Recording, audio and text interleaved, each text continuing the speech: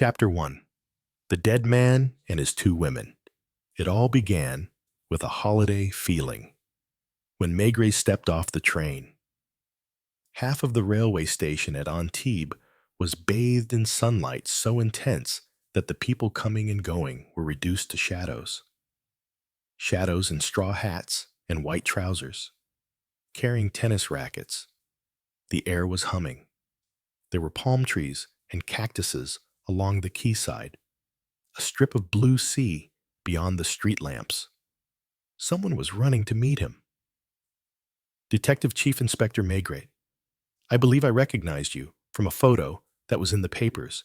Inspector Boutigs. Even the name was comical.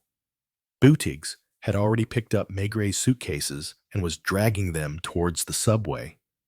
He was wearing a pearl gray suit with a red carnation in his buttonhole and shoes with fabric uppers.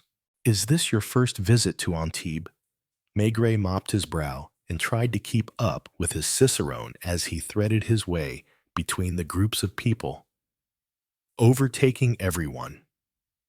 Eventually, he found himself standing before a horse-drawn carriage with a cream-colored canvas roof, its small tassels bobbing about. Another forgotten sensation, the bounce of the springs, the coachman's crack of the whip, the muffled sound of hooves on softened bitumen.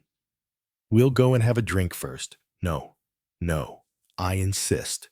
The Café Glacier, coachman. It was nearby. Boutigs explained Place Massé, in the center of Antibes, a pretty square with a garden, and cream or orange canopies on all the houses. They simply had to sit out on a terrace and drink a Pernod. Opposite was a shop window full of sports outfits, swimming costumes, beach robes. To the left, a photographer's studio. A few smart cars parked along the pavement. That holiday feeling again. Would you like to see the prisoners first or visit the scene of the crime? And Maigret replied without really knowing what he was saying, as if someone had asked him what he was drinking. The crime scene. The holiday continued.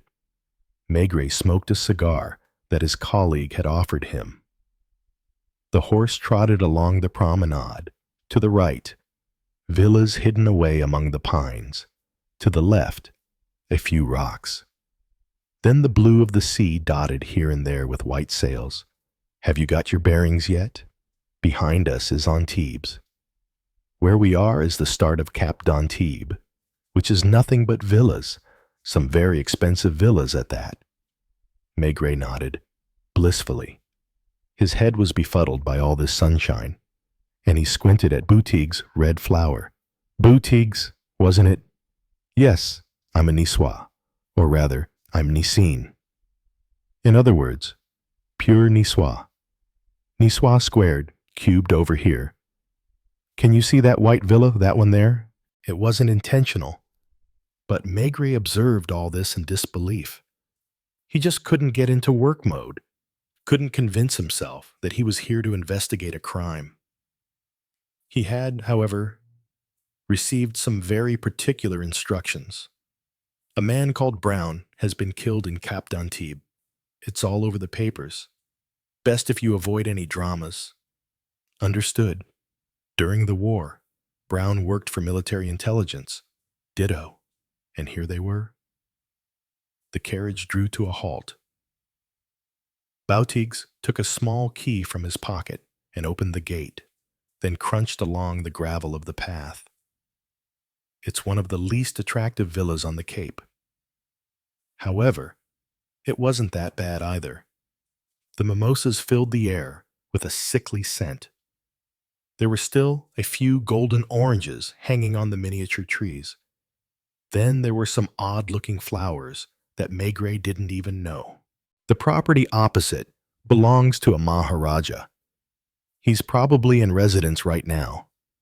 500 meters further along, on the left, there is a member of the Academy. Then there is that famous dancer who lives with an English lord. Yes. And so what Maigret wanted to settle down on the bench next to the house and sleep for an hour. He had, after all, been traveling all night. I'll fill you in on the bare bones of the situation. Boutiques had opened the door, and they found themselves in a cool hallway whose picture windows looked out over the sea. Brown lived here for about 10 years. Did he work? No. He must have had a private income. People used to call them Brown and his two women. Two. Only one of them was actually his mistress, the daughter. Her name is Gina Martini. She's in prison. Her mother, too. The three of them lived together without a maid. That much was evident from the state of the house, which was far from clean. There were maybe one or two beautiful things, some valuable items of furniture, some objects that had seen better days. Everything was dirty and in a mess. There were too many rugs, hangings and throws spread out over the armchairs. Too many things impregnated with dust. These are the facts. Brown had a garage just next to the villa. He kept an old-fashioned car, which he drove himself. He used it mainly to get to the market in Antibes. Yes, sighed Maigret, as he watched a man fishing for sea urchins, probing the bed of the clear sea with his split reed. Someone noticed that the car had been left by the roadside for 3 days and nights. The people around here don't poke their noses into each other's business. No one was unduly worried. On Monday, really? And today's Thursday. Okay. On Monday evening, the butcher was driving back from his rounds when he saw the car pull away. You'll see his statement later. He saw it from behind. At first, he thought Brown must be drunk, as he was swerving around so much. Then the car drove in a straight line, so straight a line, in fact, that it crashed into a rock about 300 meters down the road. Before the butcher could intervene, two women got out and, hearing the sound of his engine, started running towards the town. Were they carrying baggage? 3 suitcases. It was dusk. The butcher didn't know what to do. He came to Place Massé, where, as you can see, there is a police officer on duty.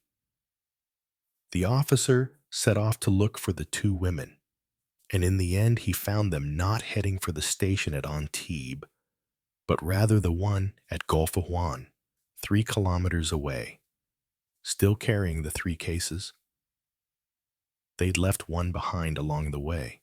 It was discovered yesterday in a tamarisk wood. They were a bit flustered. They said they were on their way to see a sick relative in Lyon. The officer was smart enough to open the cases, and inside he found a batch of bearer bonds, a few £100 notes, and a number of other objects. A crowd had gathered by now. It was aperitif time. Everyone was out and about, and they escorted the two women to the police station and then on to the prison. Did you search the villa? First thing the next morning. We didn't find anything at first. The two women claimed to know nothing about what had happened to Brown. Finally, around midday, a gardener noticed some earth that had been disturbed. Buried under a layer of soil less than 5 centimeters deep, we discovered Brown's body, still fully dressed.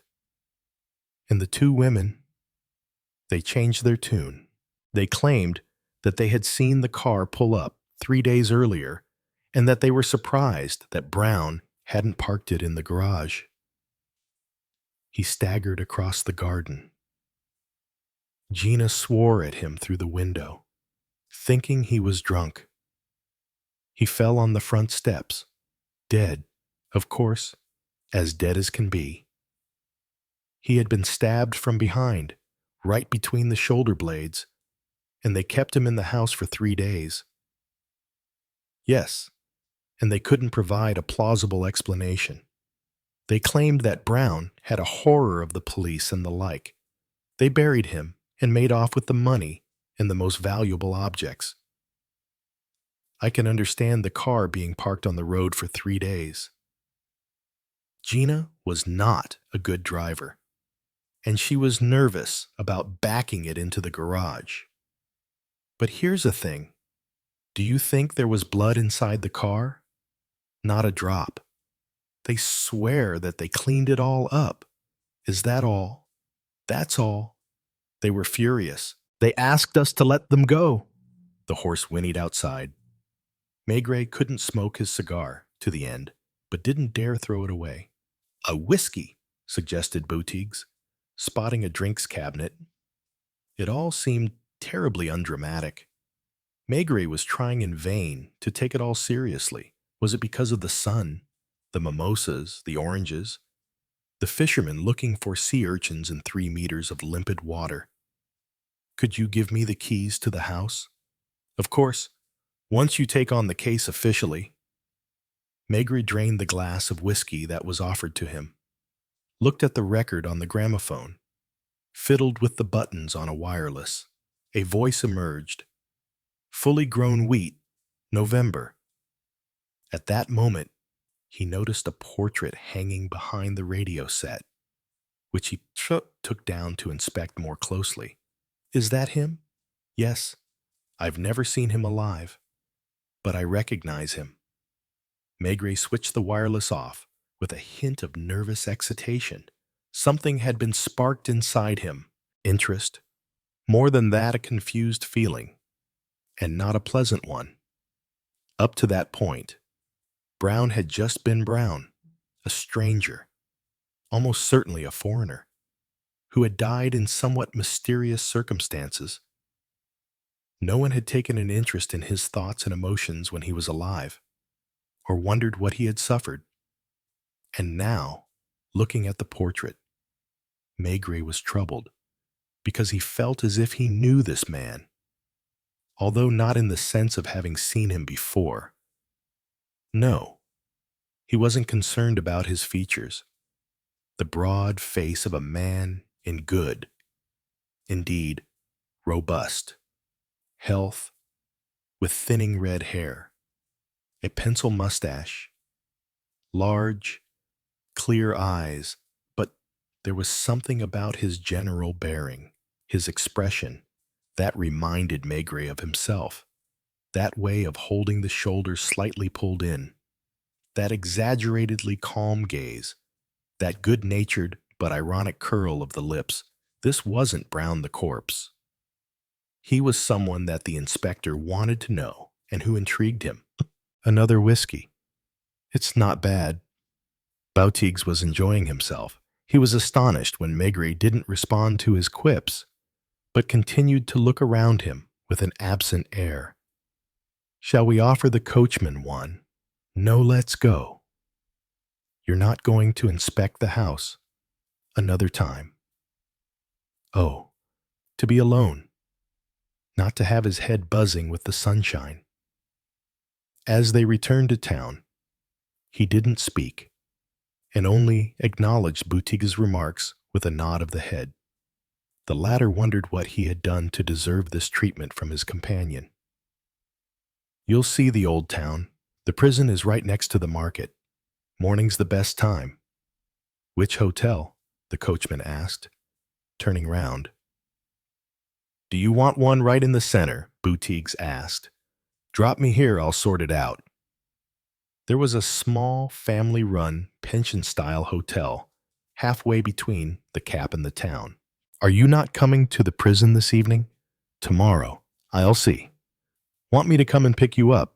By the way, if you fancy going to the casino at Juan-les-Pins after dinner, No, thank you. I'm tired. He wasn't tired, but he wasn't in good form. He felt hot. He was sweaty. In his room, which looked out to sea. He poured some water into the bath, then changed his mind and went outside, with his pipe between his teeth and his hands in his pockets. He caught a glimpse of the small white tables in the dining room, the napkins displayed like fans in the glasses, the bottles of wine and mineral water, the maid sweeping up. Brown was killed by a knife in the back, and his two women tried to escape with the money. But this was all rather vague, and, in spite of himself, he looked at the sun, which was slowly sinking into the sea, picking out the thin white line of the Promenade des Anglais in Nice. Then he stared at the mountains, whose summits were still white with snow. In other words, Nice to the left, 25 kilometers. Caen to the right, 12 kilometers. The mountains behind and the sea in front.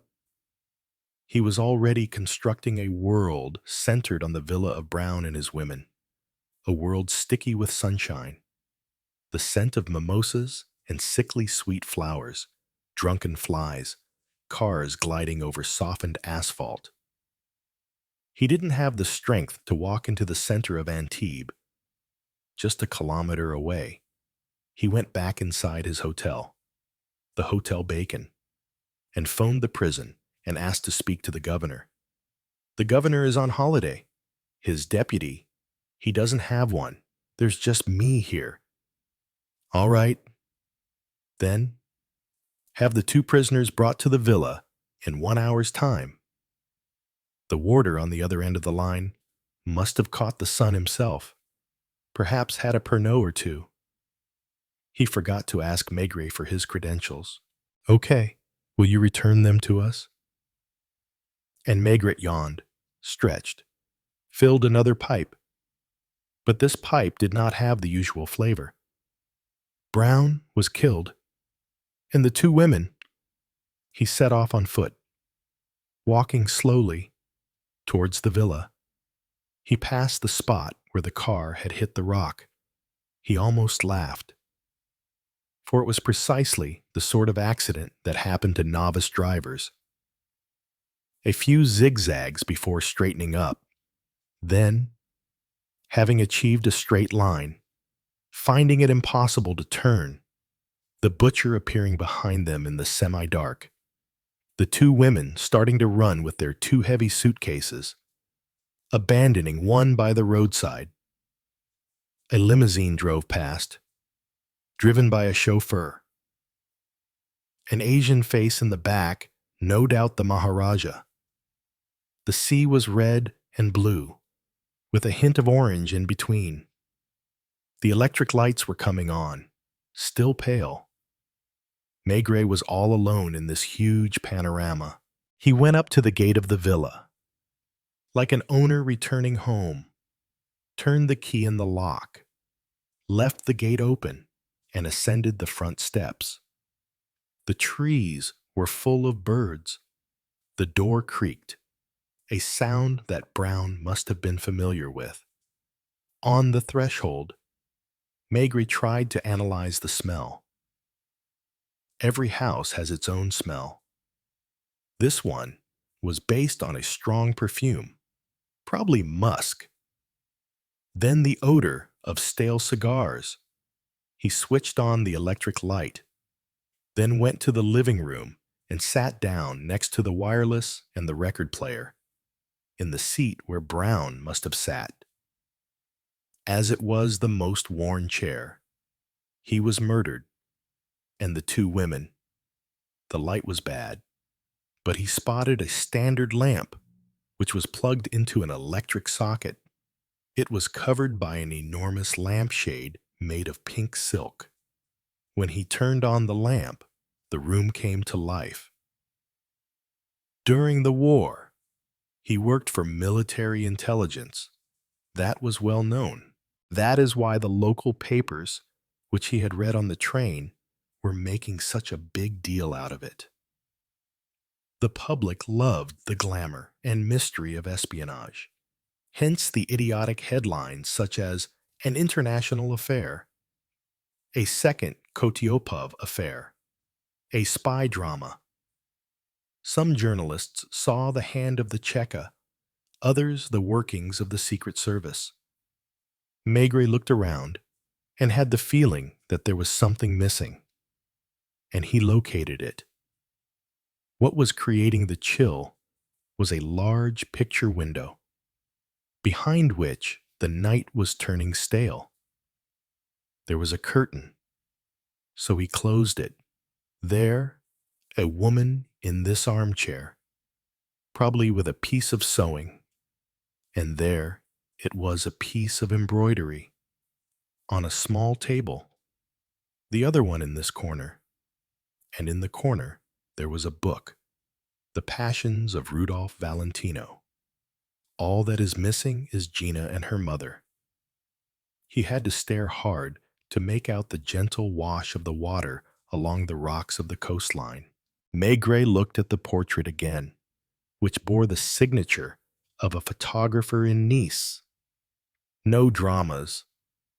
In other words, discover the truth as quickly as possible to cut short the gossip of the press and public.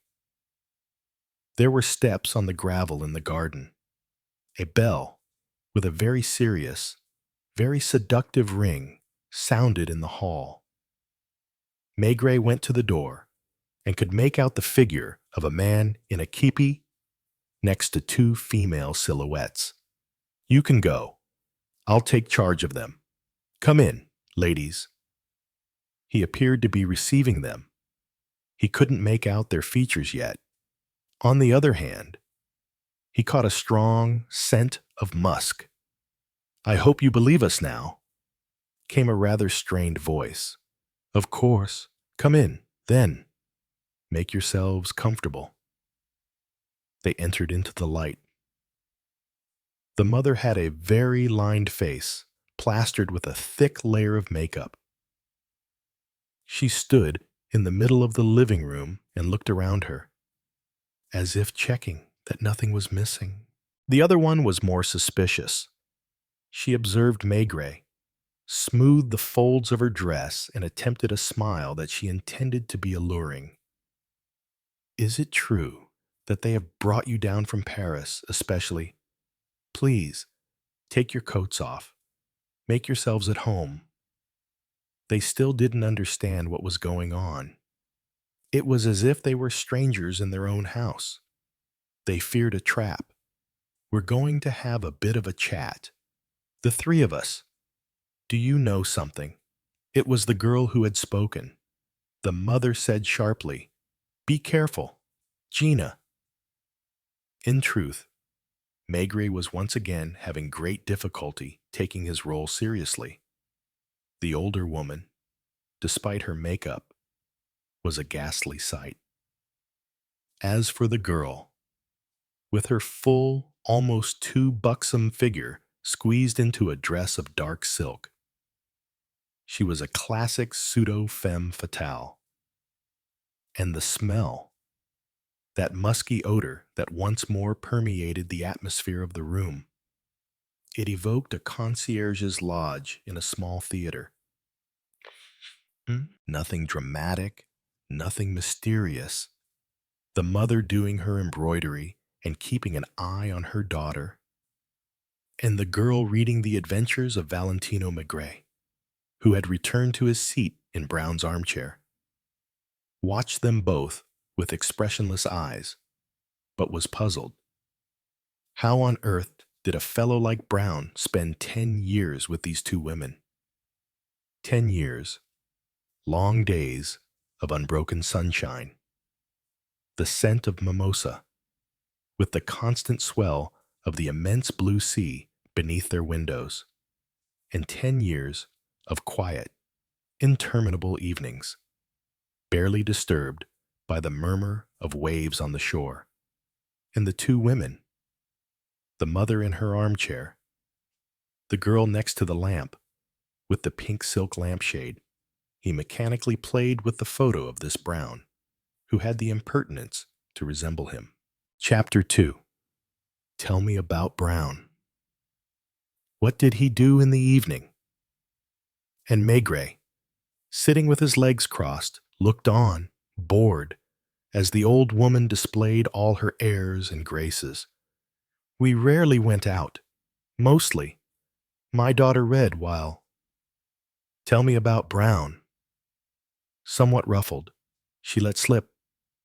He didn't do anything. He listened to the wireless, sighed Gina, who had adopted a nonchalant pose. As much as I like real music, I hate. Tell me about Brown. Was he in good health? If he'd listened to me, he wouldn't have had all that trouble with his liver or his kidneys. Once a man gets past 40, Maigret had the expression of someone listening to an idiotic comedian telling old jokes and roaring with laughter at every punchline. Each of the women was as ridiculous as the other. The mother with her nose in the air, the daughter posing like a rosy-cheeked odalisque. You said that he came home that evening in the car, walked across the garden and fell on the front steps, as if he were dead drunk. Yes, I yelled at him through the window that he couldn't come in until he had sobered up. Did he often come home drunk? The old woman again. If only you knew how much he has tested our patience during these last 10 years. Did he often come home drunk? Every time he went on one of his little escapades, or almost every time. We called them his novenas. And did he do these novenas often? Maigret couldn't resist a happy smile. So Brown hadn't spent every day in the last 10 years in the company of the two women, about once a month. And for how long? He was away for 3 or 4 days, sometimes more. He would come home filthy, stinking of alcohol. And yet, you still let him go. A silence. The old woman stiffened and shot the inspector a sharp look. I'm guessing that, between you must have exerted some influence over him. He had to go to fetch some money, and you couldn't go with him. Gina had stood up. She sighed wearily. This is all quite trying. I'll be honest with you. Inspector, we weren't married. Even though William always treated me as his wife and even had my mother move in with us. As far as people were concerned, I was Madame Brown. Otherwise, I wouldn't have put up with it. Me neither, her mother piped up. But it's all a bit more complicated than that. I won't speak ill of William, but there was just one point on which we differed money. Was he rich? I don't know. And you don't know where his fortune came from. Is that why you let him leave each month? To go in search of cash? I tried to follow him. I admit I had a right to, didn't I? But he was very careful. He always took the car. Maigret was feeling relaxed now. He was even starting to enjoy himself. He had made his peace with this joker called Brown, who lived with 2 shrews, from whom, over the course of 10 years, he had managed to conceal the source of his income. Did he bring home large amounts of cash at a time? Barely enough to live off for a month. 2,000 francs.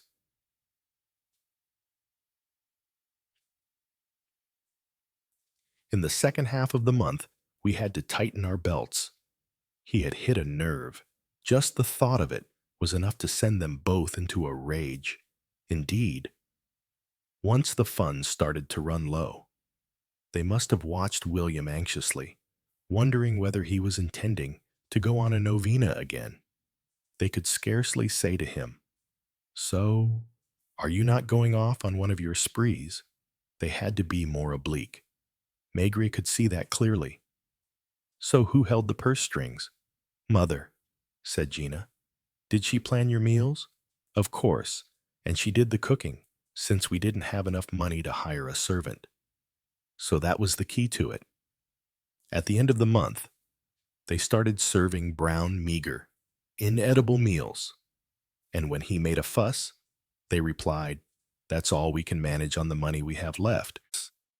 Did he need much persuading? Or, on the contrary, was he eager to go? At what time of day did he usually set off? No particular time. You'd think he was out in the garden or else pottering in the garage, cleaning the car.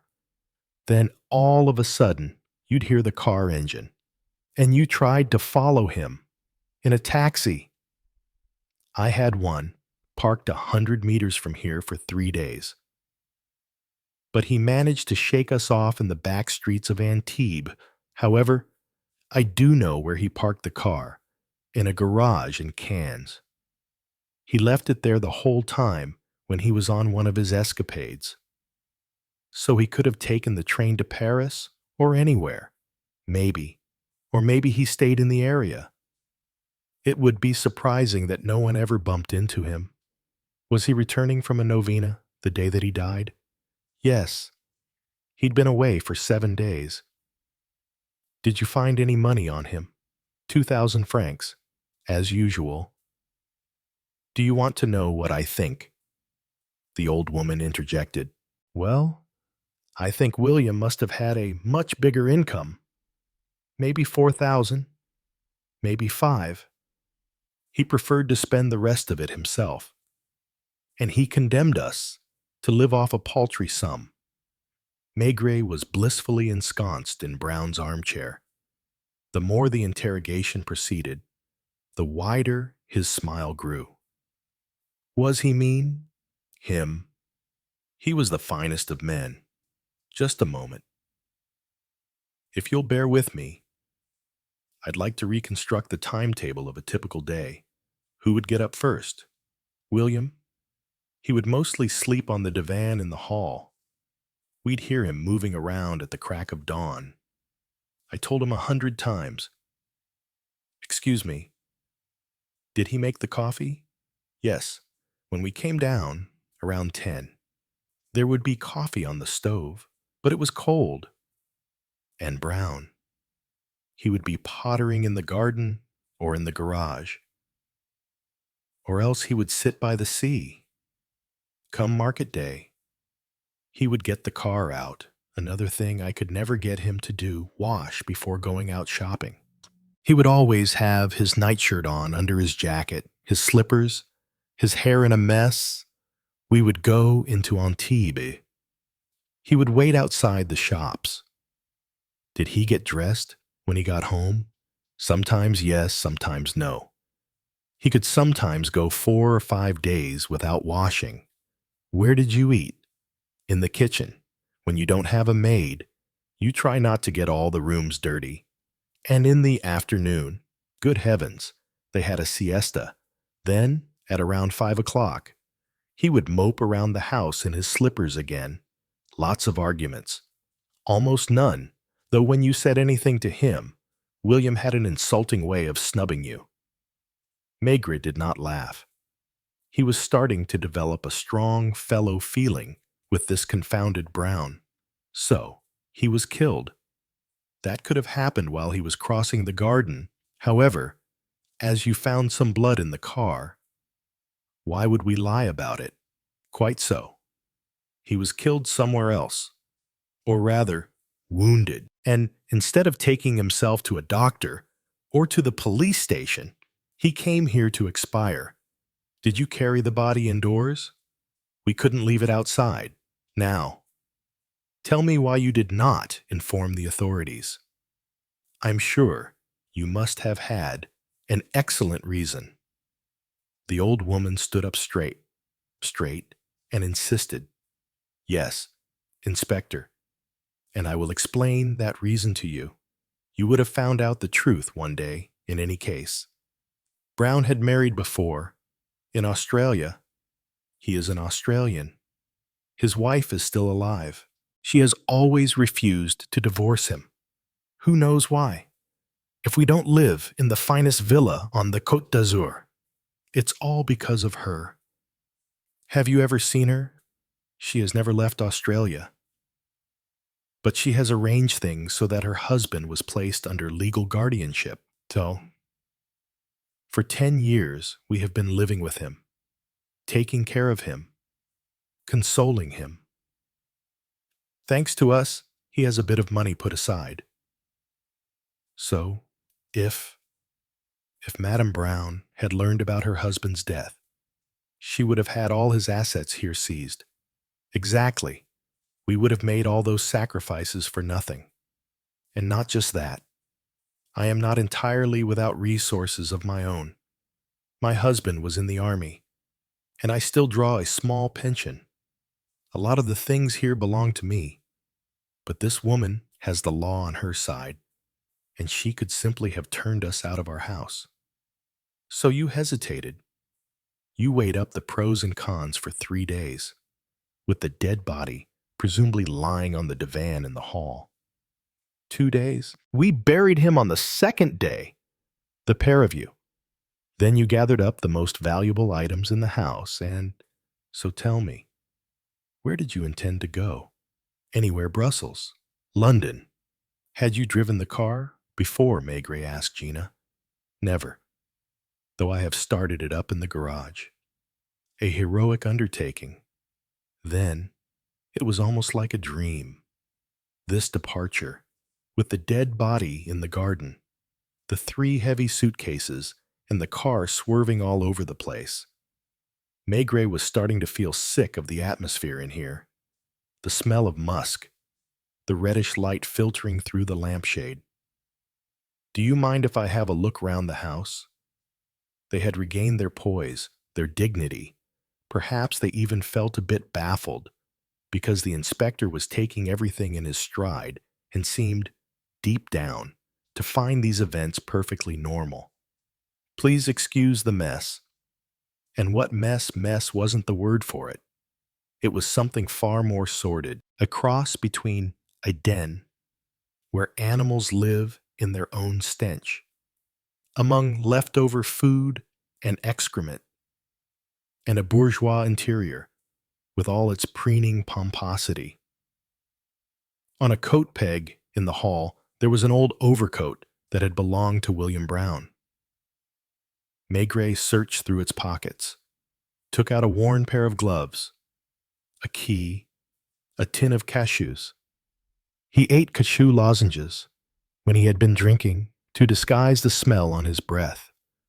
We wouldn't let him touch whiskey. The bottle is still hidden away. Above the coat peg, there was a stag's head with antlers.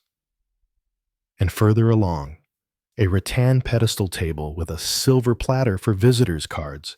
Was he wearing this coat here? No. His gabardine? The shutters were closed in the dining room.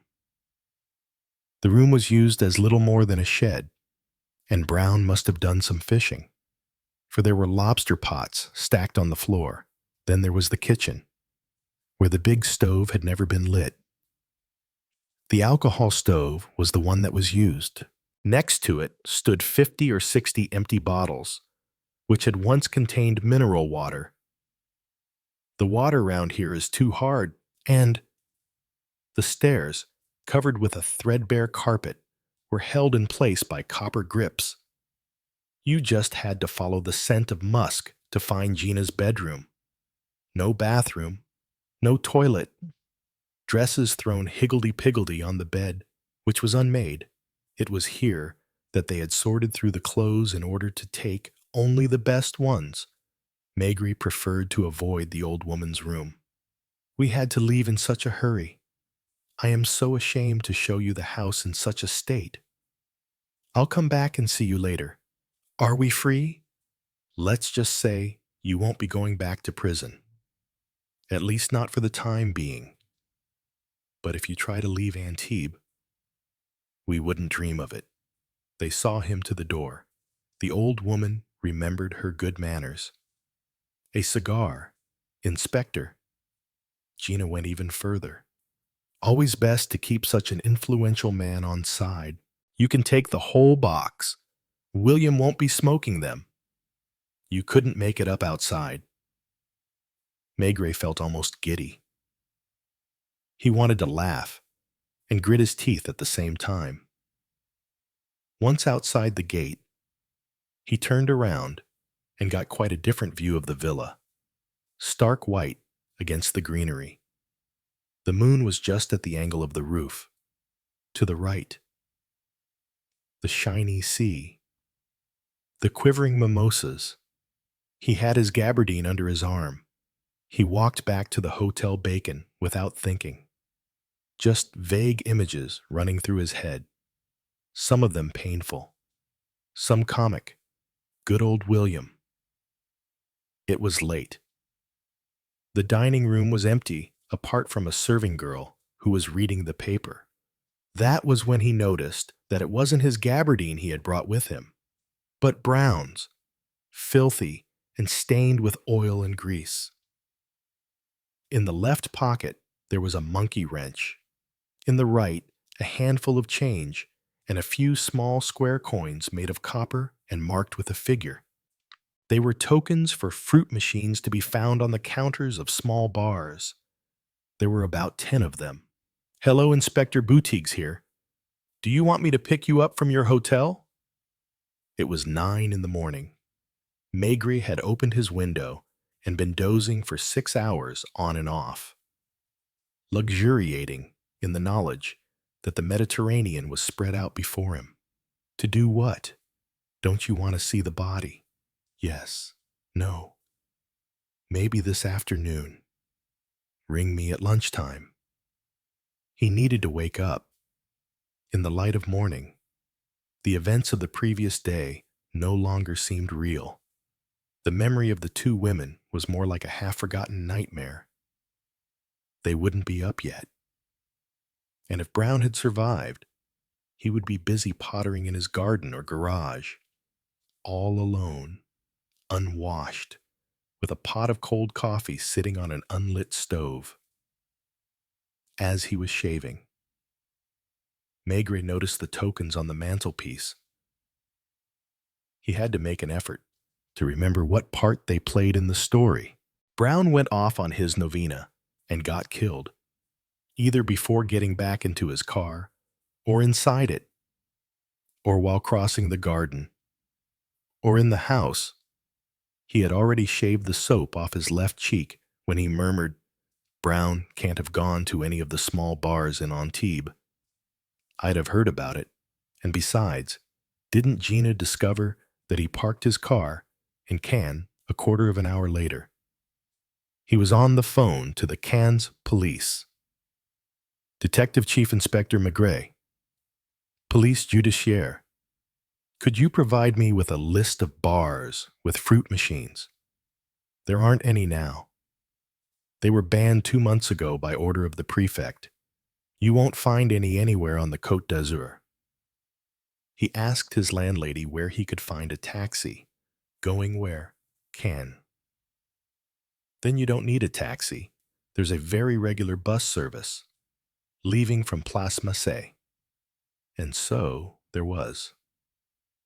In the morning sun, Place Massé was even more colorful than on the previous evening. Brown must have passed through it when he drove his 2 women to the market. Maigret took the bus. Half an hour later, he was in Cannes, where he went to the garage that he had been told about. It was near the Croisette. White everywhere. Huge white hotels, white shops, white trousers and dresses, white sails out at sea. It was as if life were no more than a pantomime fairy tale, a white and blue fairy tale. Is this where Monsieur Brown left his car? Here we go. Here we go, what? I'm going to be given a hard time over this. I knew this was coming when I heard he'd been killed. Yes, it was here. I've got nothing to hide. He'd drop his car off here in the evening. Then he'd come to pick it up 8, 9, 10 days later. Drunk. Every time I saw him. Yes. Do you know where he went afterwards? After he parked the car? No idea. Did he ask you to clean it? Give it a once-over? No, never. He hadn't even changed the oil for a year. What did you make of him? The garage owner shrugged his shoulders. Nothing. Bit of an eccentric. The Côte d'Azur's full of them. You get used to them. Scarcely notice them anymore. Look, just yesterday, this American girl comes by and wants me to do her a chassis in the shape of a swan. I thought, sure, if you're willing to pay. There were still the fruit machines to follow up on. Maigret went into a bar near the harbor, which was full of nothing but yachtsmen. Do you have any fruit machines? They were banned a month ago, but we've got a new type of machine. In 2 or 3 months, they'll ban them too. So there are no machines anywhere else. The proprietor was non-committal on that one. What will you have? Maigret had a vermouth. He looked at the yachts lined up in the harbor. Then the sailors, who had the names of their boats embroidered onto their jerseys. Do you know Brown? Which Brown? The one who got killed. He didn't come here. Where did he go? A vague shrug. The proprietor had other customers to serve. It was getting warmer, even though it was only March. Maigret was sweating, a smell of summer. I've heard people talk about him, but I can't remember who, the proprietor said as he came back, bottle in hand. Too bad. What I'm looking for is a fruit machine. Brown took his raincoat with him during his novenas. So it was very likely that, on his return, the two women searched through his pockets. Therefore, the tokens dated from his final trip. But this was all rather vague and insubstantial. And there was this sun, which filled Maigret with a desire to sit on a terrace, like everyone else, and watch the boats barely moving on a calm sea. Bright trams, beautiful cars. He found the town's shopping street, parallel to the Croisette. If Brown spent his novenas in Cannes, he grumbled, it wasn't round here. He walked. He stopped now and then to go into a bar. He drank vermouth and talked fruit machines. It goes in waves. They raid us every 3 months. Then we get some new ones and carry on as normal until the next time. Do you know Brown? The Brown who was killed. It was monotonous. It was past noon. The sun was beating down on the streets.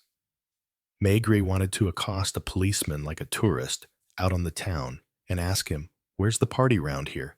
If Madame Maigret had been there, she would have noticed that he was rather glassy-eyed due to all the vermouths he had drunk. He turned a corner, then another, and suddenly he wasn't in Cannes anymore, with its large white buildings resplendent in the sun, but in another world entirely narrow alleyways, no more than a meter wide, with lines of washing strung across from one house to another. To the right, a sign, the Sailor's Rest. To the left, a sign, Liberty Bar. Maigret went into the Sailor's Rest, ordered a vermouth, and stood at the counter. Hey, I thought you had a fruit machine. Had one, yes. His head felt heavy, and his legs were aching from walking all around the town. Some places still have them. Some, yes, muttered the barman as he wiped the countertop with a towel. There are always some who slip through the net. Still, that's none of our business, is it? And he looked out across the street as he answered Maigret's next question. 2 francs 25. I don't have any change. So the inspector went across the road to the Liberty Bar. Chapter 3. William's goddaughter. The room, which was empty, was no bigger than 2 meters by 3. You had to go down 2 steps, as it was below street level. A narrow bar, a shelf containing a dozen glasses, the fruit machine, and 2 tables. At the back, a glass door with a net curtain. Through the curtain, the shape of heads moving. But no one got up to greet the customer. Just a woman's voice, shouting, "What are you waiting for?" Maigret went in. There was another step to go down, and the window, which was flush with the courtyard, looked like a vent. In the half-light, Maigret could make out 3 people sitting round a table. The woman who had cried out didn't stop eating, but looked at him as he himself had the habit of looking at people calmly, picking up every detail. With her elbows on the table, she finally gave a sigh and indicated a footstool with her chin. You took your time. Next to her sat a man whom Maigret could only see from the back. He was dressed in a very clean sailor's uniform. His fair hair was close cropped on his neck. He was wearing cuffs. Carry on eating, the woman said to him. It's nothing. Finally, at the other end of the table, a third person, a young woman with a lusterless complexion who stared suspiciously at Maigret with her big eyes. She was wearing a dressing gown. The whole of her left breast was on display, but no one paid it any attention. Take a seat. Do you mind if we finish eating? How old was she? 45, 50, maybe older. It was hard to tell. She was fat, smiling, sure of herself. You could tell that nothing fazed her, that she had seen it all, heard it all, experienced it all. One look was enough to tell her what Maigret was here for. She hadn't even stood up. She was cutting thick slices off a leg of mutton, which caught Maigret's attention for a moment, for he had rarely seen one as succulent. So, are you from Nice or Antibes? I haven't seen you round here before. Police Judiciaire? Paris? Ah, that showed that she understood the difference, recognized her visitor's rank. So it's true. Then, what? That William was some sort of important person. Now Maigret could see the sailor in profile. He was no ordinary sailor. His uniform was cut from very fine cloth. He was wearing gold braid, a yacht club badge on his cap. He seemed put out. He ate without lifting his eyes from his plate. Who is this? We call him Jan? I don't know his real name. He's a steward on board the Ardena, a Swedish yacht that winters in Cannes every year. Jan is the butler. Aren't you? Jan, this gentleman is from the police. I told you about William. Jan nodded his head, but showed little sign of having understood. He says yes, but he doesn't really know what I'm talking about, the woman said, paying no attention to the sailor. He's never got the hang of French, but he's a good guy. He has a wife and kids back home. Show them your photo. Yun. Yes, photo. And the man took a photo out of his jacket pocket. It showed a young woman sitting in front of a door with 2 babies in the grass in front of her. Twins, the woman explained. Jan comes here to eat now and again because it feels like family here. He brought the mutton and the peaches. Maigret looked at the girl, who was still making no effort to cover her breast. And she is? This is Sylvie, William's goddaughter. Goddaughter? Oh, not in the church sense. He wasn't there when she was christened. Were you christened? Sylvie? Of course. She continued to look at Maigret with suspicion, while nibbling away at her food without relish. William was fond of her. She told him all her troubles. He consoled her. Maigret was sitting on a stool, his elbows on his knees, his chin in his hands. The fat woman was preparing a salad seasoned with garlic that looked like a work of art. Have you eaten? He lied. Yes, Because you should know, we're very easy here. Isn't that so? Jan, look at him. He says yes, but he doesn't understand a word. I love 'em, these Nordic boys." She tasted the salad, added a dash of olive oil with a fruity aroma. There was no cloth on the table, which wasn't very clean. There was a staircase in the kitchen, which must have led up to another floor. In the corner, there was a sewing machine. The courtyard was filled with sunlight, so much so that the window was a dazzling rectangle, and by contrast, the interior felt like a gloomy space. "You can ask me questions. Sylvie knows everything. And as for Jan, have you had this bar long? Maybe 15 years? I was married to an Englishman, a former acrobat. So we had all the English sailors come here, as well as music hall performers. My husband drowned 9 years ago at the regatta. He raced for a baroness who has 3 boats, which you probably know. And since then, nothing I held on to the house. Do you get much business? I don't care about that. It's mainly friends. Like Jan, like William. They know that I'm on my own and like company.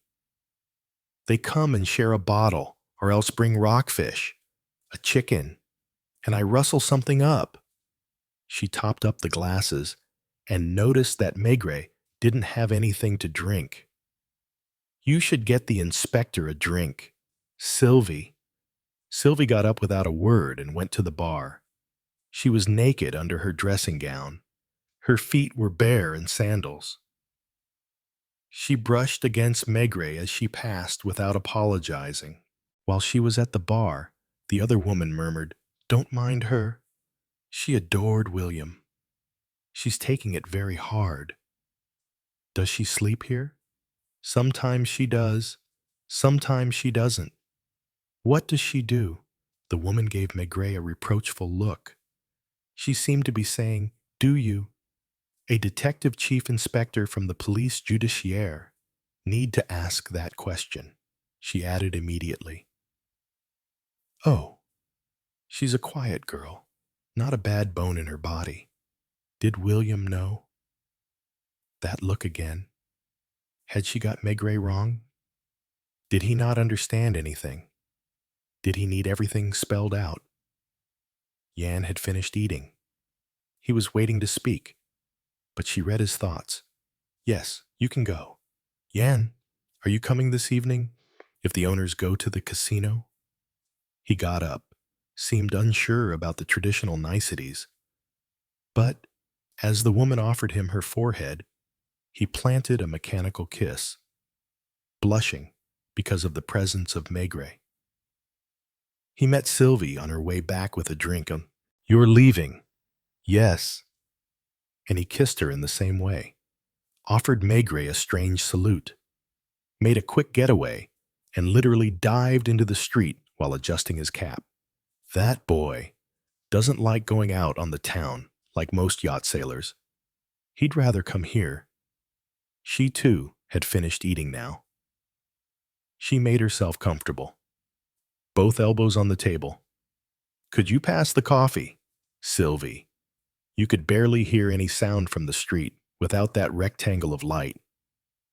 It would have been impossible to say what hour of the day or night it was. An alarm clock in the middle of the mantelpiece marked the passage of time. "So what is it you want to know exactly?" "Your good health. This is some of William's whiskey." "What do people call you? Jaja or Big Jaja when they want to tease me?" And she looked at her enormous bosom, which was resting on the table. "Have you known William long?" Sylvie had returned to her seat, chin resting in her hand, still not taking her eyes off Maigret. The sleeve of her dressing gown trailed in her food. "I'd say almost forever, but I only learned his surname a week ago. I should tell you that. When my husband was still alive, the Liberty Bar was famous. There were always artists here, and they attracted the rich clientele who came to see them. Especially the yacht owners. Almost all of them are party animals. eccentrics. I remember seeing William quite a lot at that time, in his white cap, always with friends or pretty women. These groups liked to drink champagne until the small hours, and they'd stand anyone around. Then my husband died. I closed for a month. It was out of season. The following winter, I had to spend 3 weeks in hospital with peritonitis.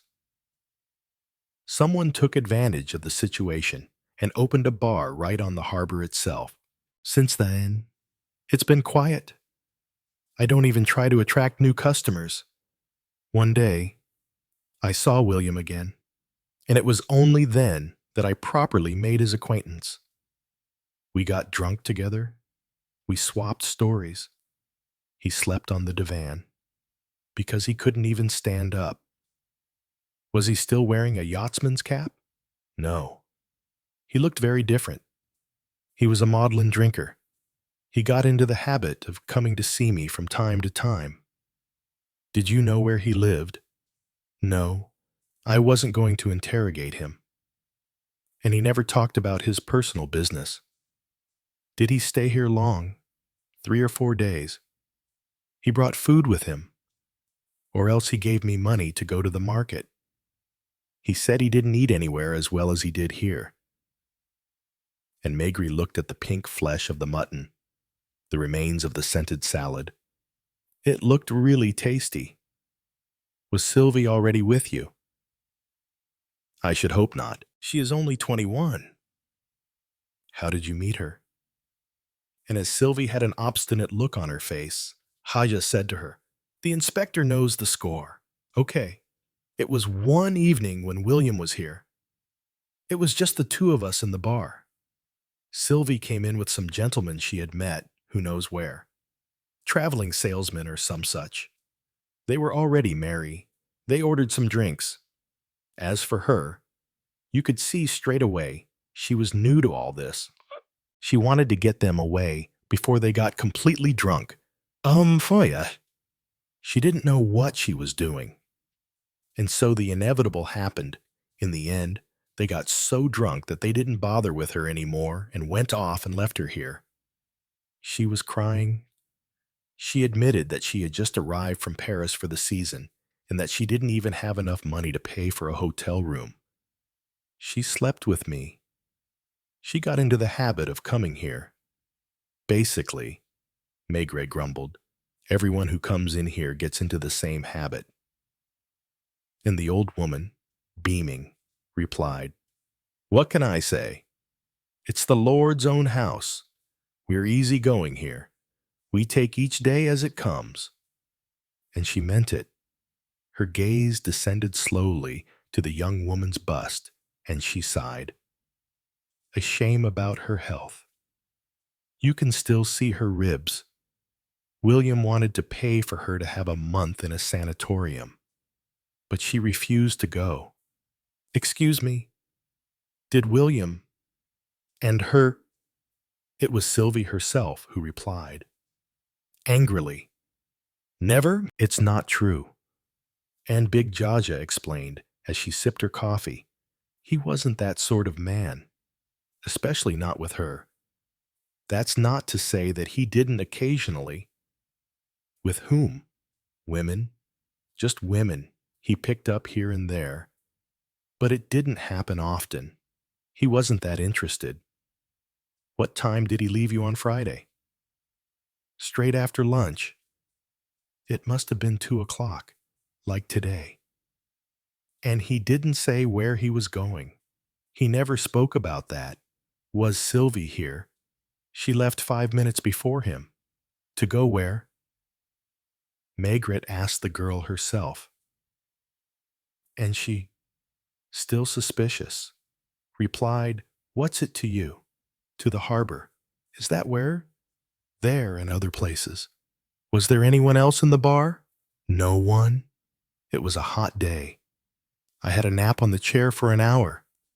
Yet William didn't arrive back at Antibes in his car until after 5 o'clock. Did he go to other bars like this one? No, never. Besides, there are no other bars like this one. Quite so Maigret himself, who had only been there for an hour, felt as if he had known it forever. Maybe because there was nothing personal. Or maybe because of its relaxed, lazy ambience. You couldn't summon up the determination to get up and leave. Time flowed by slowly. The hands of the alarm clock ticked around the pale clock face, and the rectangle of sun at the window slowly faded. I read the papers. I didn't even know William's surname, but I recognized the photo.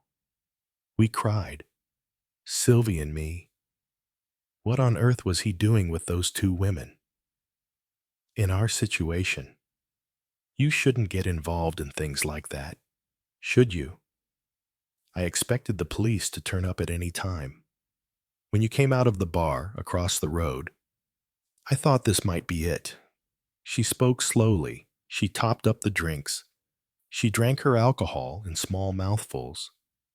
Whoever did it was a nasty piece of work, because men like William are few and far between. And I should know. Did he ever talk to you about his past? She gave a sigh. Hadn't Maigret got it yet? This was the bar where nobody talked about the past. All I can tell you is that he was a gentleman, a man who was once very rich and perhaps still was. I don't know. He had a yacht, a load of servants. Was he unhappy? She sighed again.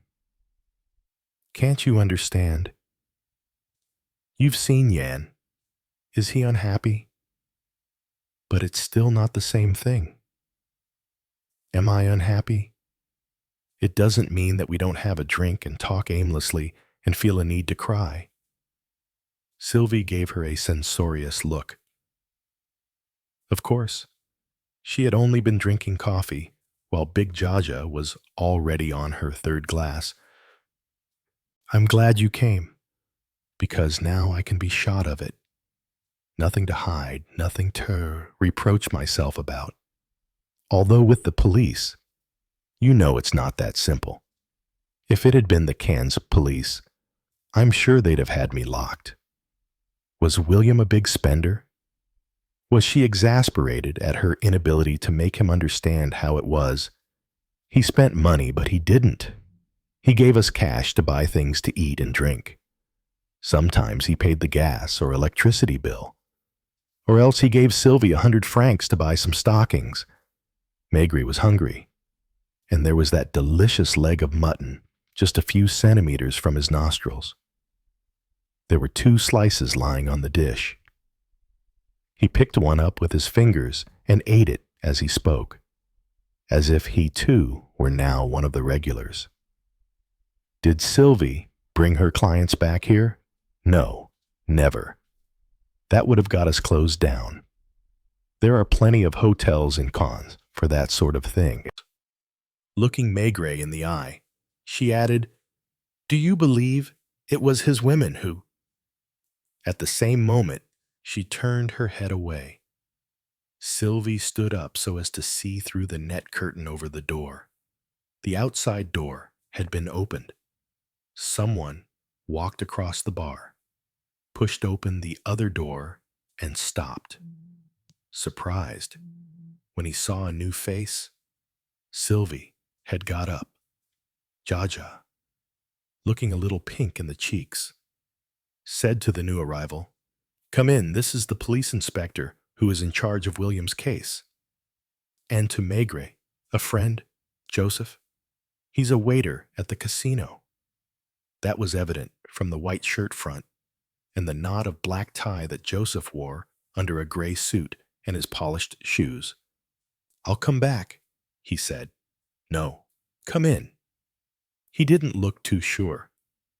I just dropped by to say hello. I've got a tip for the race. You bet on the horses, Maigret asked, half turning towards the waiter. Now and again. Sometimes clients give me tips. I'd best be off. And he beat a retreat, though not before Maigret got the impression that he gave Sylvie a sign. She sat down again. Haja sighed. He'll lose again. He's not a bad boy.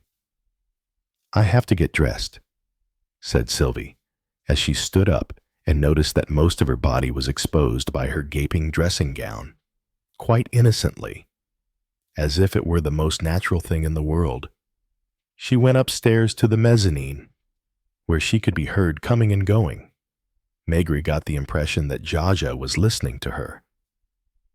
She sometimes bets on the horses, too.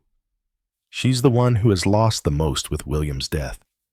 Maigret stood up suddenly, went into the bar, and opened the outside door.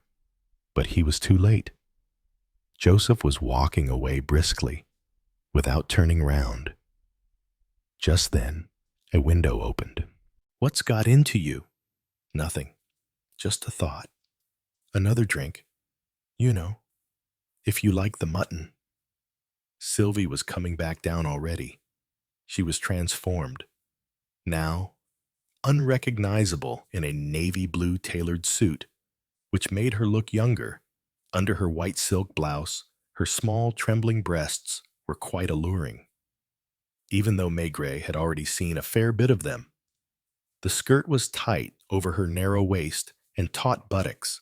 A pair of silk stockings had been pulled neatly up her legs. See you this evening.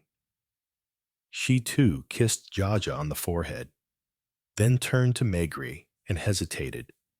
Did she want to leave without saying goodbye to him, or did she want to hurl an insult? Either way, her look remained hostile. There was no danger of misreading her attitude.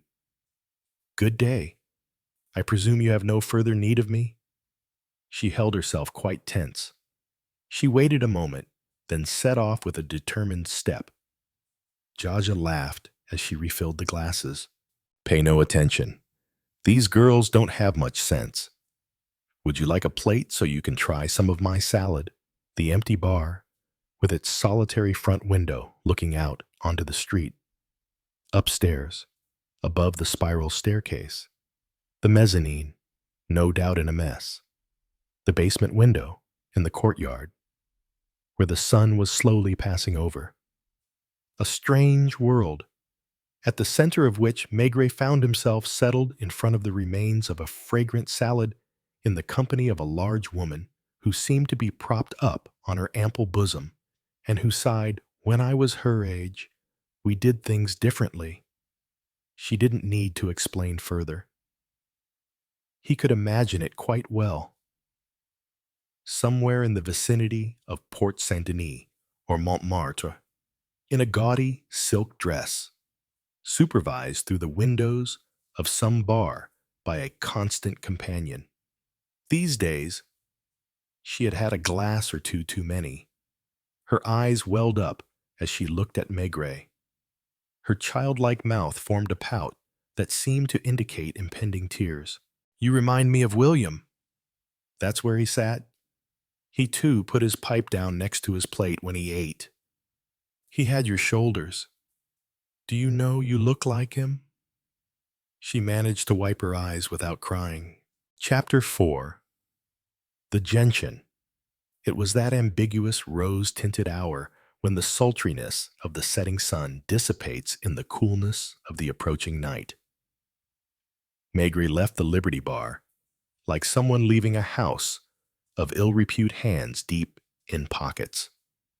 Hat pulled down over the eyes. Nevertheless, after a dozen or so steps, he felt the need to turn round, as if to make sure that the atmosphere he had left behind was real.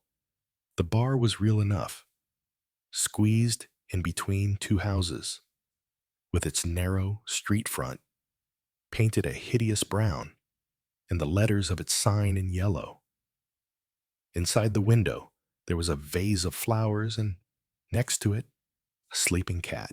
Jaja must be sleeping somewhere too, in the back room, alone with the alarm clock, which was counting the minutes.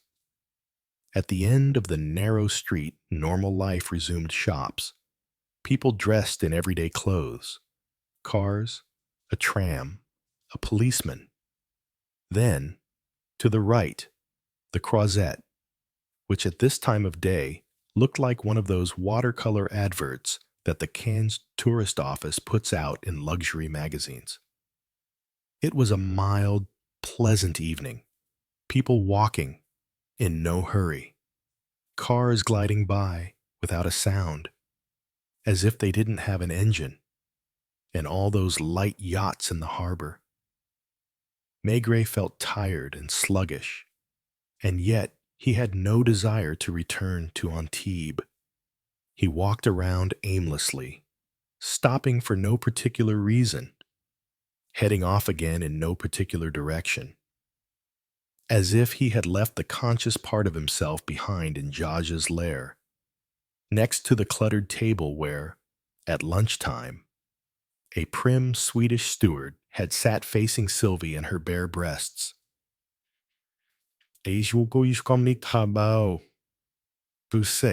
For 10 years, William Brown had spent several days, a month there, in a state of warm lassitude, next to Jaja, who would start whining after a few drinks and would then go to sleep on her chair. The gentian, of course. Maigret was delighted to have found what he had been looking for the last half hour without even realizing it. Since he had left the Liberty Bar, he had been struggling to pin it down, to strip away the surface image to get to its essence. And he had found it. He remembered what a friend had said when he had offered him an aperitif. What will you have? A gentian. Is that a fashionable new drink? It's not a fashion. It's the drunk's last resort. My friend, you know the gentian. It's bitter. It's not even that alcoholic. When you've drunk every strong drink under the sun for the past 30 years, it's the only vice left. Only that bitter kick has what it takes to stimulate the taste buds. That was it. A place without vice, without wickedness. A bar where you went straight into the kitchen to be greeted like an old friend by Jaja, and you drank while she prepared the food. You went to the neighboring butcher yourself to find a nice joint. Sylvie would come down, eyes full of sleep, half naked, and you'd kiss her on the forehead without even looking at her meager breasts. It wasn't very clean or very light. Nobody talked much. Conversation meandered somewhat, without conviction. Like the people, no more outside world, no bustle, just a small rectangle of sunlight, eating, drinking, snoozing, then drinking some more while Sylvie got dressed, pulling her stockings over her legs before setting off to work. See you later, Godfather asked. Wasn't it exactly the same as his friend's gentian? Wasn't the Liberty Bar the last port of call? When you had seen everything, tried everything by way of vices, women without beauty, without charms, without desire, whom you don't desire and kiss on the forehead while giving them 100 francs to go and buy some stockings and then ask on their return, how was work? Maigret felt a bit oppressed by it all. He wanted to think about something else.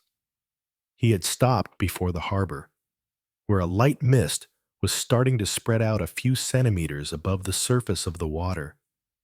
He had gone past the small boats and the racing yachts. 10 meters away, a sailor was lowering a red flag with a crescent insignia on a huge white steamship that must have belonged to some pasha or other. Somewhat nearer, he read the name of a 40-meter yacht picked out in gold lettering Ardenna. No sooner did he bring to mind the face of the Swede he had met at Jaja's than he looked up and spotted him on the bridge, in white gloves, placing a tea tray on a rattan table. The owner was leaning on a handrail and chatting to two young women. When he laughed, he displayed an impressive set of teeth. A 3-meter-long gangplank separated the group from Maigret. The inspector shrugged his shoulders and began to climb it, and almost burst out laughing when he saw the steward's face fall. There are moments like this when you take a particular step, not because it is useful as such, but just in order to do something or to avoid thinking. "Excuse me, sir." The owner had stopped laughing. He stood waiting, his face turned towards Maigret, as did the two women. "A simple question. If you'd be so kind, did you know a Monsieur Brown? Does he own a boat?" "He did once. William Brown." Maigret was barely waiting for a reply. He looked at the man he had addressed, who must have been around 45 and appeared very distinguished. Standing between two women, half naked in their dresses, he said to himself, Brown was like him. He too surrounded himself with beautiful, elegantly dressed women who had groomed themselves to perfection for the purpose of sexual allure. For his own amusement, he took them to bars and bought champagne for everyone. The man replied, in a thick accent, "If it's the Brown I'm thinking of. He used to own that large boat at the end, the Pacific, but it's been bought and sold at least a couple of times since then." "Thank you." The man and his two companions didn't really understand the purpose of Maigret's visit. They watched him walk away, and the inspector heard one of the women giggling. The Pacific. There were only 2 boats of that size in the harbor, one of which was the one with the Turkish flag. Only the Pacific had an air of neglect about it. In several places, the metal of the hull was visible where the paintwork had flaked off. The copper fittings were rusted with verdigris. A scrawled notice on the bulwarks, "For sale."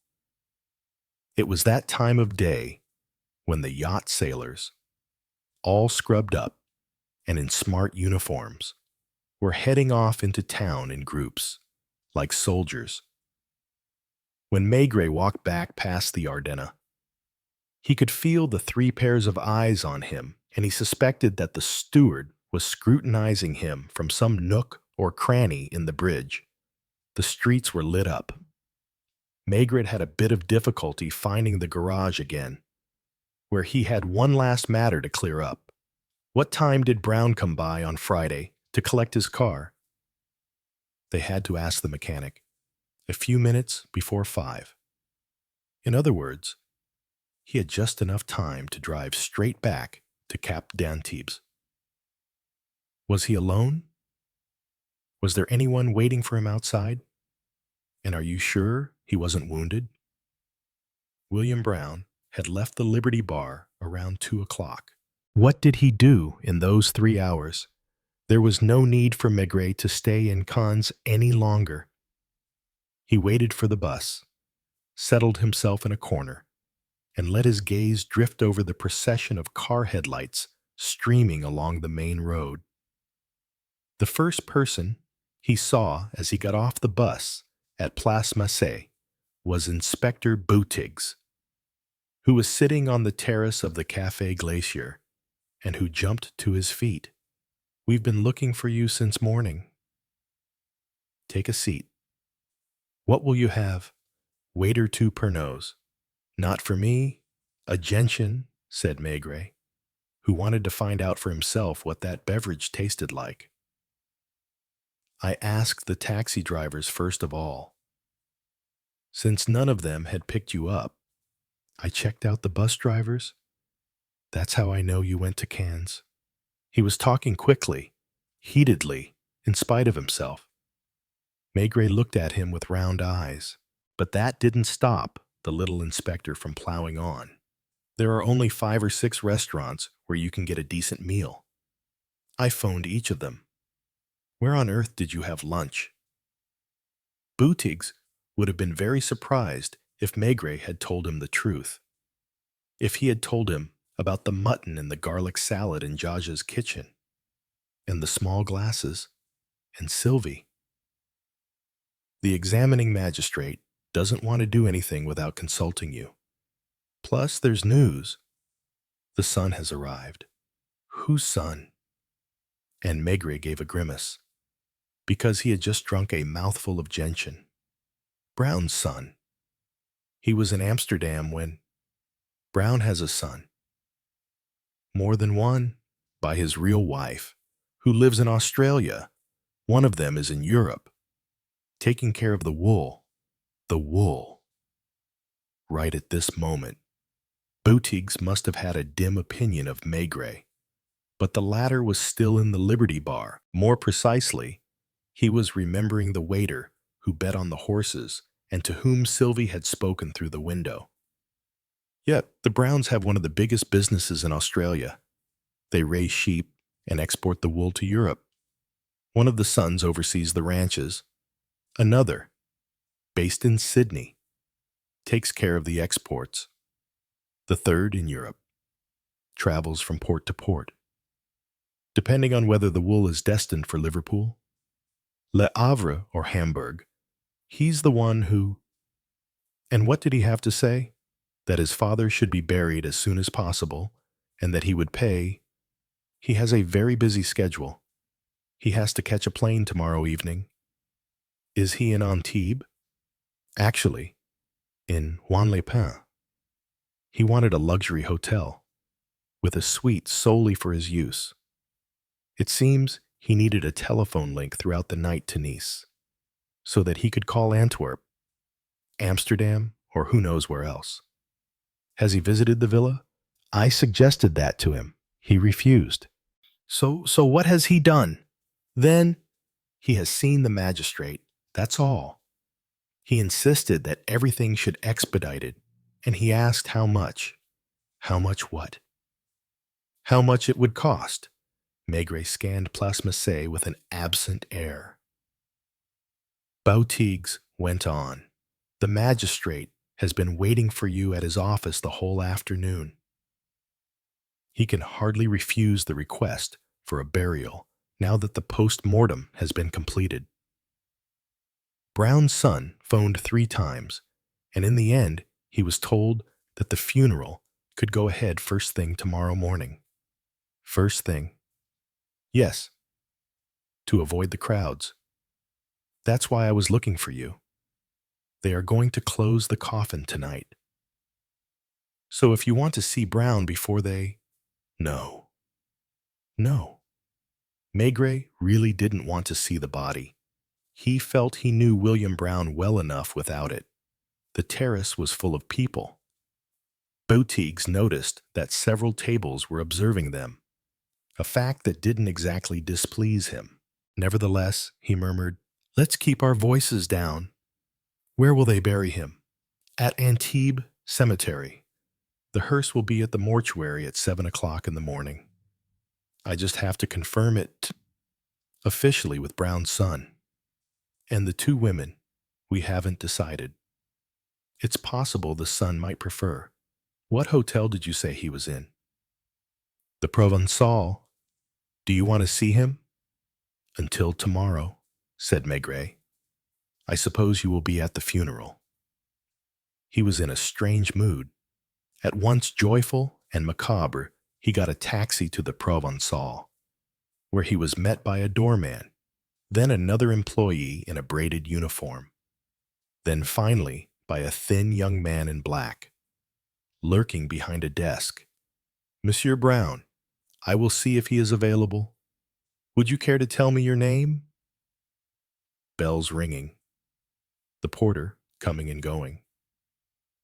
Maigret had to wait at least 5 minutes before someone came to fetch him and led him down interminable corridors until they reached a door marked 37. From behind the door came the sound of a typewriter and an irritable voice, "Come in!" Maigret found himself face to face with Brown Jr., the one in charge of the European branch of the wool firm. Ageless, maybe 30, but then again, maybe 40. A tall, thin man with chiseled features, close-cropped hair, dressed in a smart suit, a pearl tie pin in his black tie with a white stripe, not a hint of disorder or unpredictability, not a hair out of place, and not the slightest reaction at the sight of his visitor. Could you bear with me for a moment? Please take a seat. There was a typist sitting at the Louis XV table. A secretary was talking in English on the telephone. And Brown was just finishing dictating a cable in English, which was to do with damages because of a dockers' strike. The secretary called out, "Mr. Brown," and handed him the phone. "Hello, hello, yes." He listened for a while, without a word of interruption, then hung up, saying as he did so, "No." He pressed an electric bell button and asked Maigret, "A port." "No, thank you." But as the maitre d'hotel turned up, he ordered anyway. One port. He did this in a totally calm way, with evident concern, as if the destiny of the world hung on even the smallest of his actions, gestures, or facial expressions. "Take your typing to the bedroom," he said to the typist, indicating the adjoining room, and to his secretary, "Get me the examining magistrate." Finally, he sat down, crossing his legs with a sigh. "I'm tired." "Are you in charge of the investigation?" And he slid the port that the servant had brought over to Maigret. "Such a ridiculous tale, isn't it?" "Not ridiculous at all," Maigret muttered in his least agreeable voice. "I meant to say awkward. Of course, it's always awkward when you're stabbed to death in the back." The young man stood up impatiently, opened the door to the bedroom, made as if to give some orders in English, returned to Maigret, and offered him a cigarette case.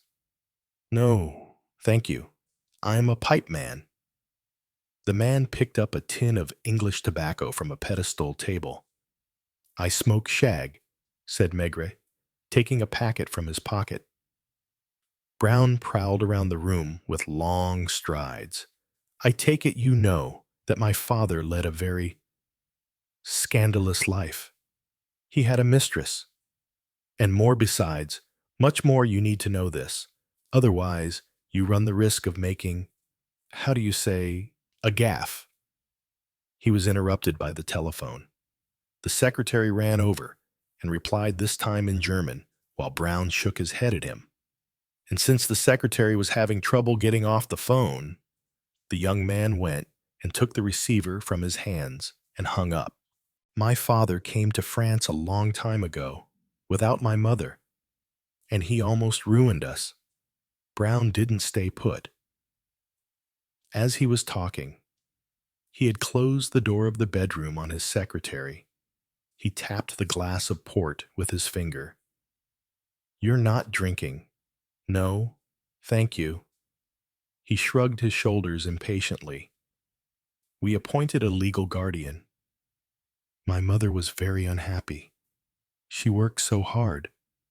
"Ah, it was your mother who looked after things, with my uncle." "Yes."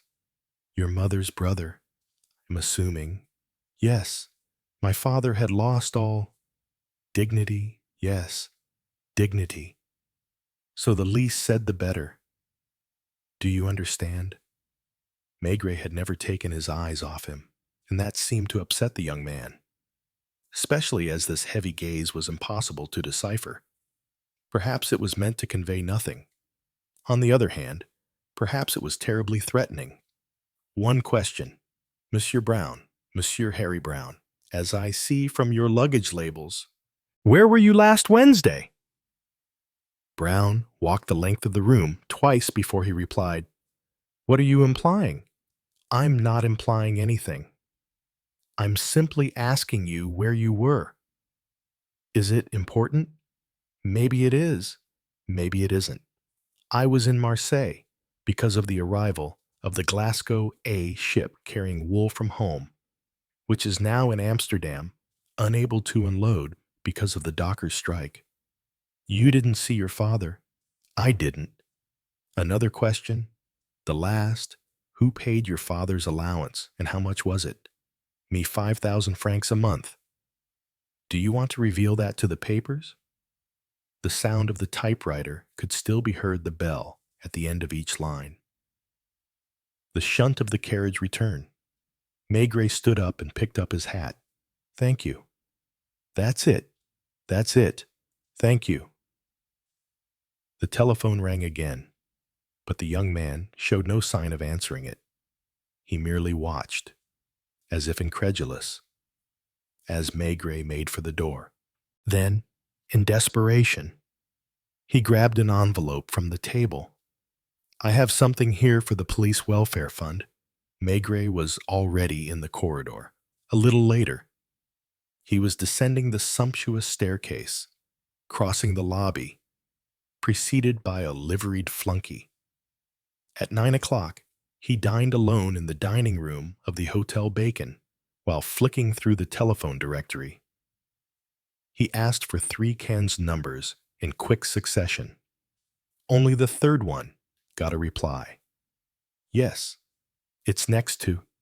Excellent. Would you be so kind as to tell Madame Jaja that the funeral will take place tomorrow at 7 o'clock in Antibes? Yes. The funeral? She will understand. He took a short walk around the room. From the window, he could see, 500 meters away, Brown's white villa, where 2 windows were lit up. Did he have the energy? No. He needed sleep. They're on the phone, aren't they? Yes.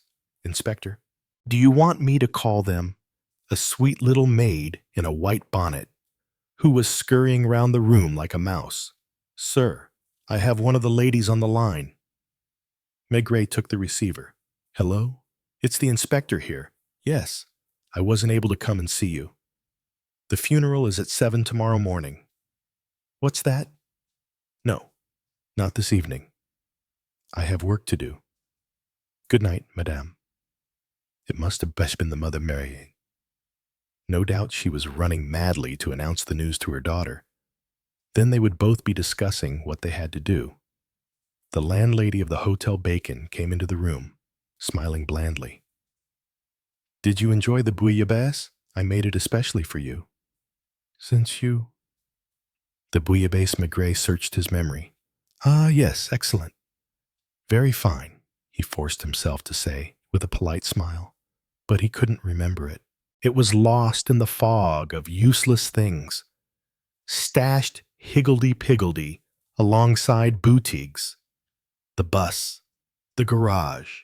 Of all the culinary details, only one stood out: the leg of mutton at Yaja's, and the salad with the fragrance of garlic. No, wait.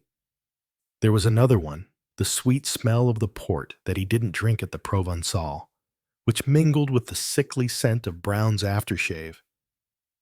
Bring me up a bottle of Vittel, he said as he mounted the stairs.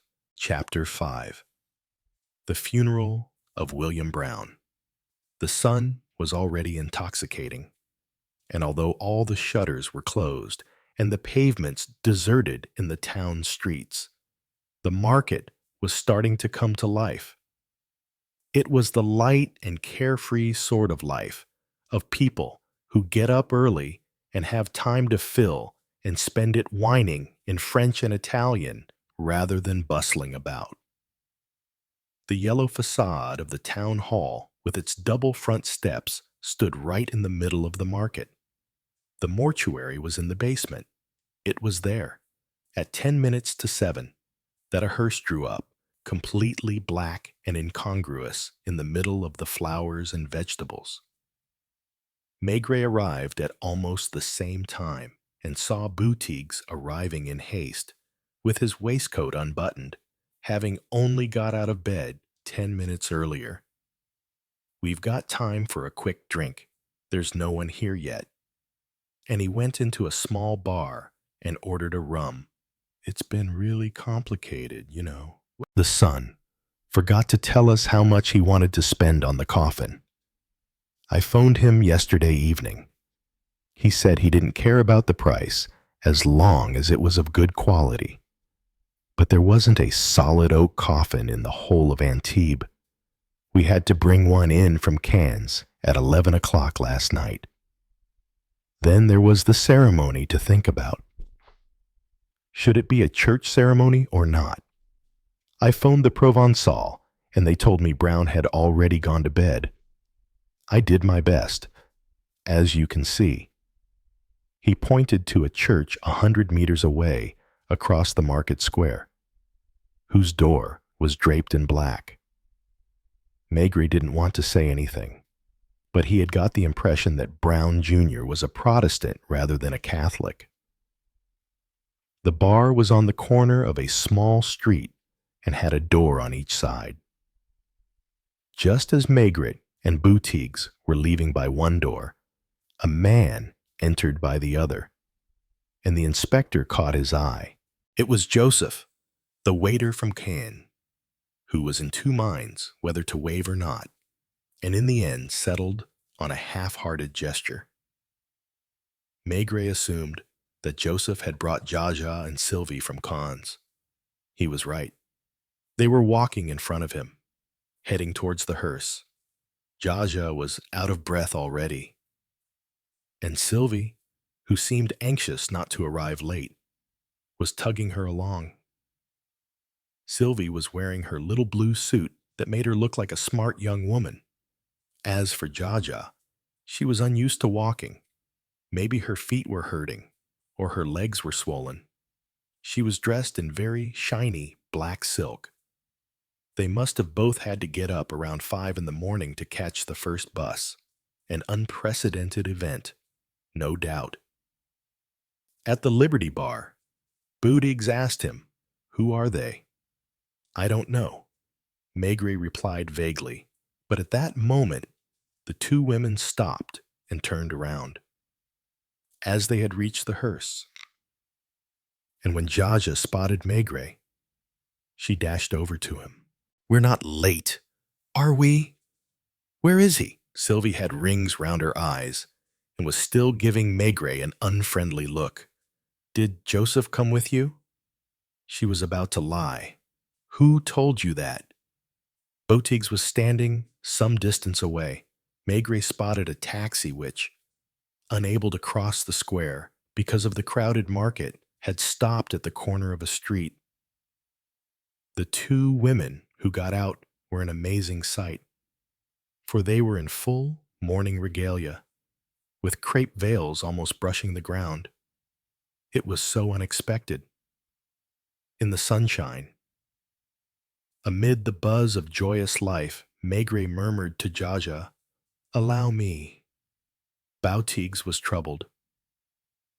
He asked the head pallbearer, who wanted to go to fetch the coffin, to wait a moment. "We're not too late, are we?" the old woman asked. "Our taxi failed to turn up." And then immediately her gaze fell on Jaja and Sylvie. "Who are they?" "I don't know. I assume they won't interfere." Another taxi pulled up, its door opening before it had come to a complete stop, and from it Harry Brown emerged, impeccably dressed in black, his blonde hair well groomed, his complexion fresh. His secretary, also in black, accompanied him, carrying a wreath of natural flowers. At the same moment, Maigret noticed that Sylvie had disappeared. He spotted her in the middle of the market, next to a flower seller, and when she returned, she was carrying an enormous bouquet of Nice violets. Did this inspire the two Martini women with the same idea? They were clearly having a discussion as they approached the flower seller. The old woman counted out some coins, and the young woman chose mimosas. Meanwhile, Brown had taken up a position a few meters from the hearse. limiting himself to a wave in the direction of Maigret and Boutiques. I'd better inform him of what I have arranged for the service. The latter sighed. The part of the market nearest to them slowed its pace, and people watched the unfolding spectacle. But a mere 20 meters away, it was business as normal, the din of shouts and laughter. All the flowers, fruits and vegetables under the sun, and the smell of garlic and mimosa. There were 4 pallbearers carrying the coffin, which was enormous and weighed down by a profusion of bronze ornaments. Boutiques came back. He doesn't seem to care. He just shrugged his shoulders. The crowd parted. The horses started walking. Harry Brown advanced stiffly, hat in hand, looking at the tips of his polished shoes. The 4 women hesitated. They exchanged glances. Then, as the crowd closed in behind them, they found themselves unintentionally walking side by side, just behind Brown Jr. and his secretary. The doors of the church were wide open. The interior was completely empty and delightfully cool. Brown stood at the top of the steps until they had removed the coffin from the hearse. He was used to ceremonial occasions. It didn't bother him one bit that he was the focus of everyone's attention. More than that, he quietly studied the 4 women, without appearing overly curious. The orders had come too late. They realized at the last minute that they had failed to inform the organist. The priest called Boutiques forwards and whispered to him. When the latter returned from the sacristy, he was quite upset and announced to Maigret, "There won't be any music. We'd have to wait at least another quarter of an hour. At least the organist must be out fishing for mackerel." A few people wandered into the church, glanced around, and then left. And Brown continued to stand to attention and look around him with the same light curiosity. It was a swift service, without an organ, without a eulogy, a sprinkling of holy water from the aspergillum, and then straight afterwards, the pallbearers carried the coffin out. It was already hot outside. They passed in front of a hairdresser's window as a barber in a white jacket was opening the shutters. A man was shaving before his open window, and the people on their way to work turned round astonished at the sight of this tiny cortege, where the derisory escort was so out of kilter with the pomp of the funeral carriage. The 2 women from Caen and the 2 women from Antibes were still walking in a row, though they kept a meter apart. They were followed by an empty taxi. Boutiques, who had taken on the responsibility for this ceremony, was nervous. "Do you think there will be a scandal?" There wasn't. The cemetery, with all its flowers, was as colorful as the market. At the open grave, they found the priest and an altar boy, whom they hadn't noticed arrive. Harry Brown was invited to cast the first handful of earth. Then there was a moment of uncertainty. The old woman in mourning dress pushed her daughter forwards and followed her. Brown had already gone, striding off to the empty taxi that was waiting at the cemetery gate. Another moment of uncertainty. Maigret stood back, with Boutiques.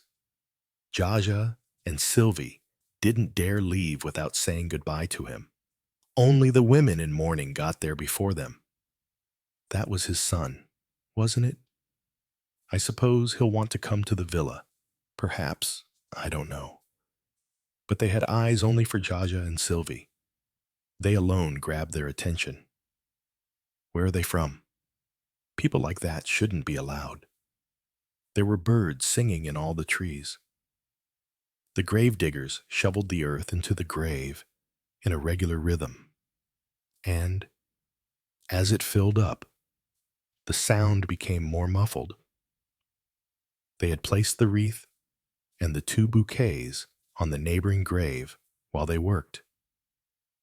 And Sylvie stood, turned towards them, staring fixedly, her lips pale. Jaja was getting impatient. She was waiting for the other two to leave so that she could talk to Maigret. She wiped her brow because it was hot. She must have been having difficulty standing. Yes, I'll be seeing you soon. The black veils headed for the exit. Haja approached with a huge sigh of relief. Is that them? Was he really married? Sylvie held back, still watching the grave, which was now nearly filled in. And Botig's was the same bag of nerves. He didn't dare come to listen to the conversation. Was it the son who paid for the coffin? It was obvious that Jaja was ill at ease. What a strange funeral, she said. I don't know why, but I'd never imagined it like that. I wouldn't even have been able to cry. Now, the emotion hit her. She looked at the cemetery and succumbed to some undefined malaise. It wasn't even a sad occasion. You'd have thought it was what? I don't know. It was as if it wasn't a real funeral. Hey. She stifled a sob, dried her eyes, and turned towards Sylvie. Come, Joseph is waiting for us. The cemetery caretaker was sitting in his doorway, slicing an eel. What do you think, your Butigas was concerned? He too had the vague feeling that something wasn't quite right. Maigret lit his pipe. I think William Brown was murdered, he replied. Obviously. They were wandering round the streets, where the shops had already drawn canopies over their windows. The barber from that morning was sitting outside his door, reading his newspaper. In Place Maquet, they spotted the 2 women from Caen and Joseph, waiting for the bus. Fancy a quick one, suggested Boutiques, indicating the cafe terrace. Maigret accepted. He was filled by an almost overwhelming laziness. A succession of images flashed across his retinas, all confused, and he made no attempt to sort them into any order. On the terrace of the glacier, for example, he half closed his eyes. The sun was baking his eyelids. His intertwined eyelashes formed a grill of shadow, behind which people and objects took on an almost fairy tale appearance.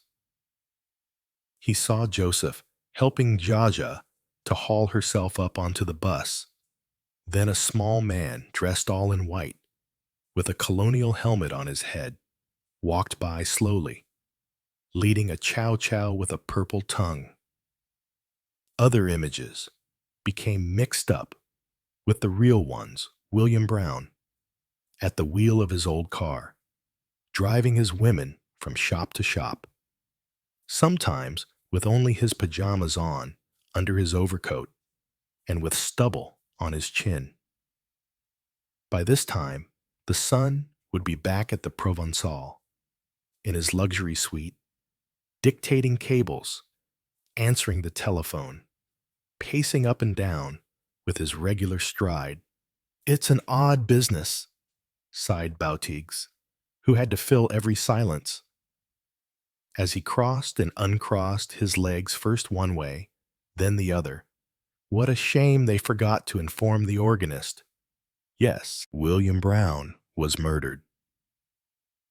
It was for his own sake that Maigret repeated this, to convince himself that, in spite of everything, a drama really had occurred. His detachable collar felt tight. His forehead was damp. He looked with relish at the large cube of ice floating in his drink. Brown was murdered. He left the villa, as he did every month, to go to Caen He left his car at the garage. He visited a bank or some business to collect the monthly allowance that his son provided for him. Then he spent a few days at the Liberty Bar. A few days of warm laziness, like the one that had overcome Maigret. A few days in slippers, slouching from one chair to another, eating and drinking with Jaja, watching a semi-naked Sylvie come and go. On Friday, at 2 o'clock, he left. At 5 o'clock, he picked up his car, and a quarter of an hour later, he collapsed, fatally wounded, on the steps of his villa, while his women, thinking he was drunk, swore at him from the window. He had about 2,000 francs on him. As usual, Maigret didn't say any of this out loud. He merely thought it as he watched the passers-by filing in front of the grill of his eyelashes. It was Boutiques who broke the silence. Who would have an interest in seeing him dead? There it was, the dangerous question. His two women. Didn't they, on the contrary, have an interest in keeping him alive as long as possible, since, out of the 2,000 francs that he brought home each month, they managed to save a small amount. The women from Cannes. They will have lost one of their few customers. Someone who kept the whole household fed for a week and paid for stockings for one of them and paid the gas and electricity bills of the other. No, in terms of material advantage, only Harry Brown stood to gain anything, as he no longer had to pay out 5,000 francs a month. But what is 5,000 francs to a family that sells wool by the shipload? Boutiques sighed again. I'm beginning to think the people round here are right. And it's a spying matter. Waiter, same again, said Maigret. He regretted it immediately. He wanted to cancel the order, but didn't dare. He didn't dare out of fear of admitting to his weakness. He would remember this later. Remember sitting on the terrace of the Café Glacier. Remember Place Massé. It was one of his rare moments of weakness. Total weakness. The air was warm. A little girl was selling mimosas at the corner of the street in her bare feet, her legs tanned. A fat gray torpedo with nickel accessories slid past silently, carrying 3 women in summer pajamas and a young man with a thin, matinee idol mustache on their way to the beach. It smelled of holidays.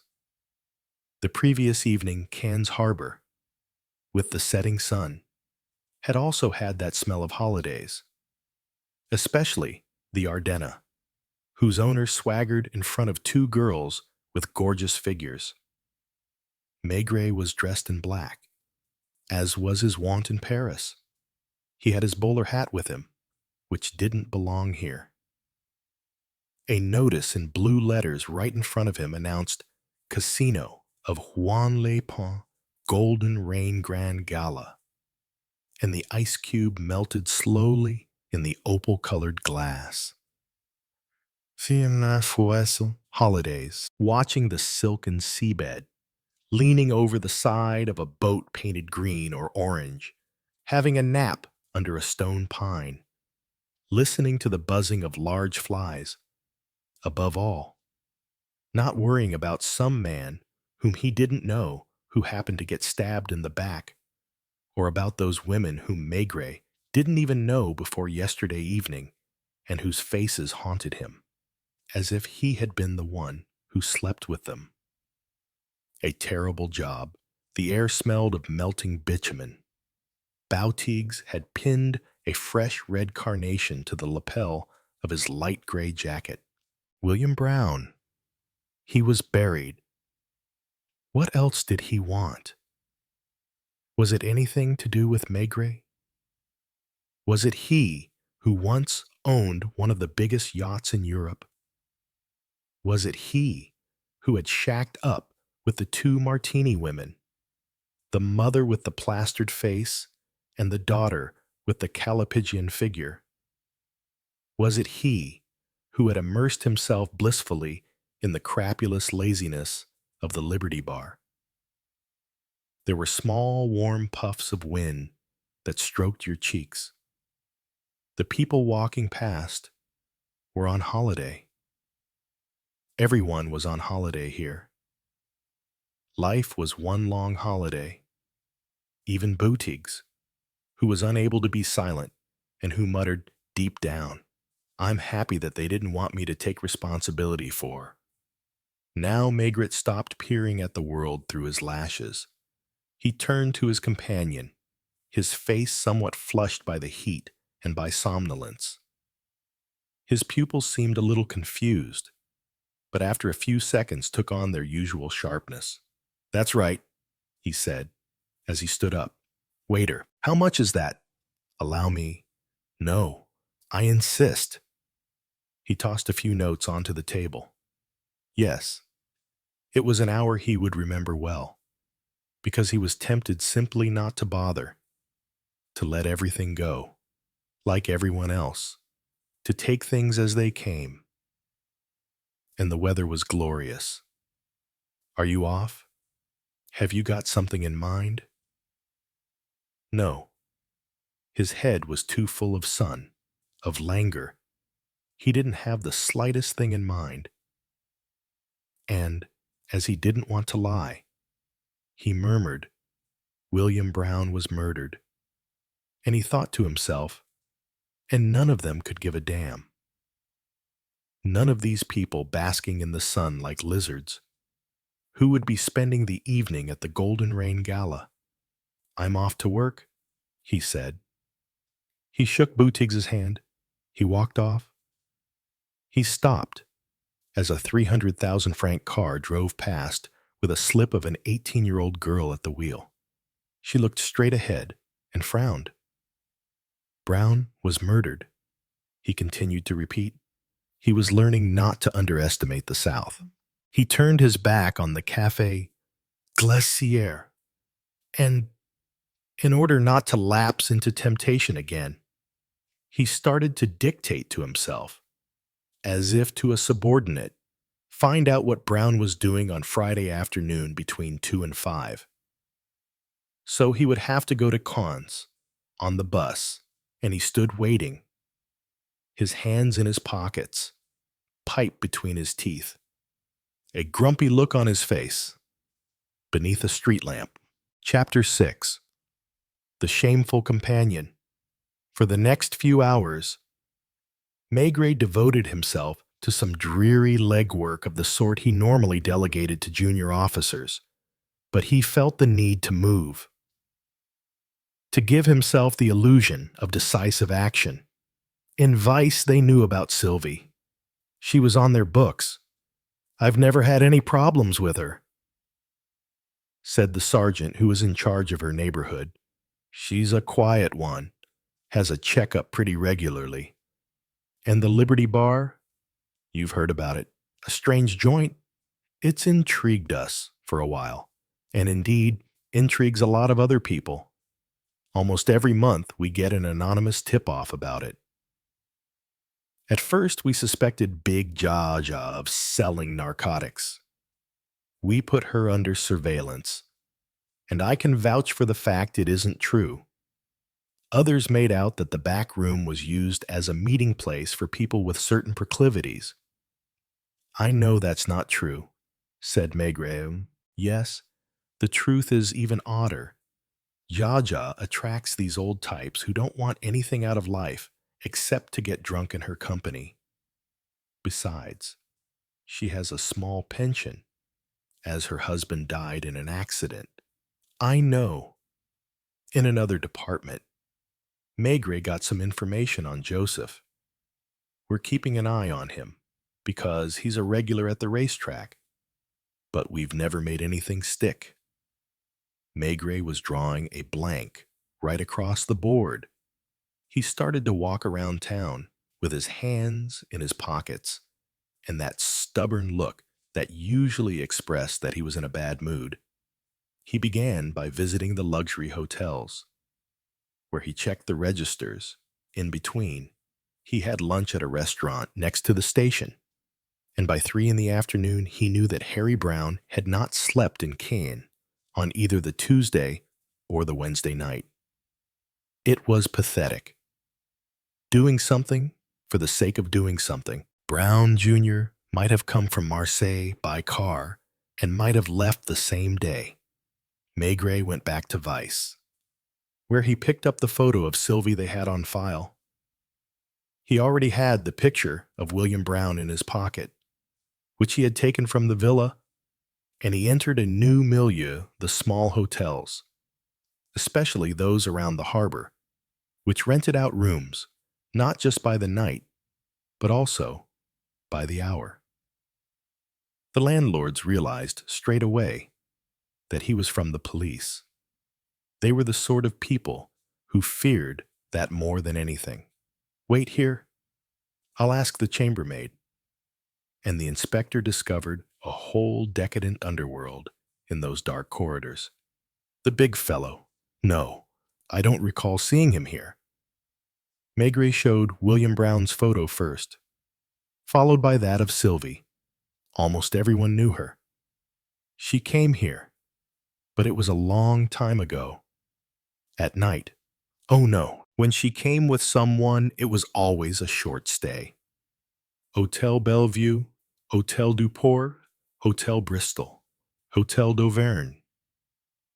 Then there were others, mostly in the side streets, mostly very discreet, showing no sign of their existence to passers-by, other than marbled nameplates alongside open corridors, saying running water, reasonable prices.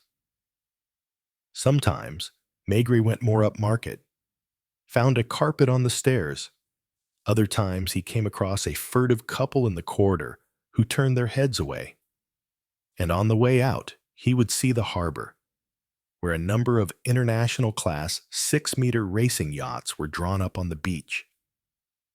Some sailors were painting them carefully, watched by groups of curious onlookers. No dramas. They had said in Paris, well, if it went on like this, they would be satisfied.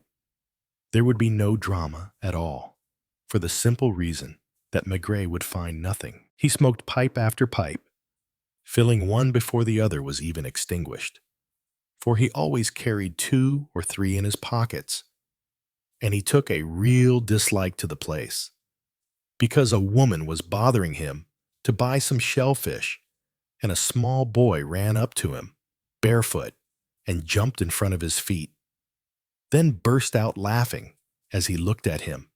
Do you know this man? He was showing William Brown's photo for the 20th time. He never came here. Or this woman. Sylvie, she's upstairs, alone. The landlord shrugged his shoulders. Called upstairs? Albert, come downstairs a moment. A scruffy valet who looked right through the inspector. Is Sylvie still up there? Number 7. Have they ordered any drinks? No. In that case, they won't be long, said the landlord. If you want to talk to her, you just need to wait. The place was called the Hotel Beaux Jours, and it was on a street running parallel to the harbor, directly opposite a bakery. Did Maigret want to see Sylvie again? Did he have 1 or 2 questions to ask her? He didn't even know himself. He was tired. There was something threatening about his demeanor, as if he had almost had enough. He wasn't going to wait outside the hotel, for the baker's wife opposite was watching him through her window with a knowing look. Did Sylvie have so many lovers that occasionally one of them would be waiting his turn downstairs? That was it. Maigret was furious that he should be taken for one of the girl's clients. He walked to the corner of the street with the idea of touring the block to kill time. As he arrived on the quayside, he turned round to look at a taxi parked along the pavement whose driver was pacing up and down. He couldn't put his finger on what had caught his attention. He did a double take.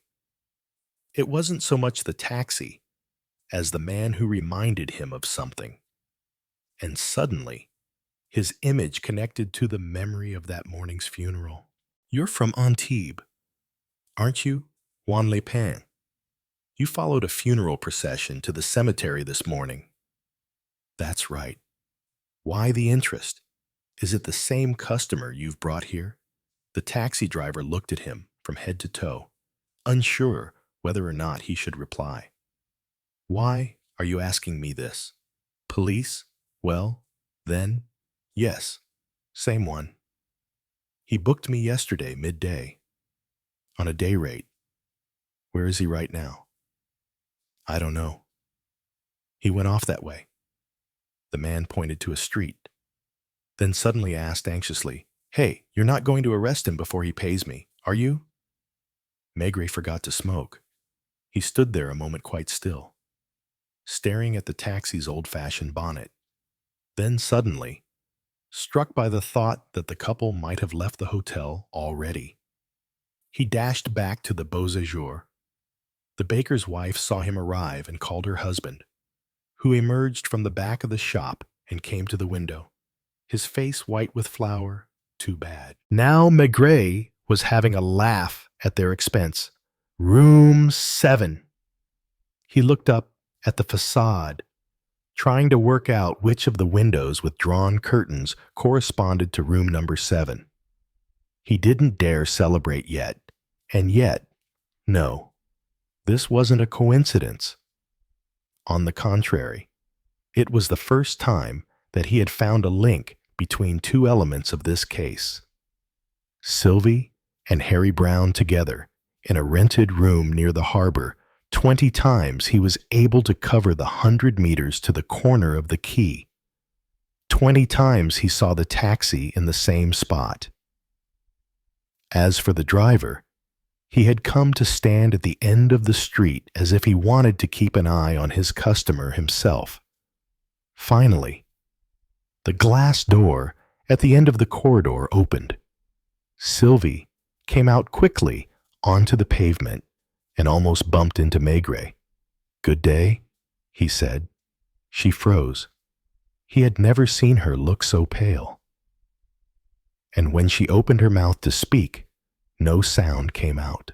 "Is your companion getting dressed?" Her head swung this way and that like a weather vane. She dropped her bag, which Maigret picked up. She literally snatched it back off him, as if she were afraid of nothing more than to see him open it. "One moment. Excuse me. I'm expected somewhere. You can walk with me if you like." "I don't want to walk. Especially not that way." She was winsome rather than pretty, because of her large eyes, which darted over his whole face. It was obvious she was in a nervous state. Her anxiety was making her breathless. "What do you want from me?" She seemed to be on the point of running away, to prevent her. Maigret took her hand and held it in his, a gesture that the baker's opposite might have interpreted as one of affection. "Is Harry still here?" "I don't understand." "Fine. We'll wait for him together. Be careful. Don't do anything stupid. Let go of the bag." For Maigret had made another grab for it. Through the silky material, he could feel what seemed to be a wad of banknotes. "Don't make a scene. There are people watching us, and passers-by too. They must have thought that Maigret and Sylvie were simply haggling over the price. "I beg you." "No." Then, more quietly, "If you don't calm down, I'll use the handcuffs." She looked at him, eyes still wide with fright. Then, whether discouraged or subdued, she lowered her head. Harry didn't seem to be in any hurry to come down. She didn't say a word, didn't attempt to deny or explain. "Did you know him before?" They were standing in full sun. Sylvie's face was perspiring. She seemed to be desperately looking for some inspiration that eluded her. Listen, I'm listening. No. She changed her mind. She didn't say another word. She bit hard on her lip. Is Joseph waiting for you somewhere? Joseph. She was panicking. Steps could be heard on the hotel staircase. Sylvie was trembling. She dared not look into the dark interior. The steps approached, resounding on the floor tiles. The glass door opened and closed again, and then time seemed to stand still. Harry Brown, barely distinguishable in the gloom, had spotted the couple. It was a brief moment. He started walking again. He had a lot of nerve. He walked past, his body held straight. Acknowledging Maigret with a brief nod, Maigret was still holding Sylvie's limp hand. To catch up with the receding figure of Brown, he would have to let her go. What a farcical scene that would be for the audience in the bakery. Come with me, he said to his companion. Are you arresting me? Don't bother your head about that. He had to make a phone call urgently. He didn't want to leave Sylvie on her own at any price. There were some cafes nearby. He went into one and dragged the young woman into the cabin with him. A few moments later, he had Inspector Boutiques on the line. Run to the Hotel Provençal. Ask Harry Brown, politely but firmly, not to leave Antibes until I get there. If necessary, prevent him from leaving. And Sylvie listened to this, slumping. Her spirit was broken. She didn't have the slightest inclination to rebel. What would you like to drink? He asked her when they got back to the table. I don't mind. He kept his eye on the handbag. The waiter observed them, aware that something unusual was going on. A young girl went from table to table, offering bouquets of violets. Maigret took one, handed it to his companion, searched through his pockets with a distracted air, and then, when she was least expecting it, grabbed the bag. Do you mind? I have no change. He did it so quickly and in such a matter-of-fact way that she didn't have time to protest. Nothing more than a fleeting grasp of her fingers on the handle. The young flower seller waited patiently, choosing another bouquet from her basket. Maigret looked for some loose change beneath a fat wad of 1,000-franc notes. Right, let's go, he said, standing up. He was agitated, too. He was in a hurry to be somewhere else, to not have all these curious eyes directed at him. Shall we go and say hello to dear old Jaja? Sylvie followed him docilely. She was ground down, and there was nothing to distinguish them from any other couple who walked past, except for the fact that Maigret was holding his companion's handbag. You go first. She went down one step into the bar and made her way to the glass door at the back. Behind the net curtain could be seen a man's back. He jumped to his feet when the pair of them arrived. It was Jan, the Swedish steward, who blushed to the roots of his hair when he recognized Maigret. You again? Well then, my friend, would you be so kind as to go for a walk? Jaja didn't understand. Sylvie's face told her that there was something unusual going on, so she would not be displeased to see the sailor make himself scarce. Are you coming tomorrow? Jan. I don't know. Standing with his cap in hand, he wasn't sure how to get away, troubled as he was by the inspector's glowering look. Yes, it's okay. Bye, the latter said impatiently, opening the door to usher him out. He locked the door with a brusque turn of the key. He said to Sylvie, You can take your hat off. Ha hazarded, in a timid voice. You bumped into each other. Exactly. We bumped into each other. She didn't even dare offer him a drink.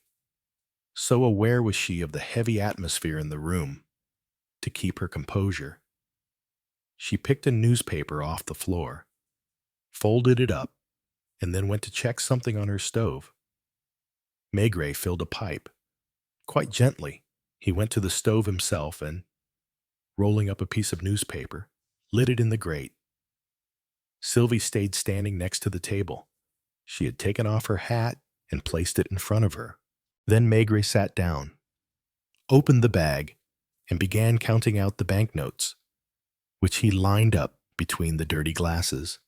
18, 19, 20, 20,000 francs. Jaja had turned round in one movement and was looking at the money with bewilderment. She was struggling to make sense of it. What is this? Oh, nothing. Really? Maigret growled. Sylvie found herself a lover more generous than most. That's all. And do you know his name, Harry Brown? He had made himself at home, his elbows resting on the table, his pipe in his mouth, his bowler hat pushed back on his head. 20,000 francs for a short stay, as they call it, at the Hôtel Beauséjour. Trying to appear unfazed, Jaja wiped her chubby hands on her apron. She didn't dare say a thing. She was completely flabbergasted. And Sylvie, drained of blood, her features drawn, didn't look at anyone, but just stared into space. She could see nothing ahead but the cruelest blows of fate. You can sit down, Maigret barked. She obeyed, automatically. You too, Haja. Wait. First find some clean glasses. Sylvie sat in the same place she had sat the previous day, when she had eaten with her dressing gown gaping open, her bare breasts just a few centimeters from her plate. Jaja placed a bottle and some glasses on the table and sat down on the very edge of her seat. Right then. Girls, I'm waiting. The smoke from his pipe rose slowly to the rectangular window, which now had a bluish tinge, as the sun no longer penetrated. Jaja looked at Sylvie, and the latter continued to stare at nothing, absent or subdued. I'm waiting. He could have said it 100 times, waited 10 years. The only sound was Jaja's sigh as she buried her chin in her bosom. My God, if only I knew. As for Maigret, he could barely contain himself. He got up. He paced up and down. He grumbled, I should really. The statue infuriated him. Once, twice, 3 times he walked past Sylvie, who remained frozen. I have plenty of time, but on the 4th occasion he couldn't take it anymore. It was mechanical. His hand grabbed the young woman's shoulder, and he wasn't aware how tightly he was gripping it. She raised a hand in front of her face, like a little girl afraid of being hit. Well, she gave in, under the pain. She cried out, bursting into tears. You bully, you filthy bully. I'll say nothing, nothing, nothing. It was making Jaja feel ill. Maigret, with a stubborn frown, let himself slide onto a chair. And Sylvie continued crying without covering her face, without wiping her eyes, crying as much from rage as from pain. Nothing, she repeated in her mechanical fashion between 2 sobs. The door of the bar opened, something that happened no more than 10 times a day. A customer sat at the zinc counter and turned the handle on the fruit machine. Chapter 7. The Order. Maigret stood up impatiently and, to forestall any potential trick on the part of the 2 women. The customer could be a messenger from Joseph, For example, he decided to go into the bar himself. "What do you want?" The man seemed so taken aback that, in spite of his bad mood, Maigret almost burst out laughing. He was a middle-aged fellow, dull complexion, gray hair, who no doubt had crept furtively through the side streets in pursuit of some dream of unbridled sex, only to have the surly Maigret pop up behind the bar. "A bock," he stammered, letting go of the slot machine handle. Behind the curtain, the inspector could see the two women in a huddle. Jaja was asking questions, and Sylvie was replying wearily. "There's no beer." At least, Maigret couldn't see any within reach. "Then whatever you like, a port maybe?" Maigret poured some liquid or other in the first glass he could find. The man barely sipped it. "How much?" "2 francs."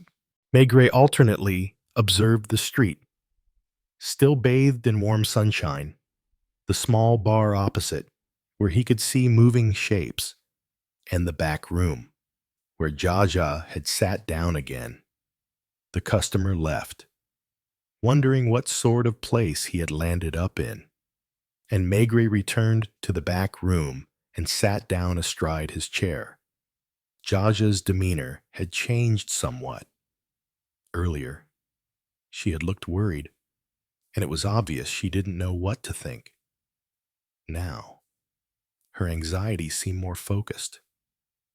She looked at Sylvie pensively, a look of pity with a barb of rancor. She seemed to be saying, "It's a fine mess that you have got yourself into. It won't be easy to find a way out of it." She said out loud, "You know, Inspector, men can be strange."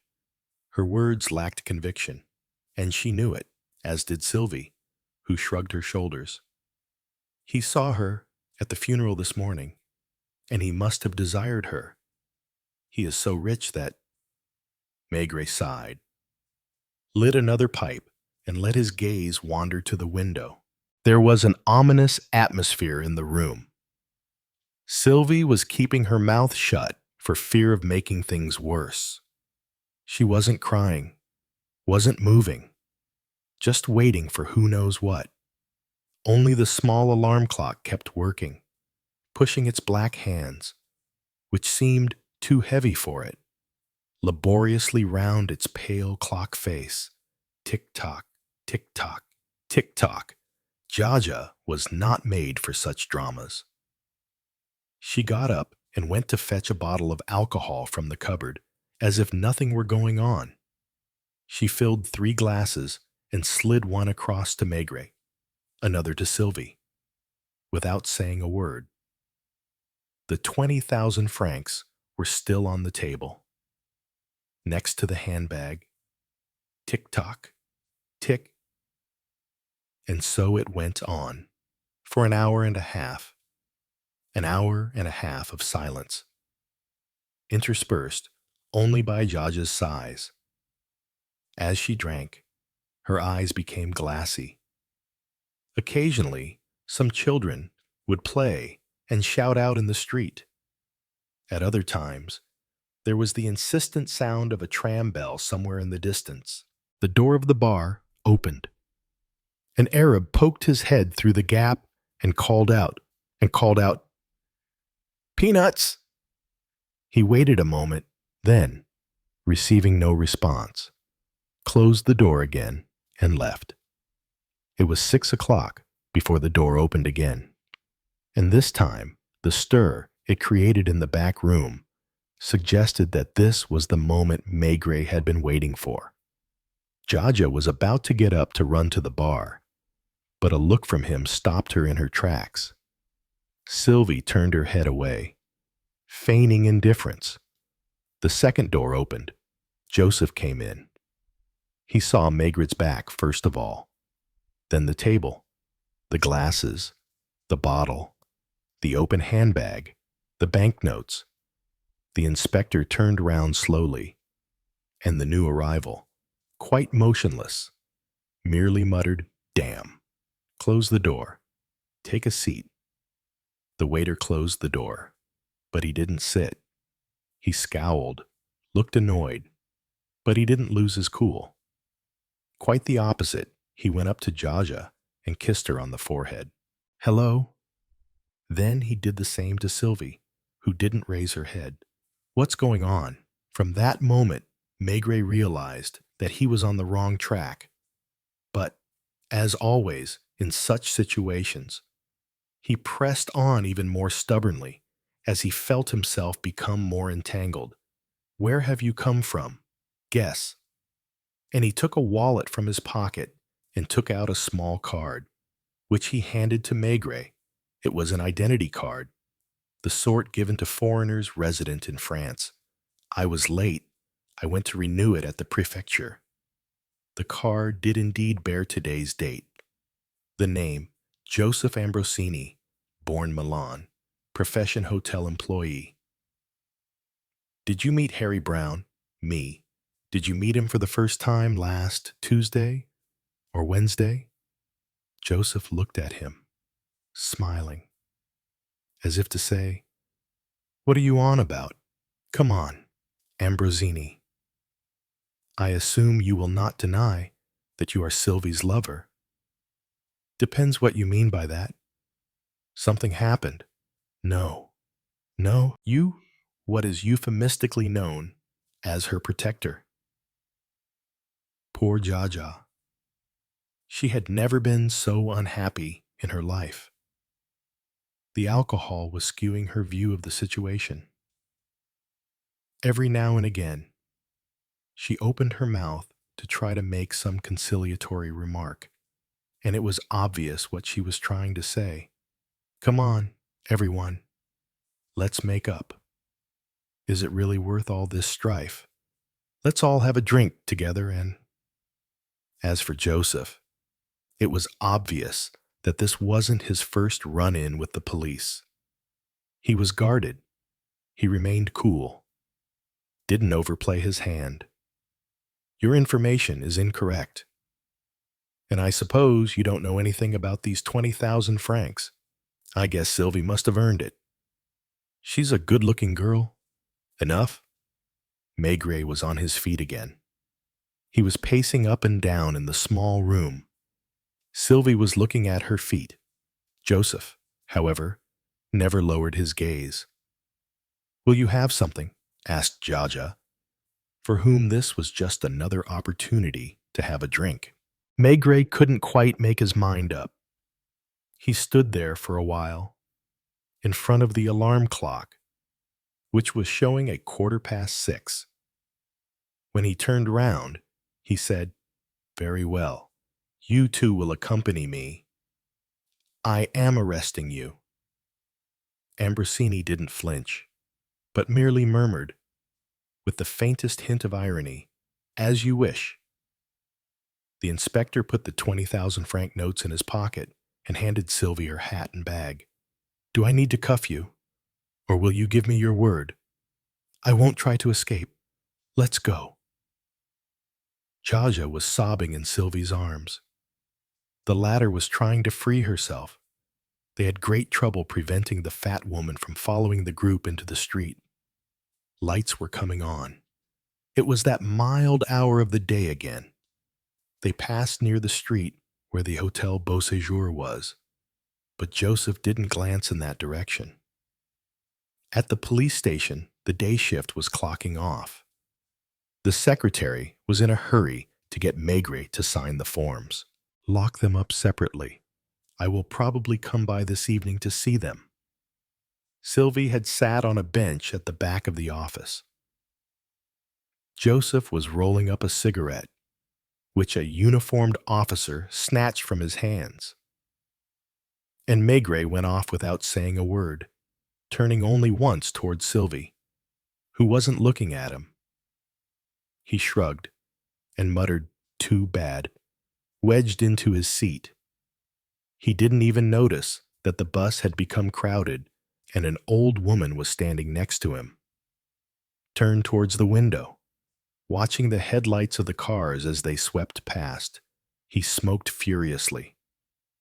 The old lady had to bend over and murmur, "Excuse me, sir." He looked like he was emerging from a dream. He jumped to his feet, not knowing where to tip out his burning embers, and was in such a kerfuffle that the young couple behind him burst out laughing.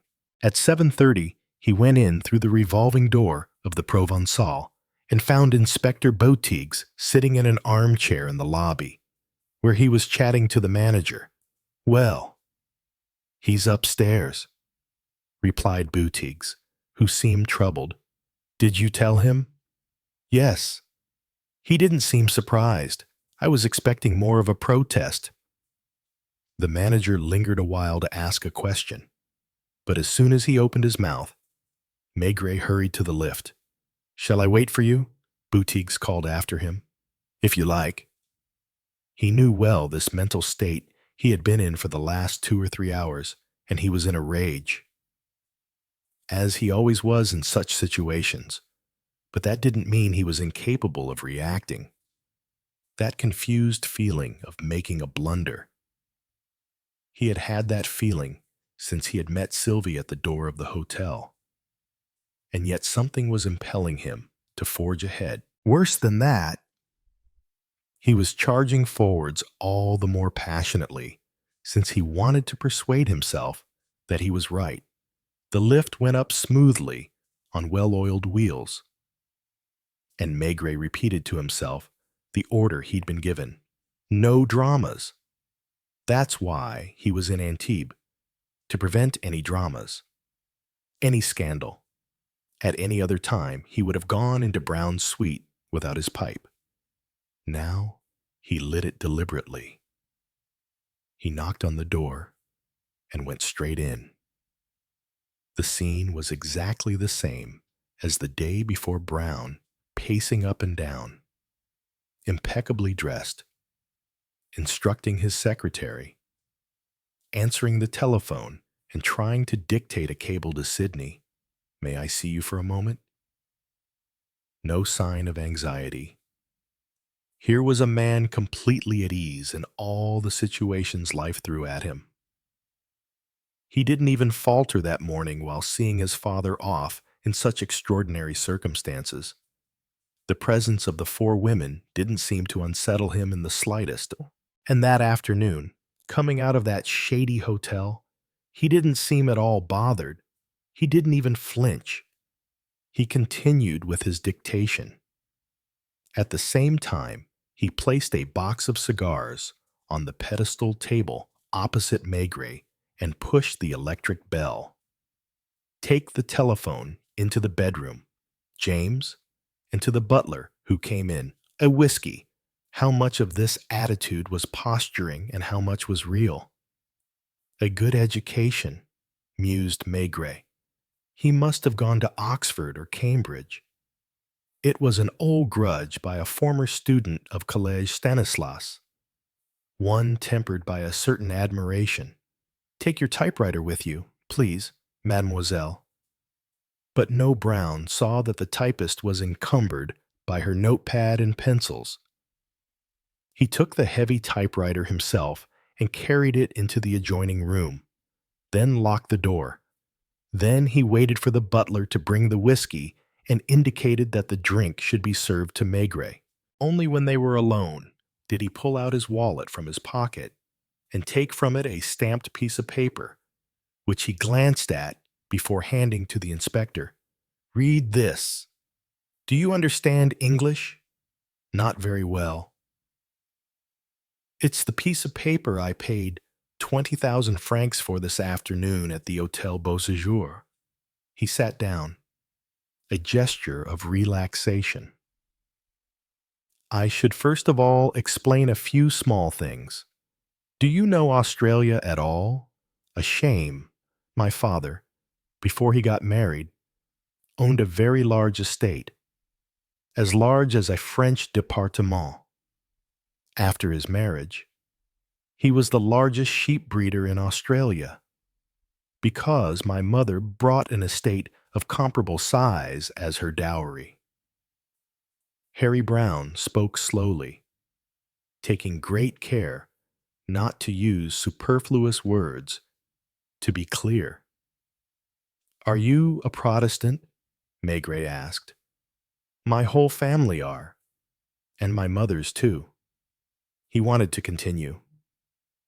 Maigret interrupted him. Your father didn't study in Europe, did he? No. It wasn't the done thing at the time. He only came here after his marriage, 5 years after, when he already had 3 children. Too bad if Maigret had got it wrong. In his mind's eye, he saw all this as a set of images. He sketched out a mansion, huge but austere, in the middle of the estate, and serious people who resembled Presbyterian ministers. William Brown, who took over from his father, got married, had children, and occupied himself purely with running the business. One day, he had to come to Europe because of a trial. On his own. Yes, he came on his own. It was so simple. Paris, London, Berlin, the Côte d'Azur. And Brown realized that a man with his colossal fortune in this glittering new world, full of temptations, was like a king, and he never returned home. Maigret sighed. No, he wanted to. The trial dragged on. The people with whom the sheep farmer was in contact took him out to places where he could have fun. He met women there. For 2 years, he kept postponing his return. Who was running the business back home? My mother and her brother. We received letters from locals who said that was enough. Maigret had all the information he needed. Brown, who had known nothing but his country estate, his sheep, his neighbors, and church ministers, became a wild hedonist, indulging in pleasures he hadn't even known existed until then. He kept putting back his return to Australia. He made sure that the trial dragged on even longer. And once the trial was concluded, he found new excuses to stay here. He had bought a yacht. He was one of only a few dozen people who could buy anything, who could have anything they desired. Your mother and uncle finally placed him under legal guardianship. Back home, they were defending their interests. They had legal rulings. And one day, in Nice or Monte Carlo, William Brown woke up to find that his entire fortune consisted of a subsistence pension. He continued to run up debts for a while, and we paid them off, said Harry. Then you stopped paying. Excuse me, I continued to pay an allowance of 5,000 francs a month. Maigret sensed that he hadn't got to the bottom of things yet. He felt a vague unease that he expressed in a forthright question. What did you come to discuss with your father? A few days before he died. Maigret scrutinized Brown carefully, but in vain. He was unperturbed and replied in his usual straightforward fashion. Despite everything, he still had rights, didn't he? He fought the ruling for 15 years. It was a big trial back home. 5 lawyers who worked on this case exclusively. And while it went on, we were in a state of limbo that prevented us from carrying out certain large undertakings. One moment, on one side, your father, living all alone in France and represented by lawyers in Australia who defended his interests, lawyers of dubious reputation, quite. And in the other camp, your mother, your uncle, your 2 brothers, and you. Yes, he spoke in English. And what were you offering your father to drop out of circulation completely? $1 million.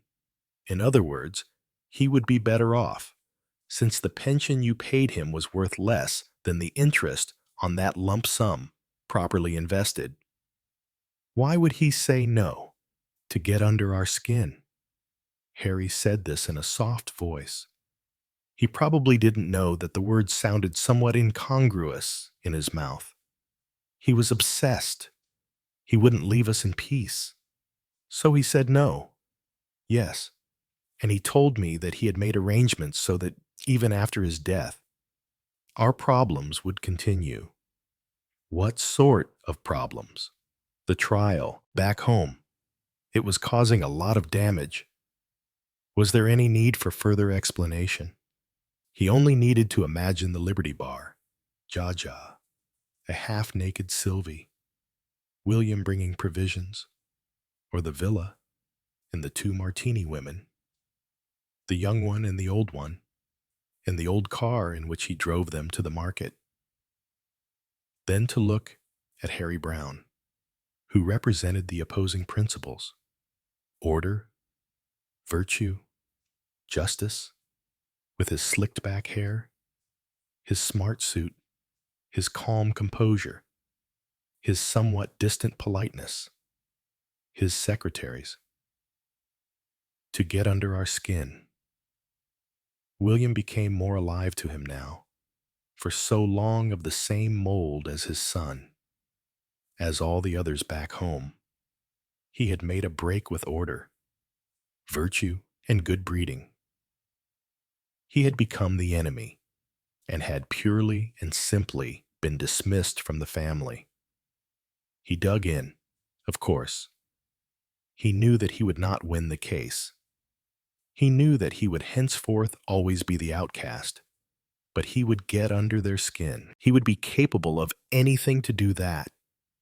Get under the skin of his wife, his brother-in-law, his children, who had disowned him, who continued to work to make money, always more money. With his death, Harry calmly explained, the trial would fizzle out, and all the problems and all the scandalous stories that the nasty people back home fed upon. Obviously. So he drew up a will. He couldn't disinherit his wife and children, but he could dispose of part of his fortune. And do you know to whom he bequeathed it? 4 women. Maigret almost burst out laughing.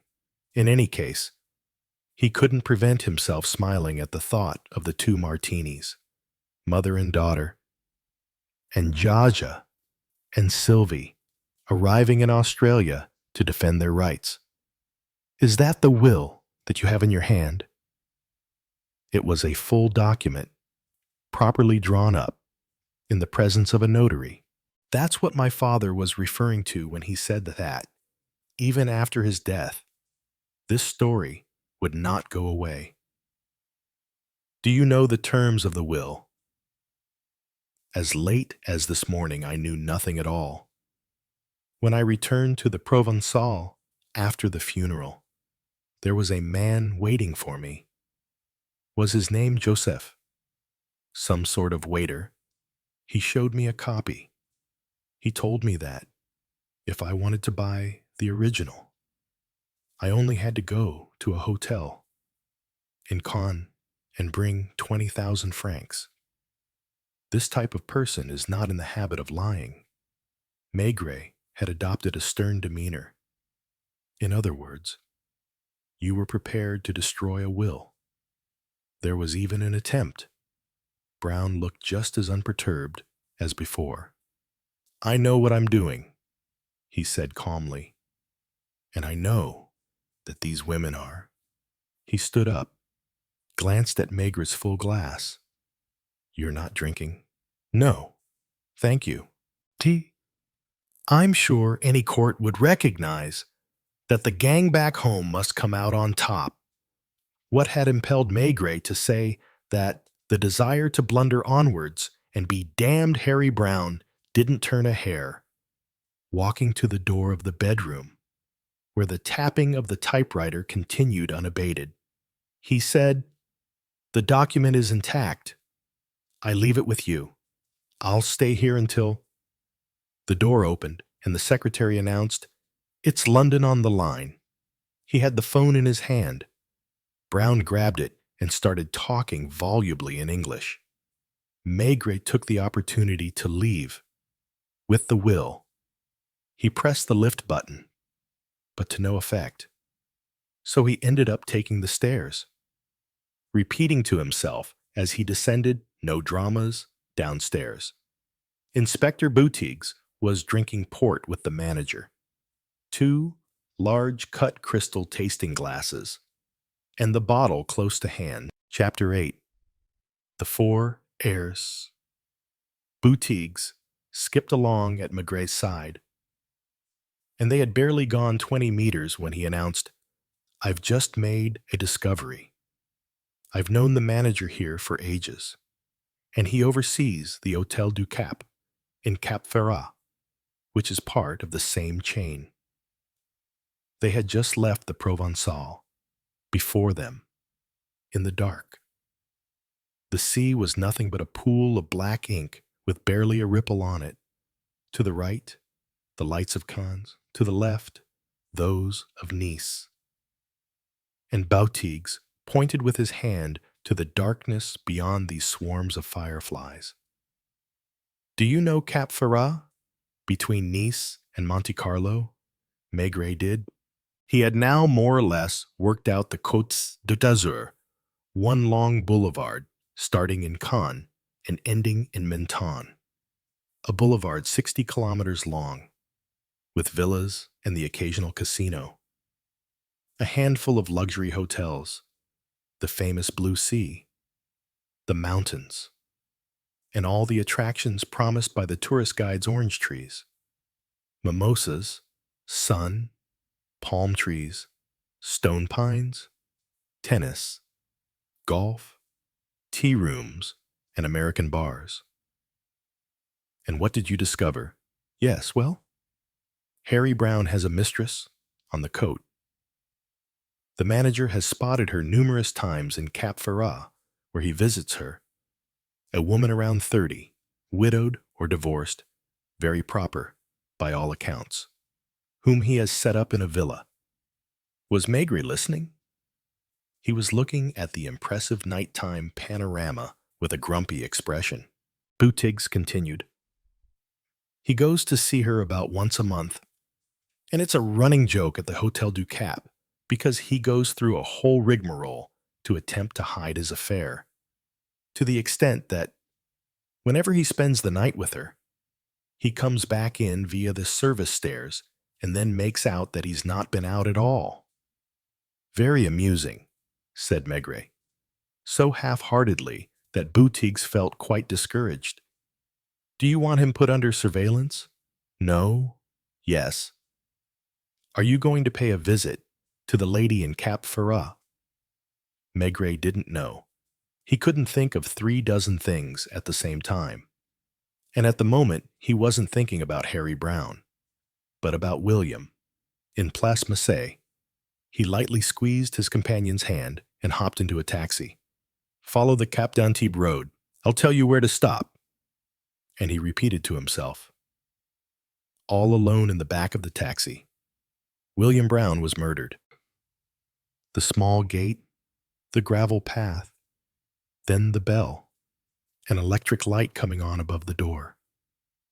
Footsteps in the hall. The door opening. It's you. Gina Martini sighed when she recognized the inspector and then stepped back to allow him to enter. A man's voice could be heard in the living room. Come in. Allow me to explain.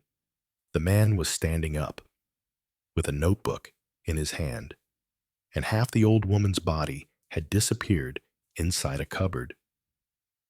Monsieur Petit-Fils. We asked him to come in order to... Monsieur Petit-Fils was a thin man with a long, drooping mustache and tired-looking eyes. He is the manager of one of the principal letting agencies for villas. We called him for some advice, and still that same smell of musk. The two women had taken off their morning clothes and were wearing dressing gowns and slippers. The place was a mess. Was the light even dimmer than usual? Everything looked a dull gray. The old woman emerged from her cupboard, greeted Maigret, and explained, "Since I saw those two women at the funeral, I haven't felt at ease. So I approached Monsieur Petitfils to ask his advice. He agrees with me that it would be best to draw up an inventory. An inventory of what? Of the objects that belong to us and those that belong to William. We have been at it since 2 o'clock this afternoon." That much was clear. There were piles of linen on the tables, disparate objects scattered on the ground, stacks of books, more linen in baskets, and Monsieur Petitfils took some notes and put crosses next to certain objects on his list. What had Maigret come here for? It wasn't Brown's villa anymore, so there was no point in looking for his memory here. They were clearing out the cupboards, the drawers, piling everything up, sorting, logging. As for the stove, that has always belonged to me, said the old woman. I had it 20 years ago, in my lodgings in Toulouse. Can I offer you anything, Inspector? Asked Gina. There was one dirty glass, that of the businessman. As he wrote his notes, he was smoking one of Brown's cigars.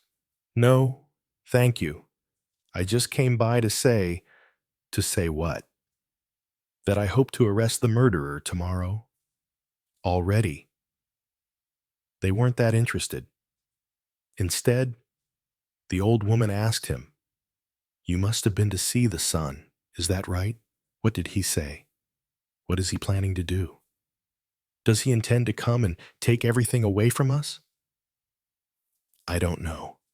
I don't think so. It would be a disgrace. People as rich as they are. But then they are usually the ones who... The old woman was in a genuine state. The worry was eating away at her. She looked at all the old stuff lying about the room and felt a terrible anguish at the thought of losing it. And Maigret had his hand on his wallet. All he had to do was open it, take out a little slip of paper, and show it to the two women. Would they dance for joy? Would the joy be too much for the old woman and be the end of her millions and millions?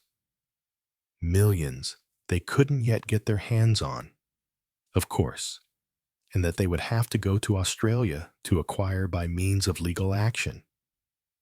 But they would go. He could picture them sailing off, disembarking from the steamship over there with their noses in the air. It wouldn't be Monsieur Petitfils, whose services they would call on, but those of notaries, lawyers, barristers. I'll let you get on. I'll come by and see you tomorrow. His taxi was waiting at the gate. He sat down without giving an address, and the driver waited, holding the door open. Cans? Maigret finally said, and it was the same thoughts that passed through his mind. Brown was murdered. No dramas. Damn Brown. If the wound had been in his chest, you could have believed that he killed himself to spite everyone. But you don't stab yourself in the back. For heaven's sake. He was no longer the one who intrigued Maigret.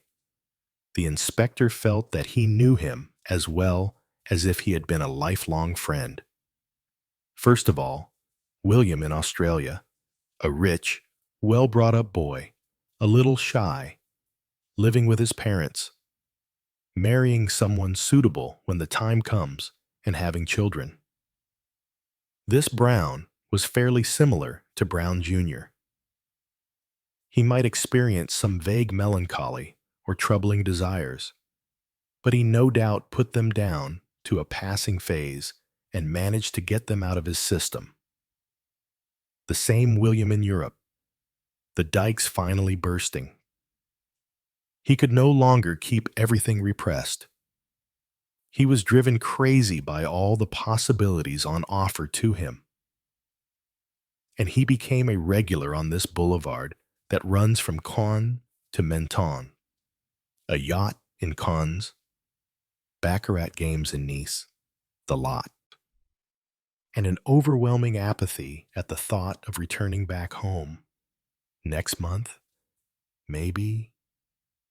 And the following month, it was exactly the same. So they cut off his allowance. The brother-in-law kept an eye on things. All the Brown family and all their hangers-on defended themselves. He was incapable of leaving his boulevard, the sweet atmosphere of the Côte d'Azur, the indulgence, the easiness. No more yacht, a small villa. In the world of women, he had to lower his standards too. And so he ended up with Gina Martini, a certain disgust, a need for disorder and listlessness. The villa at Cap d'Antibes is still too bourgeois. He discovered the Liberty Bar, Jaja, Sylvie, and he continued the legal action, back home, against the Browns who had stayed on the rails, to get under their skin. He used his will to make sure he continued to do so after his death. Whether he was right or wrong was of no concern to Maigret. Yet the inspector couldn't help comparing the father with the son. Harry Brown. So proper and self-possessed. Who knew how to keep things in perspective? Harry didn't like mess, nevertheless. Harry had troubling needs. And he installed a mistress in Cap Ferrat, a very respectable, well-mannered mistress, a widow or divorcee, discreet. Even at his hotel, no one was supposed to know that he stayed out all night. Order, mess, order, mess.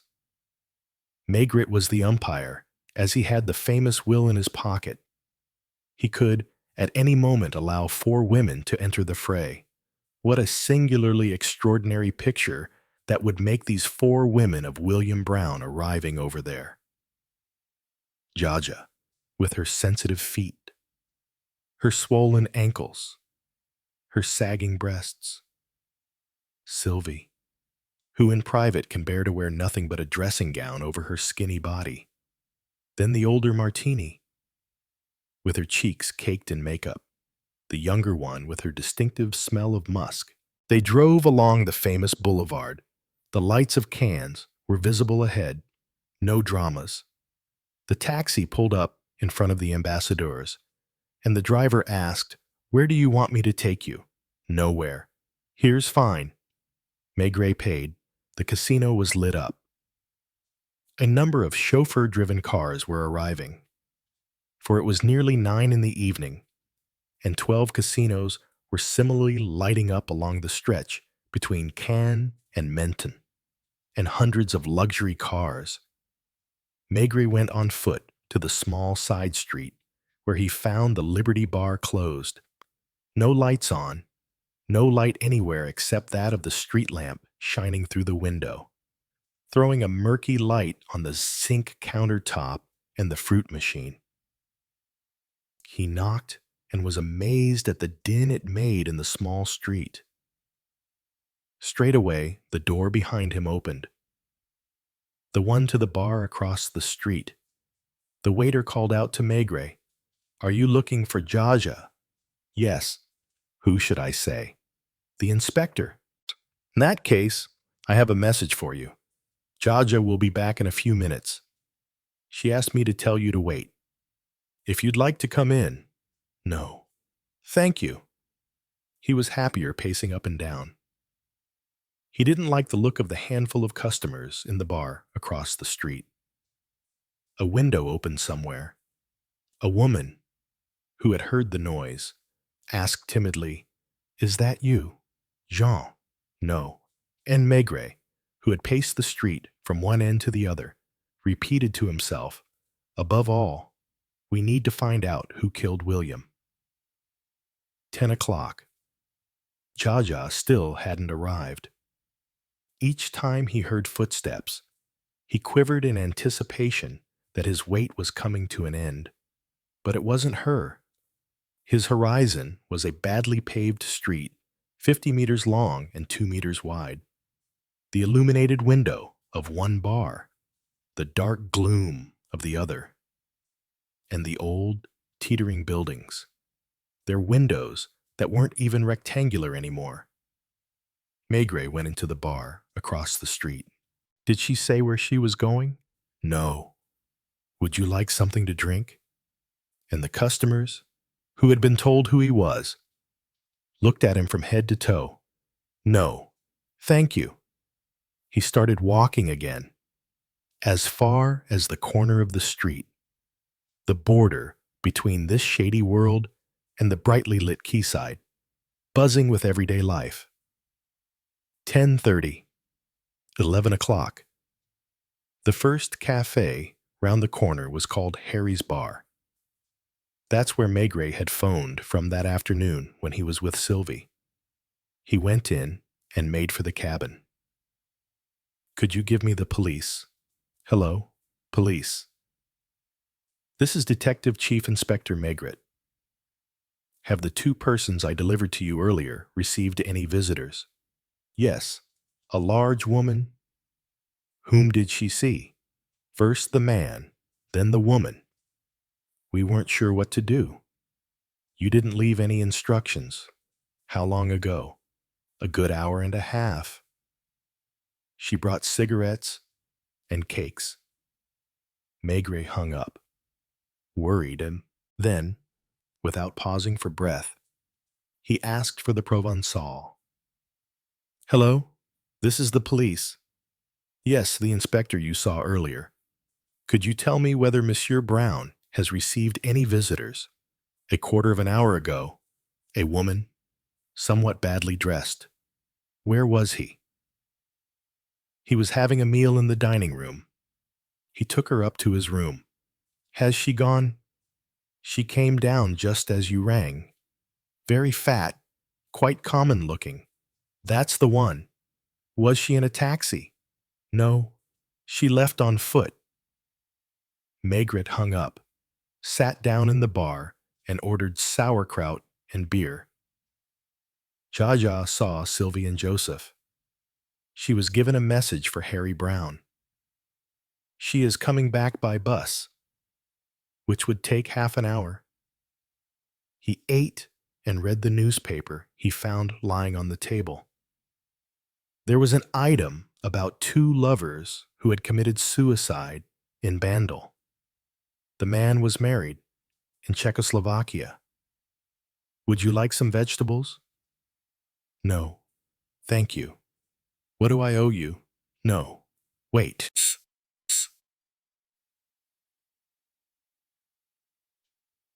Another beer, stout.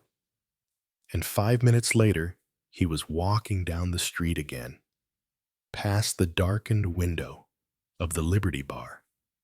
The curtain would be going up at the casino now. Gala evening, opera, dance, supper, dancing, roulette, and baccarat.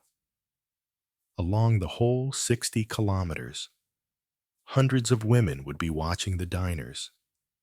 Hundreds of croupiers would be watching the gamblers. And hundreds of gigolos, dancers, and waiters would be watching the women. And then hundreds of businessmen, like Monsieur Petitfils, with their lists of villas for sale or rent, watching the winter visitors, here and there, in Cannes, Nice, or Monte Carlo, a part of town less well lit than the others, with narrow side streets, odd, run-down buildings, shadows flitting along the walls, old women and youths, fruit machines, and back rooms. Still no Jaja 10 times. Maigret started when he heard footsteps. In the end, he couldn't face walking in front of the bar across the road, where the waiter was watching with amusement. And during this time, thousands, tens of thousands, of sheep would be munching the Browns' grass on the Browns' estate, tended by the Browns' shepherds. tens of thousands of sheep about to be sheared. Because it would be daytime now in the Antipodes, the wool loaded onto wagons and shipped in huge cargoes, and the sailors, ship's officers, captains, and all these ships coming to Europe, the officers checking the thermometers to ensure the optimum temperature for the cargo, and the brokers in Amsterdam, London, Liverpool, Le Havre, discussing the price, and Harry Brown at the Provençal, receiving cables from his brothers, his uncle, and telephoning his agents when he was looking through the paper earlier. Maigret had read the commander of the faithful, the leader of Islam, has married his daughter to Prince Sumba, followed by great celebrations in India, Persia, Afghanistan, and then a large dinner was mounted in Nice, at the Palais de la Méditerranée, where the eye-catching, the daughter of the high priest getting married in Nice, a wedding on the 60-odd kilometer boulevard, while back home hundreds of thousands of people. But still, no Jaja Maigret knew every paving slab and every house front on the street. A little girl with her hair in pigtails was doing her homework next to her window. Had the bus had an accident?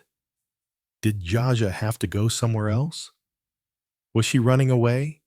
Pressing his forehead to the window of the bar, Maigret could see the cat licking its paws. And more snippets remembered from the newspaper. It is reported from the Côte d'Azur that says, M, the king of, has arrived at his property in Cap Ferrat, accompanied by news of the arrest of Miem Graphopoulos, who was apprehended in a baccarat room, having just won more than 500,000 francs by using a false card shoe. Then a short sentence. The deputy director of police is compromised. Good grief. If William Brown succumbed, is some poor guy on 2,000 francs a month supposed to be a hero? Maigret was furious. He had had enough of waiting.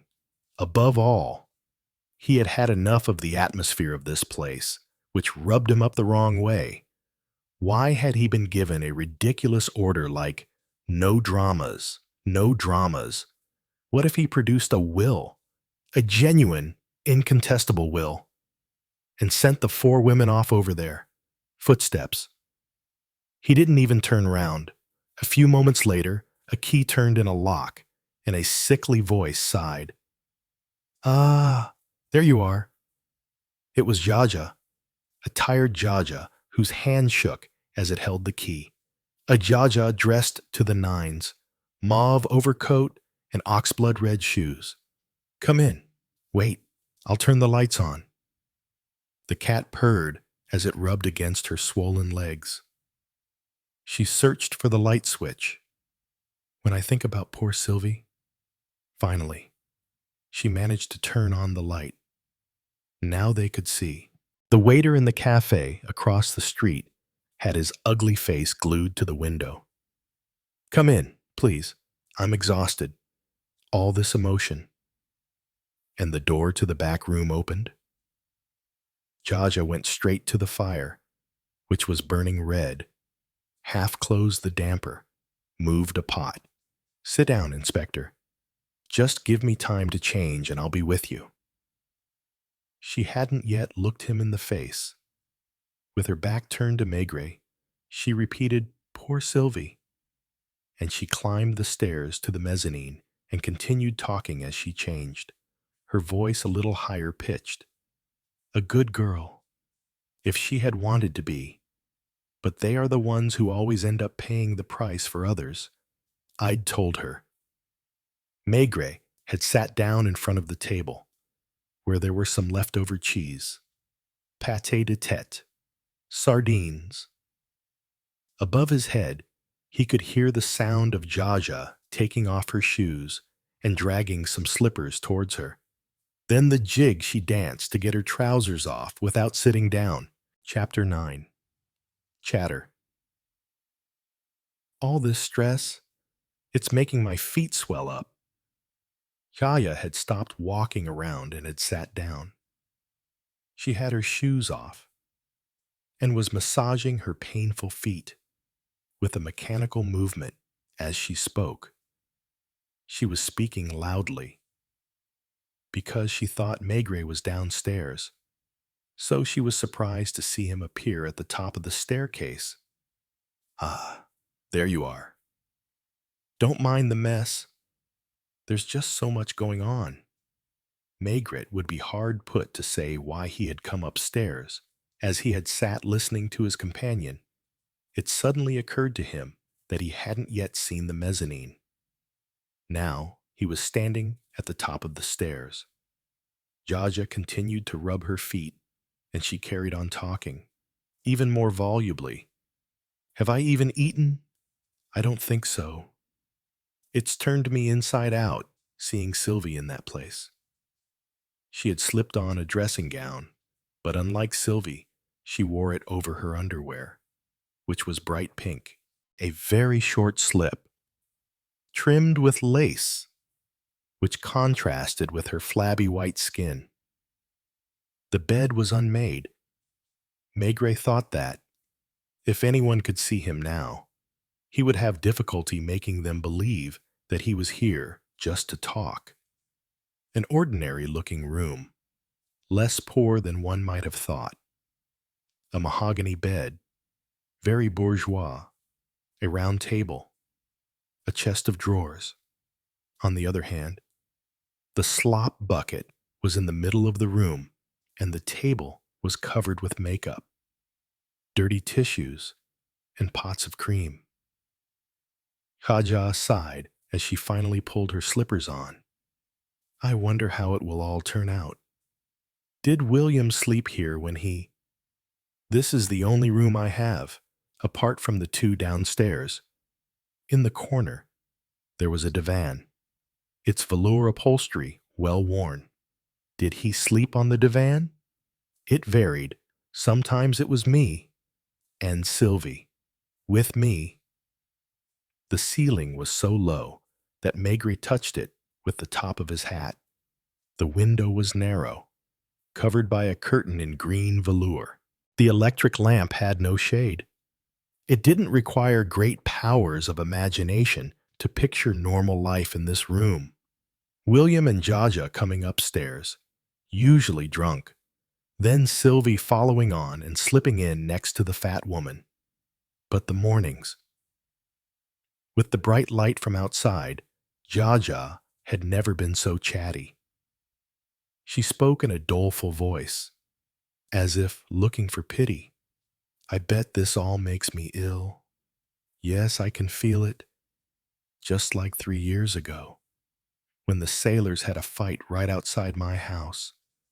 One of them got cut by a razor and... She stood up.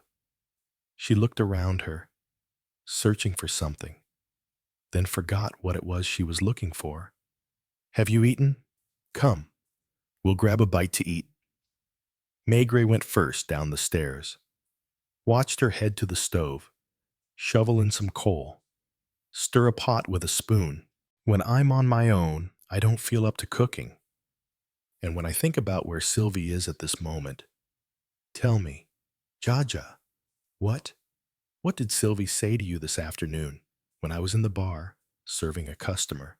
Oh yes, I asked her about the 20 grand. She told me she didn't know. It was some scheme of Joseph's. And this evening what? At the police station. The same thing. She was wondering what Joseph had been cooking up. Has she been with this Joseph for long? She's with him, but not with him. They don't live together. She met him somewhere. Probably at the races.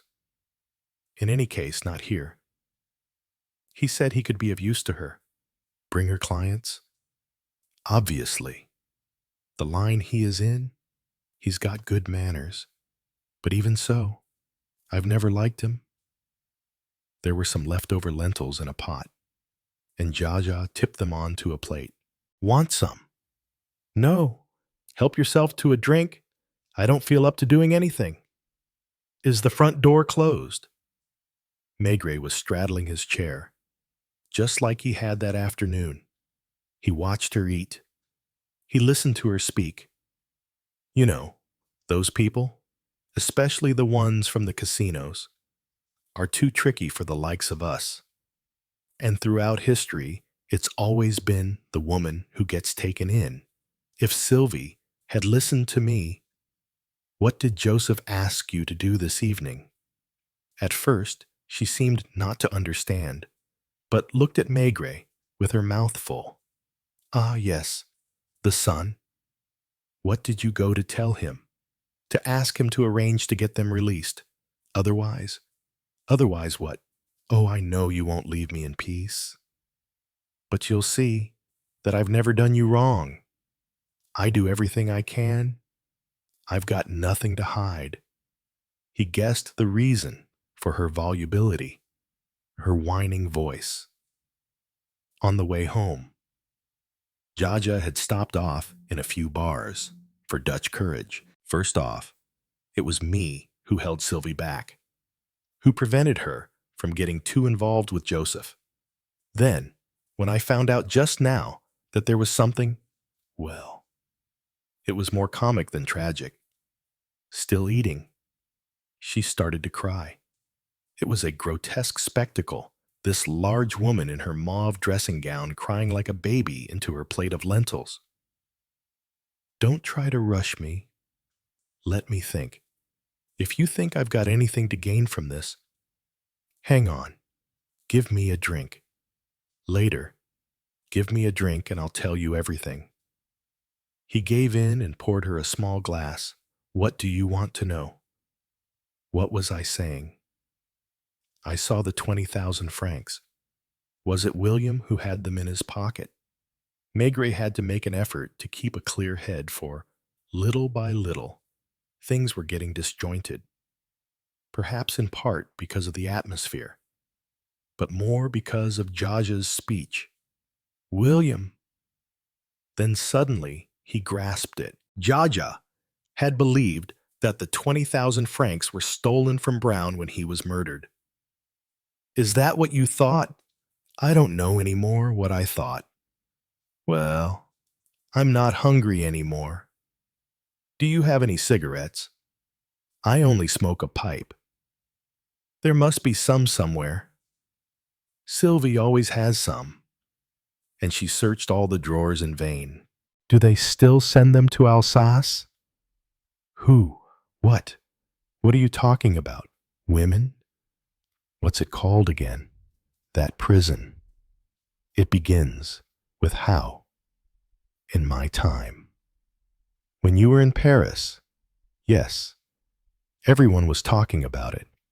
They say it's so harsh all the prisoners try to kill themselves. And I read not so long ago in the paper that some are sent down for 80 years. I can't find any cigarettes. Sylvie must have taken them with her. Is she frightened of going there? Sylvie, I've got no idea. I was just thinking about it on the bus on the way home. There was this old woman in front of me and... Sit down. Yes. Don't mind me.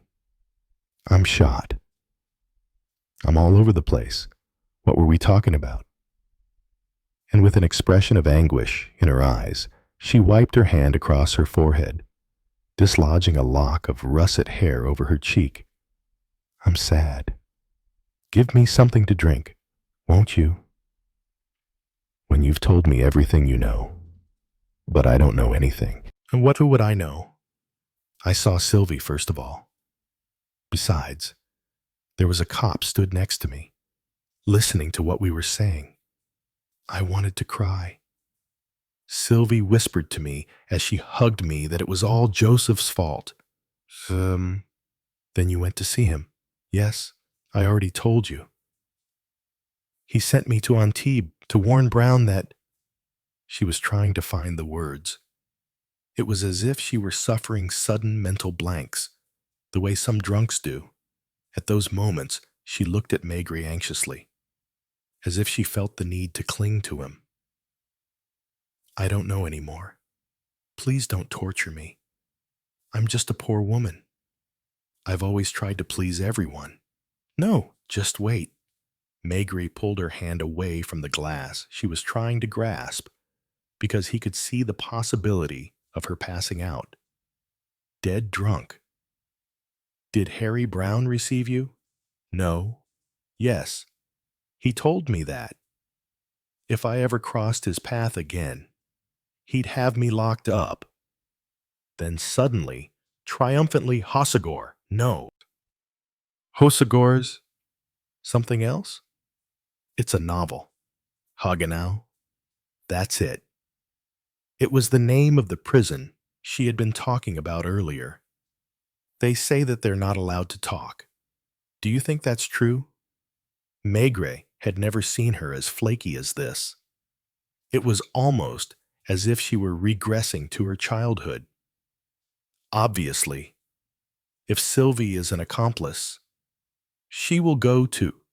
Then, more than ever, and more quickly, she started talking, and her cheeks were flushed with fever.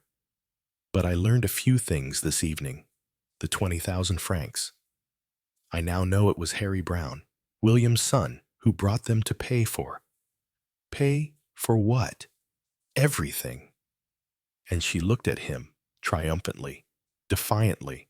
I'm not as stupid as I look. When the son realized that there was a will. Excuse me. You know about the will. William told us about it last month. All four of us were here. You mean you, Sylvie and Joseph? Yes. We opened a good bottle because it was William's birthday. And we talked about all sorts of things. When he'd had a bit to drink, he told us things about Australia, his wife, his brother-in-law. And what did William say?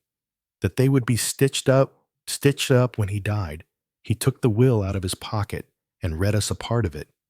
Not all. He didn't want to read out the names of the two other women. He said that someday soon he would file it with a notary. This was a month ago. Was it then that Joseph first met Harry Brown? You never know with that one.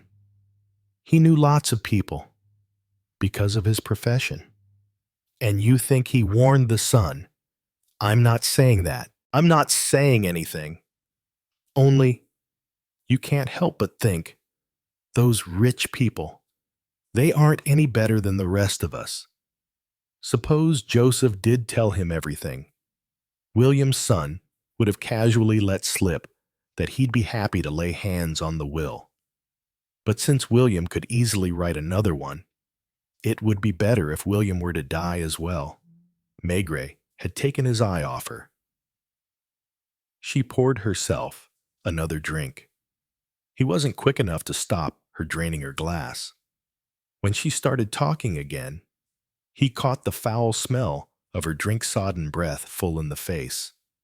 She was bending forwards, coming close to him, adopting a mysterious, serious air.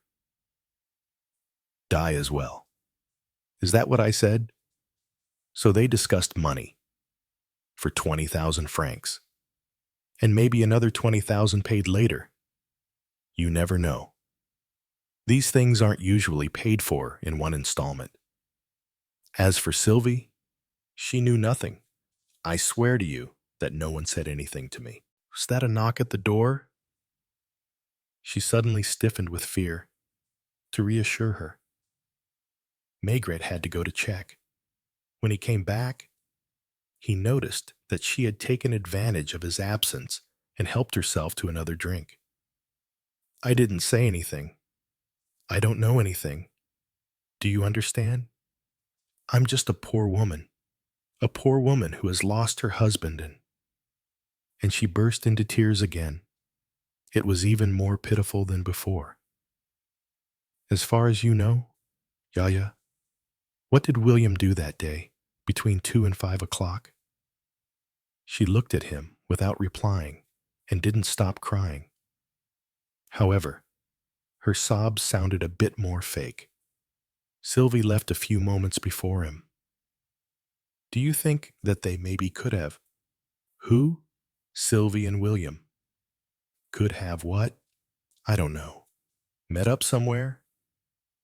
Sylvie is pretty. She's young. And William? He didn't take his eyes off her. He feigned indifference.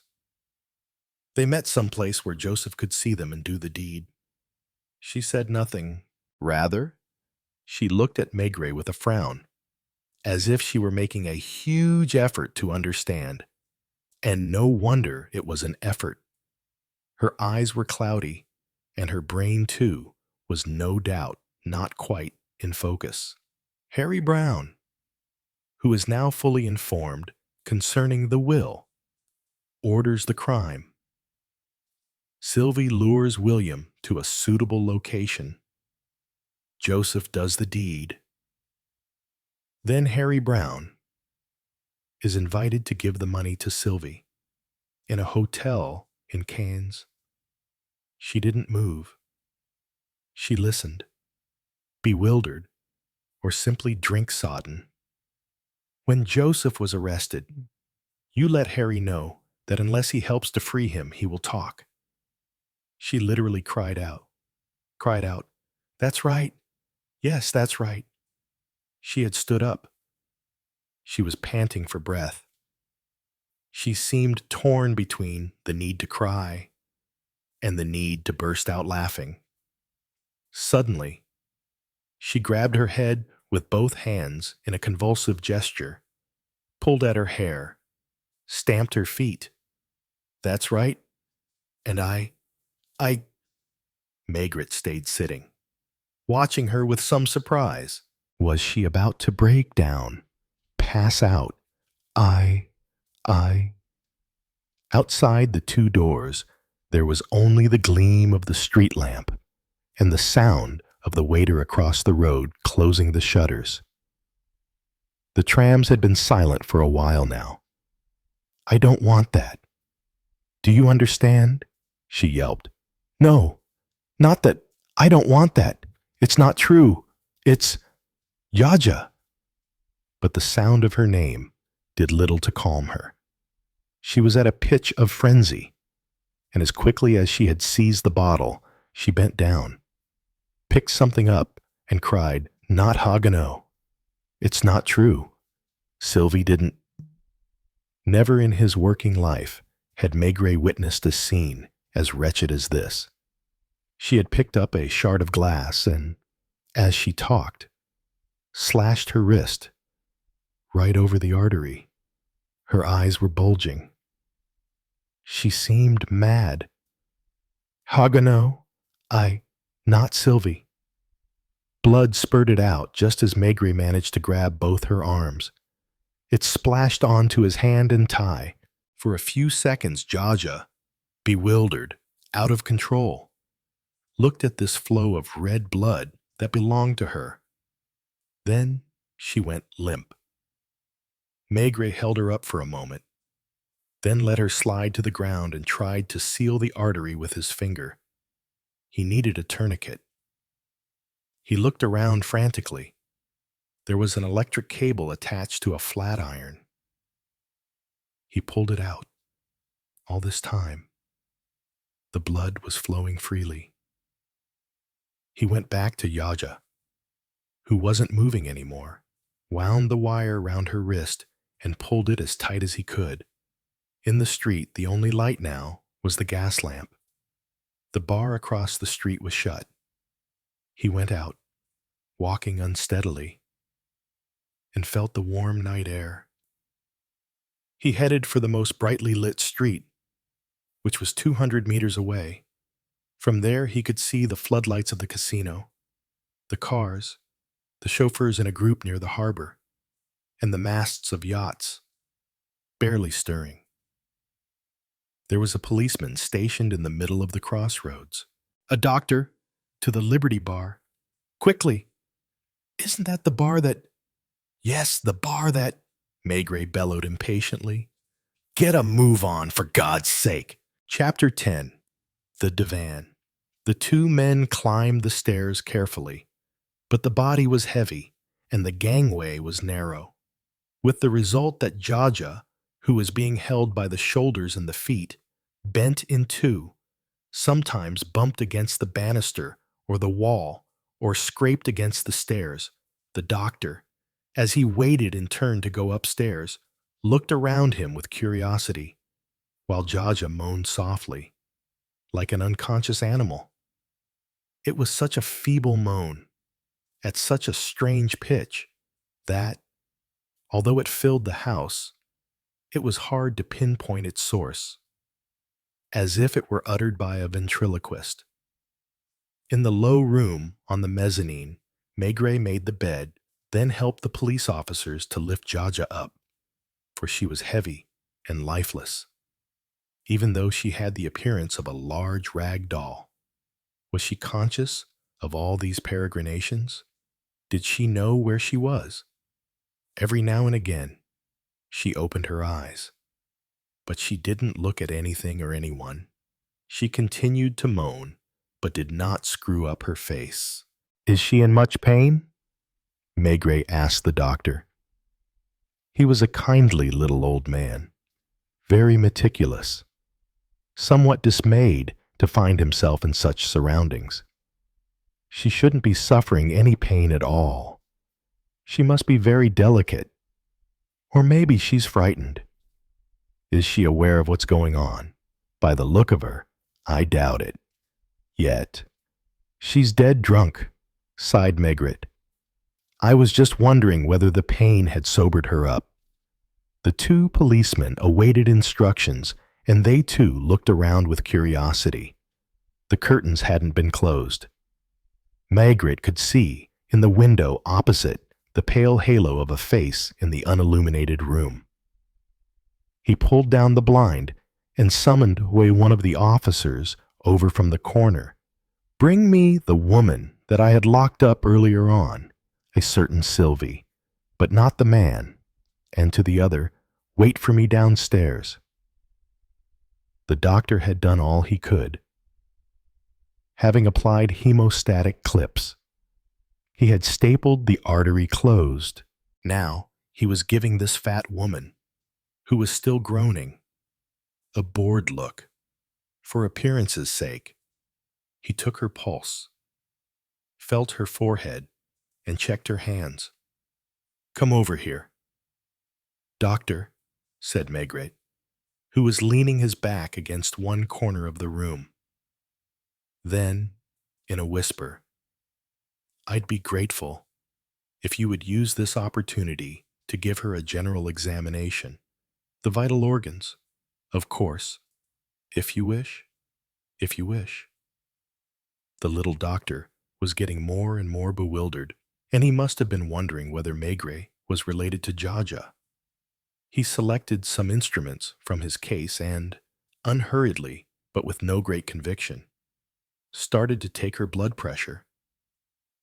Not liking what he found, he checked it 3 times in all, then bent over her chest, opened her dressing gown, and looked for a clean towel to spread out between his ear and Jaja's bosom. There wasn't one to be had in the bedroom.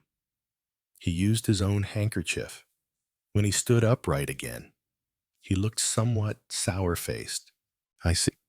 What do you see? She hasn't got long to go. Her heart is worn out. On top of that, it is hypertrophied, and her blood pressure is off the scale. So, how long does she have? That is a different question. If she were one of my patients, I'd prescribe complete rest.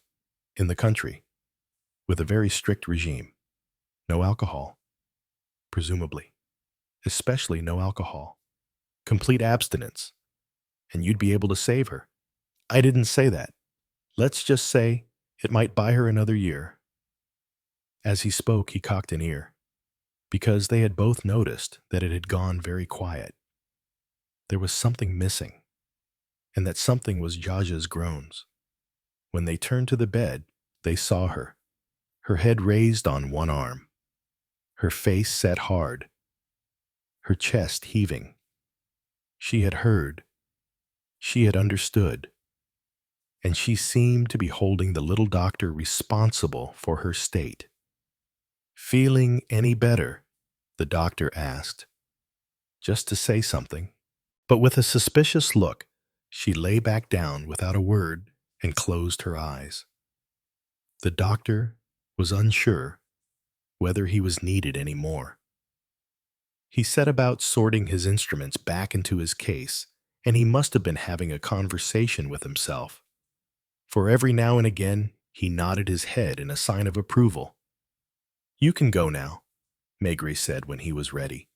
"I suppose there is nothing else to fear." Not immediately, at least when he had left. Maigret sat down on a chair at the foot of the bed and filled a pipe, for the pharmaceutical smell was making him feel sick.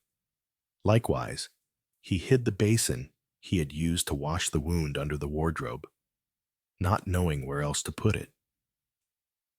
He felt calm and heavy. He looked steadily at Jaja's face, which seemed more swollen than usual. Perhaps that was because her hair, which was swept back, was quite thin and revealed a domed forehead marked by a small scar above the temple. To the left of the bed, the divan, Jaja was not asleep. He was sure of that. Her breathing was quite irregular. Her closed eyelashes kept quivering. What was she thinking about? She knew that he was there, watching her. She knew now that her engine had broken down and that she didn't have long to live. What was she thinking? What images were there behind that domed forehead? Then suddenly she sat up, frantic, in a single movement, looked at Maigret with her bewildered eyes and cried out, "Don't leave me! I'm afraid! Where is he? Where's the little man? I don't want to!" He drew nearer to calm her down, and it was in spite of himself that he said, "Be quiet, old lady." She was indeed old, a poor, fat old woman sodden with drink, with her ankles so swollen that she walked like an elephant, and she must have covered hundreds of kilometers, back home, next to Port St. Martin, continually treading the same stretch of pavement. She allowed him to lay her head back on the pillow. She can't have been drunk anymore. They could hear the police officer downstairs, who had found a bottle and had poured himself a drink, all alone in the back room. Suddenly, craning to hear, she asked anxiously, "Who is it?" But other sounds came to her footsteps in the street, still some way off.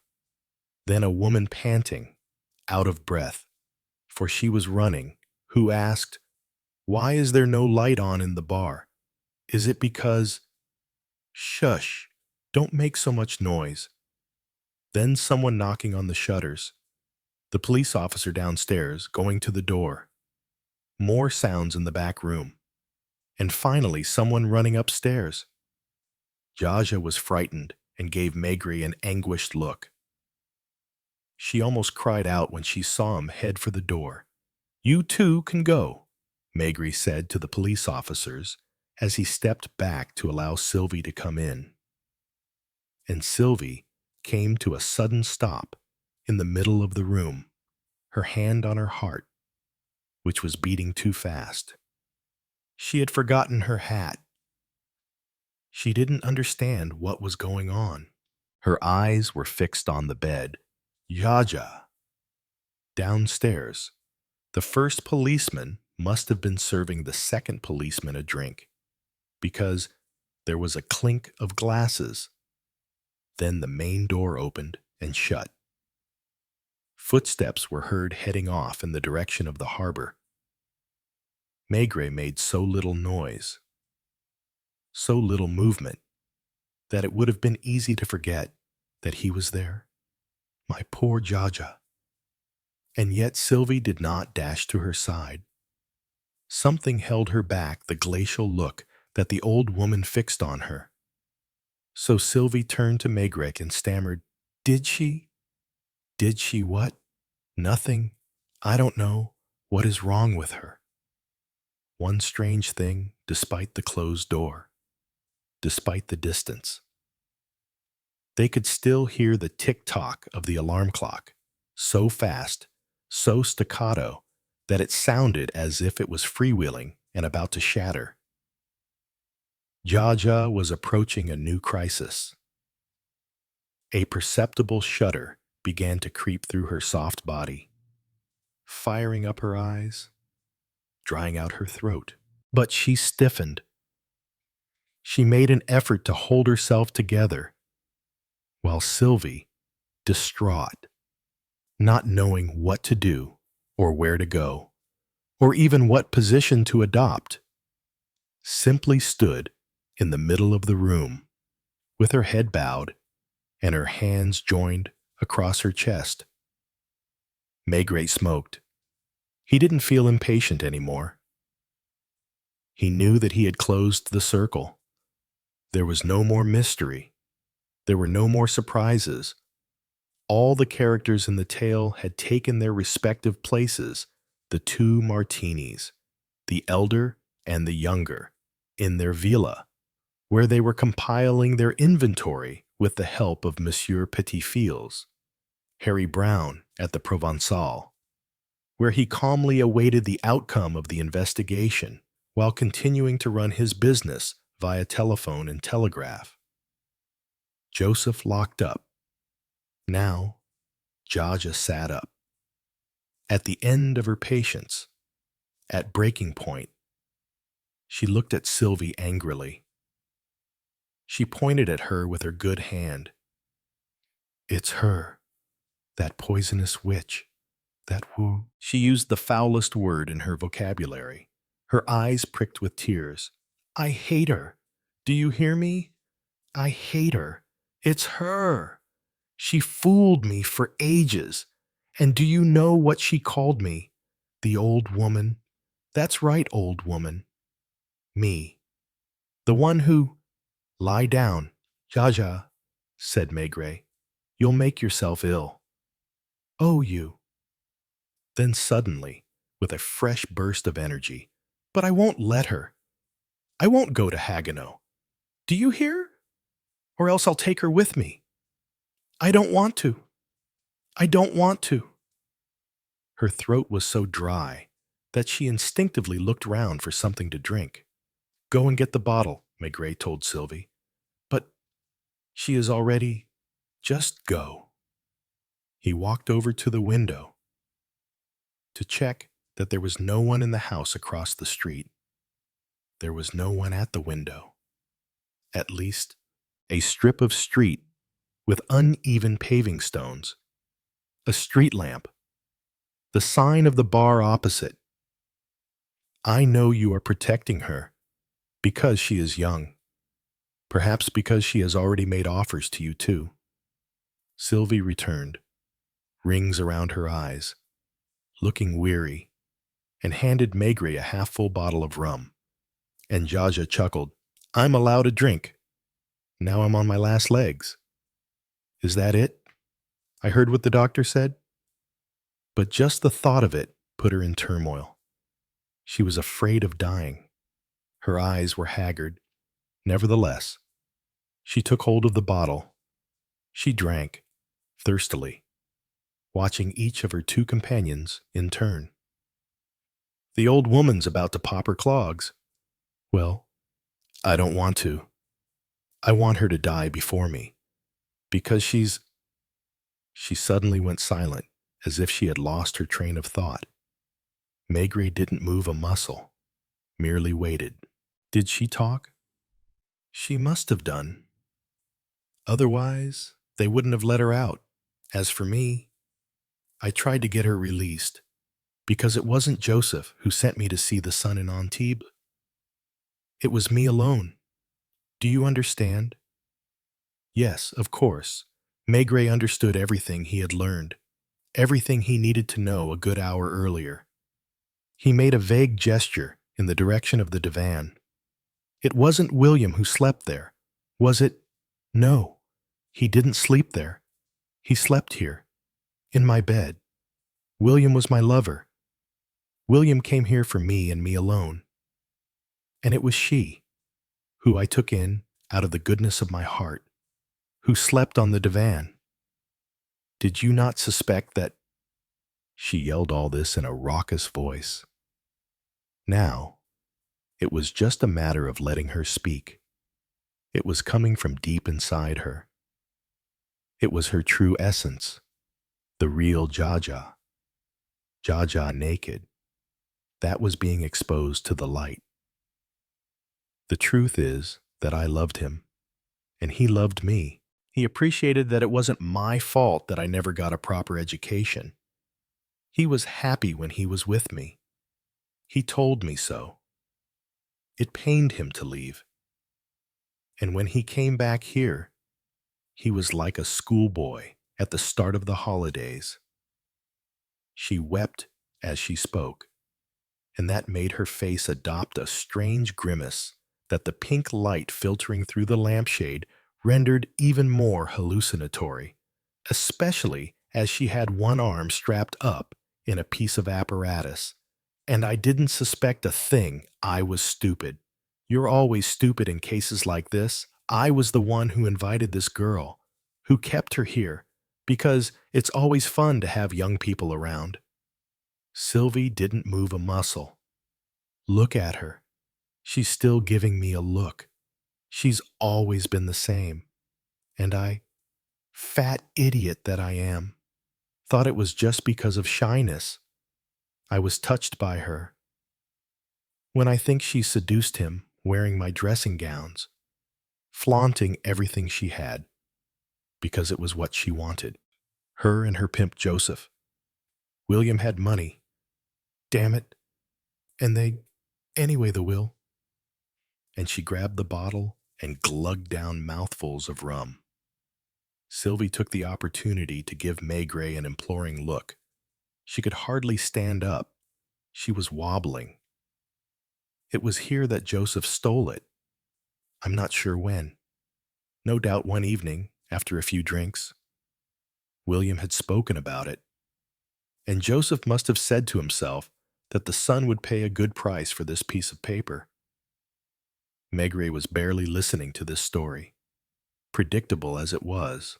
Instead, he looked at the room, the bed, the divan, William and Jaja, and Sylvie on a divan.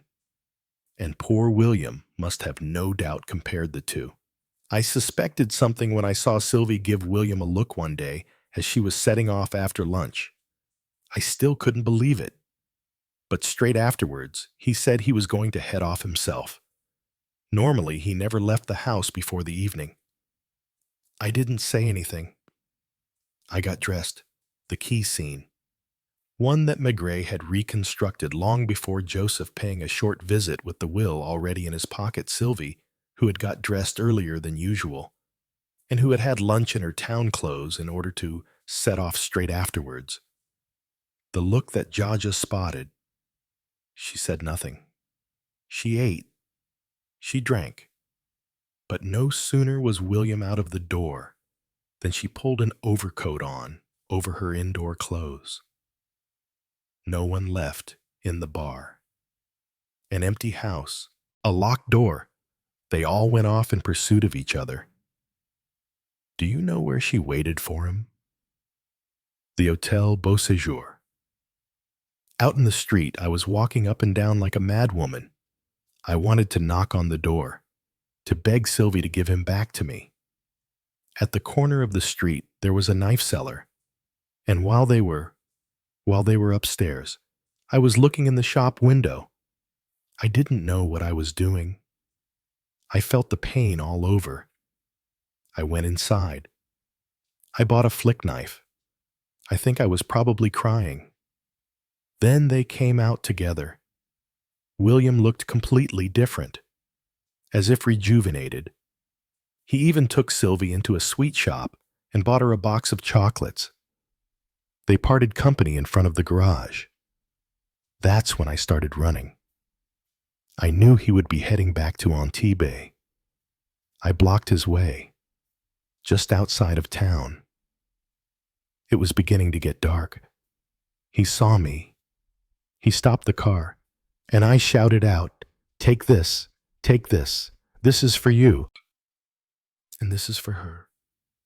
She fell back on the bed and curled up into a ball, her face bathed in tears and sweat. I don't even know how he got away.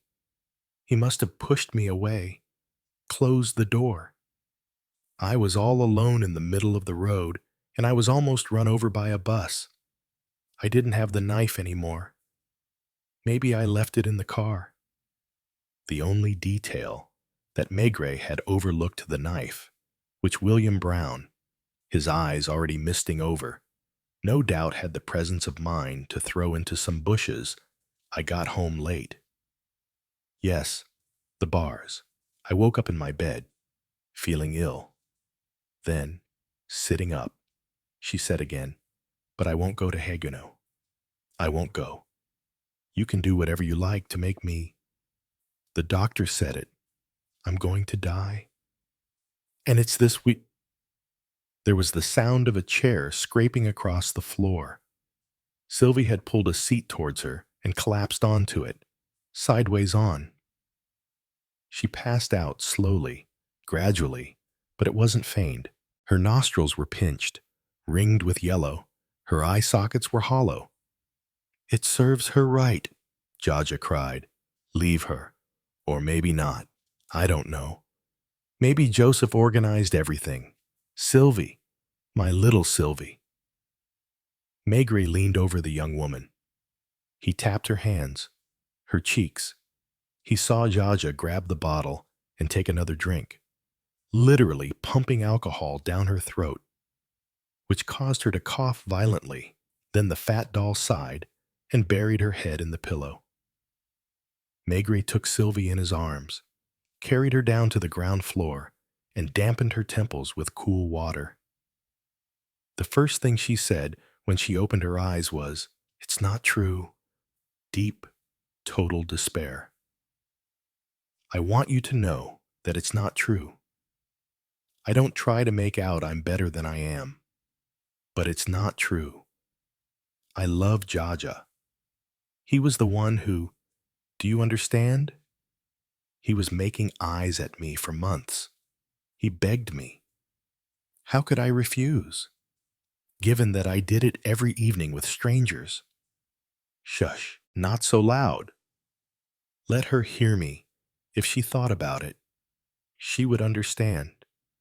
I didn't even want to say anything to Joseph, in case he took advantage. I arranged to meet him. Just once. Just once.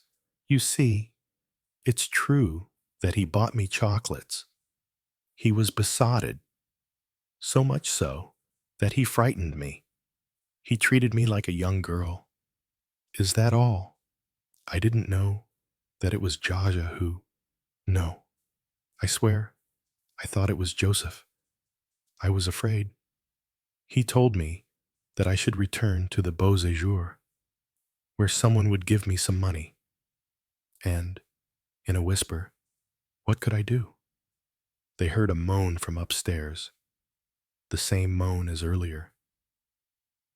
Is she very seriously injured? Maigret shrugged his shoulders, went upstairs, saw that Jaja was sleeping and that she had been moaning in her unconscious state. He came back downstairs and found Sylvie, who was a bag of nerves, jumping at every sound in the house. "She's asleep," he whispered. "Shush!" Sylvie didn't understand and looked at Maigret with an expression of dread. He merely filled a pipe. "Stay by her side. When she wakes up, tell her that I've left, for good. But tell her that she was dreaming, that she was having nightmares, that... But I don't understand. And Joseph?" She looked into his eyes. He had his hands in his pockets. He took out the 20 banknotes, which were still there. "Do you love him?" She replied, "You know full well that I need a man. Otherwise..." And William, that was different. He was from another world. Maigret walked to the door. He turned round one last time as he fiddled with the key in the lock. See to it that we don't have to talk about the Liberty Bar again. Do you understand? The door was open to the cold air outside.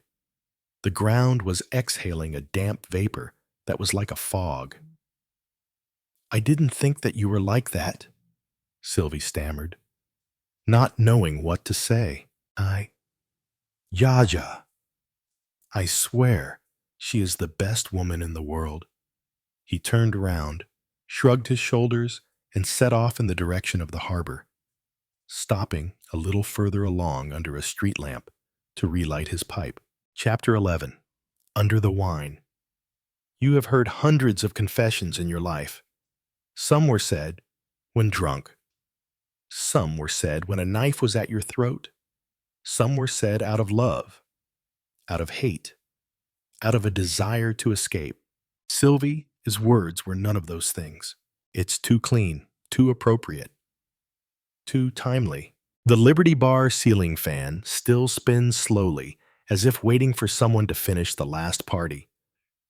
Dig awesome party. Sylvie lit another cigarette. Her eyes were on the table, but her hands were shaking. I didn't mean to kill him, Monsieur Maigret. But at that moment, I was frightened. You don't answer. Just sit there, a shadow in a bar that has forgotten the light of day. You remember the look in Brown's eyes when he was alive? Not sad, not afraid, but lost in a kind of acceptance of dying. Such a person does not die of emotional anger. Such a person dies of something long before that. You go back to the hotel. No sleep. It's not yet morning. You knock on the door of the medical examiner's office. Let me see the autopsy photo of William Brown again. The doctor frowned and flipped through the files. You point to a pale purple mark under your right ear. What is this? Maybe a minor hematoma. Nothing unusual? No. No, these are needle marks. He was injected before he died, and I want to know what they were.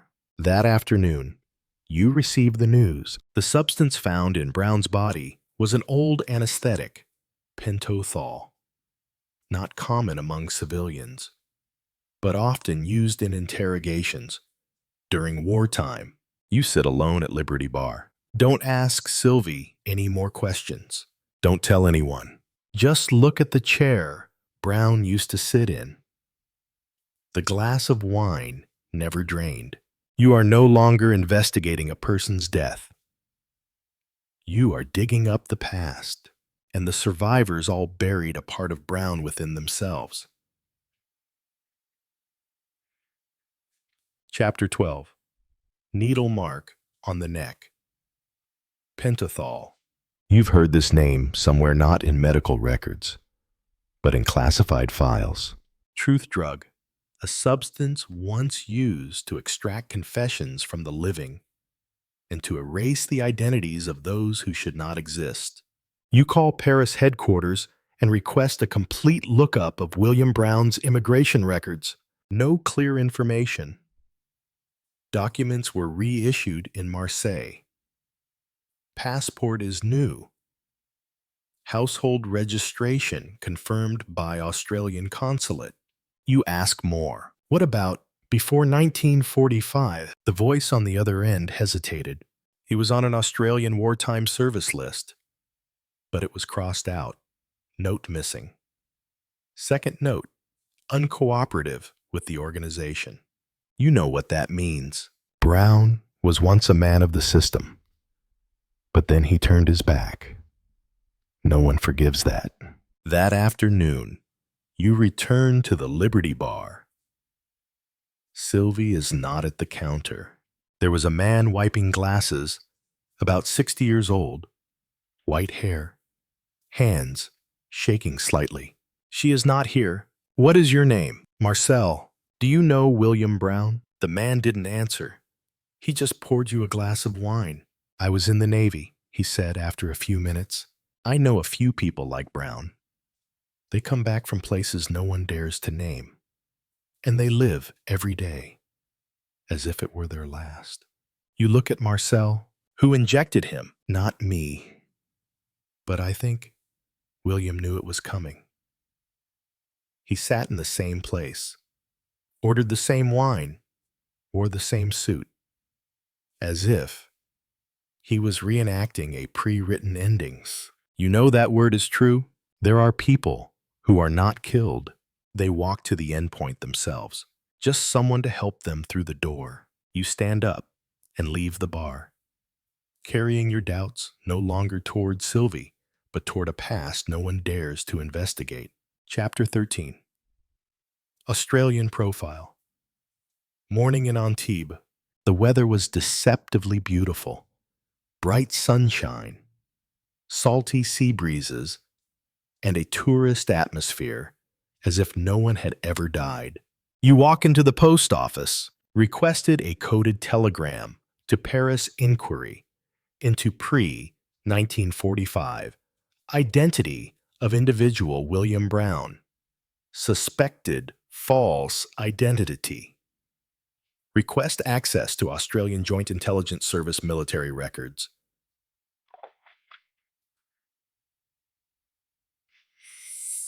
Three hours later, you receive a reply from Quai des Orfèvres. No civil records prior to 1945. File number classified, possibly related to Operation Pacific Ghosts. Request to speak to Lieutenant Colonel Michel Varennes, wartime secret records supervisor. You call Varennes. The man speaks as if every word is national treasure. Brown. No, that's not his real name. We call him Albatross. Why? Because he could fly, dive, and disappear. He was embedded in a war smuggling network. But then, he disappeared in Java in 1944, without a word, and now he dies in Antibes. Varennes laughed. Not happily. Maybe so. But I don't sign a death certificate for a ghost. You are silent for a moment. William Brown, or Albatross, has taken on other names, false lives, and perhaps he himself no longer knows what his real name is. You receive a letter without a postmark. Handwritten. Old paper. Slanted. What are you looking for? Mr. Maigret, a real name. The final truth. Then let me help. I was the one who gave Brown the anesthetic, and he asked me to. I didn't kill him. I just helped him disappear from the records. No signature, just 3 capital letters in red ink at the bottom of the page. Liberty was a lie. You don't know who sent it. It could have been Marcel. It could have been Sylvie. It could have been Brown himself before he died. Or maybe it's the past's way of sending letters to the living. You leave the post office. The sun is still shining. But in your mind, there is a figure that has lost its shape, leaving only secrets flowing like red wine in a bottomless glass. Chapter 14. The person he thought was dead. You can't rest easy after the letter. Can't miss the signature in red ink. Liberty was a lie. Liberty Bar. The name of the bar. Liberty, freedom. The last lie, or confession. That afternoon, you take the train to Marseille. No escort, no warrant. You are no longer investigating on orders from above. You are going back in time. No longer for justice, but for something deeper, more personal. At the station, a man touches your shoulder, no apology. You only have time to see the skinny figure, gray hair, and yellow stains on the shirt collar.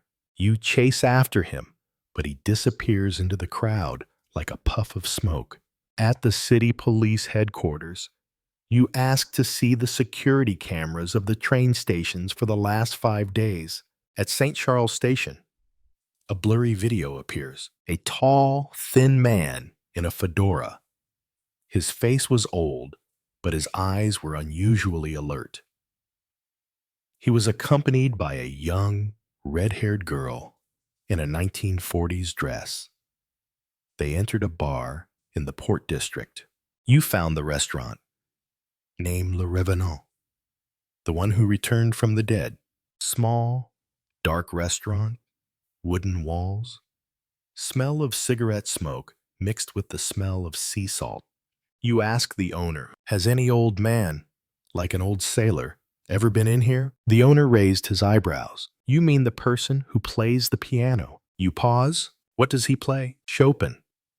But in his hands, Chopin sounded like a muffled funeral oration.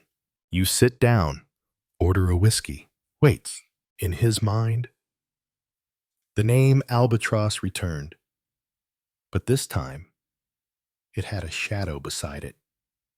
He doesn't work alone. That evening, you receive news from Varennes, Paris. Albatross had a brother who was in the operation. His name was Hugo M. Reported dead in 1943 in Java. But records are missing. And a former agent at the Australian embassy once said he saw Hugo living in Europe in the 60s but was told to keep quiet. You put down the glass of whiskey. The glass is still full. You realize William Brown did not die because of the past. He died because the only person who remembered that past was not dead. Chapter 15. The unreceived letter. The letter arrived early in the morning from the Paris Ministry of Justice, wrapped in brown paper, double sealed, with no signs of having been opened. Attached was a note. Archival document. Undeliverable. Sent from Nice, March 1961. Addressee Hugo M. Address Chemin des Oiseaux, Lyon. Result address does not exist. You open the letter. Inside is a thin sheet of paper, handwritten. The blue ink smudged in places. The paper smells like salt or old wine. Mr. Hugo, if you were alive, you would understand why I couldn't go on. I'm not Albatross anymore. I can't fly. They found me. Not the police, the old people. Names that weren't in any book, so I lied to 3 women. I lied to be loved. I lied to see the look of trust. One last time. But you are the one I dare not lie to. Yeah, Samuel. I kept the code. It's at the end of the letter. But it's meaningless if you don't come. If you read this, come to the same place. I'll be waiting at the Liberty Bar. Like before, you turn the last page. A code in an unknown language. Maybe a military code. Maybe just a symbol between 2 brothers. But what you notice is not the code, but it is the last stroke. TPS. If I die before you, don't look for me. Spare the memory. Don't decode it anymore. You wonder? The writer of the letter is dead. But what about the recipient? And if Hugo M. was really alive, then he killed William. Not with his hands, but with his memory. You return to Le Revenant. No one at the bar. No music. No alcohol. There was only a piece of paper stuck on the back of the whiskey bottle. You're looking for the wrong man. Maigret. The man you're looking for isn't William. It's the sole survivor of the last campaign. And he never left France. No signature. There is only one symbol. A bird locked in a cage. You leave the bar. The night is darker. Not because of the lack of light, but because no one dares to tell the truth. Chapter 16. The person in the blur. You've seen hundreds of forensic photos. The crime, the victim, the scene. But this photo is not to verify who killed who. It is frozen memory. An agent from the Ministry of the Interior sent you this in a waxed envelope, photo taken in 1943, in Java. In the picture, two men, William Brown younger, smiling wryly, hat in hand. Beside him, another man, head slightly bowed. His face was burned away. Only the frame of his shoulders and part of his shirt's chest remained. The sweater is thin, coarsely woven, but has a metal button with an anchor symbol slanting through a compass. You know that symbol. Belonged to a secret naval unit, once based in Toulon, disbanded after the war because it no longer had a reason to exist. You search your memory.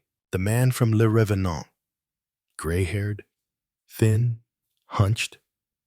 He doesn't look at you for long, but when you touch his shoulder, you hear the faint sound of metal against his jacket. Button, you go back to the pub. No one was there, just dust. A chair was overturned. A glass was broken. You make your way down the back stairs. The attic door is locked with a steel wire. You use a small blade to cut through. The door opens to a smell of bleach and old paper. In the room, no one. There is only a board with old photos.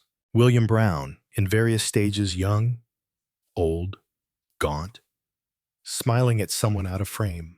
And in the middle is a small, blurry photo. You, photo taken from a distance. Outside Liberty Bar, your first day in Antibes. You don't flinch. Just stand still.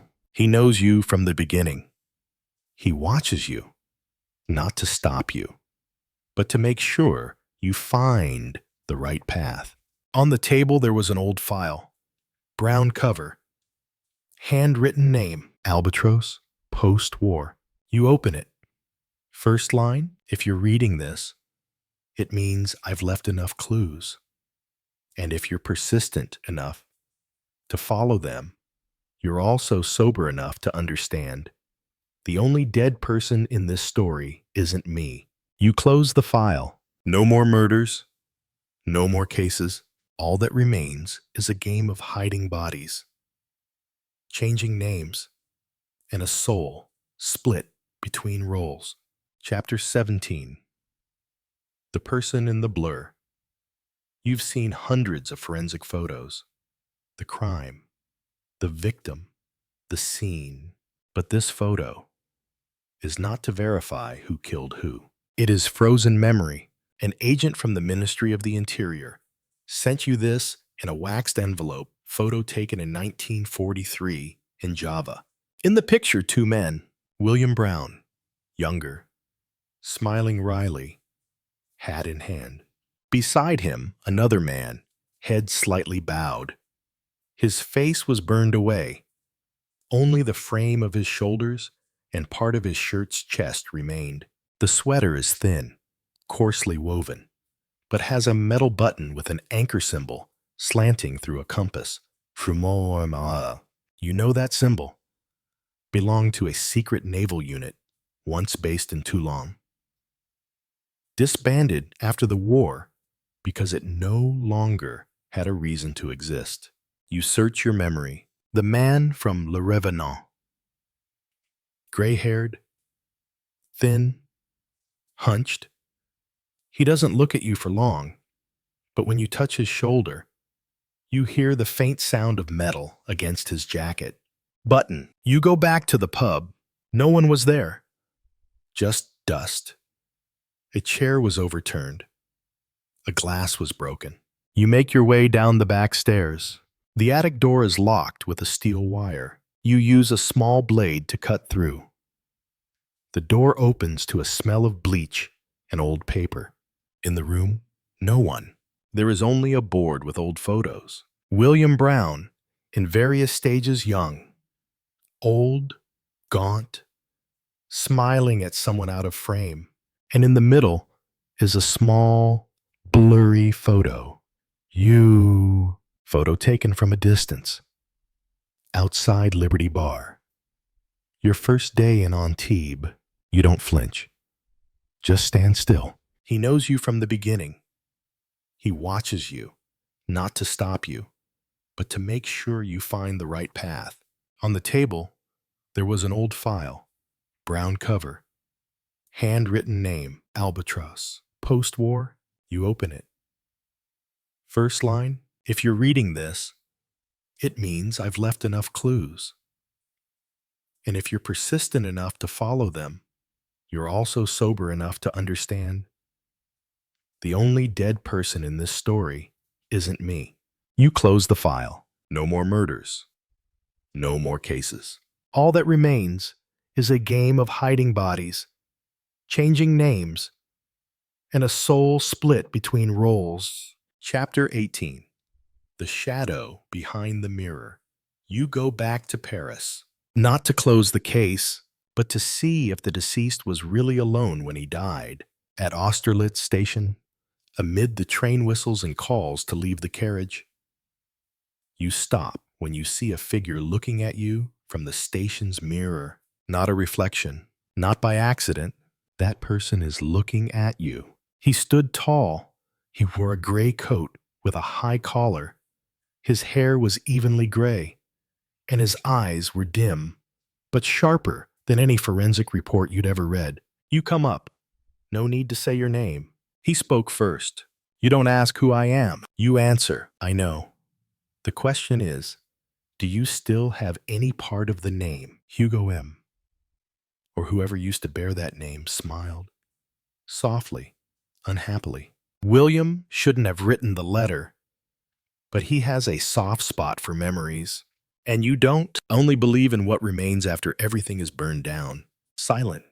People passing by, trains arriving, trains departing. You look at him, as if looking through an old mirror, where it is unclear who is real and who is a memory. You know I won't report anything, right, you ask. I know. I didn't kill William. He died because he couldn't take it anymore. Not from running away, but from an old sadness that was too deep. You nod. No minutes.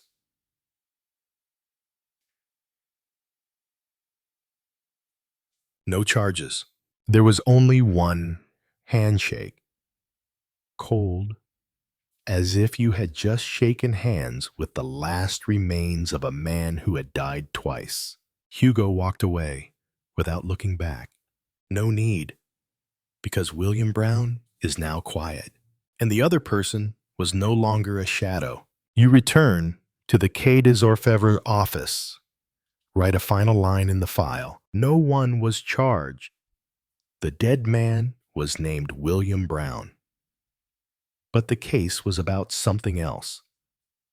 A man who lived too long in a name that didn't belong to him. And finally, to die with his memories right. Chapter 19. No verdict. You sit in your office. It's a light rain in Paris. No one knocks on the door. No one calls.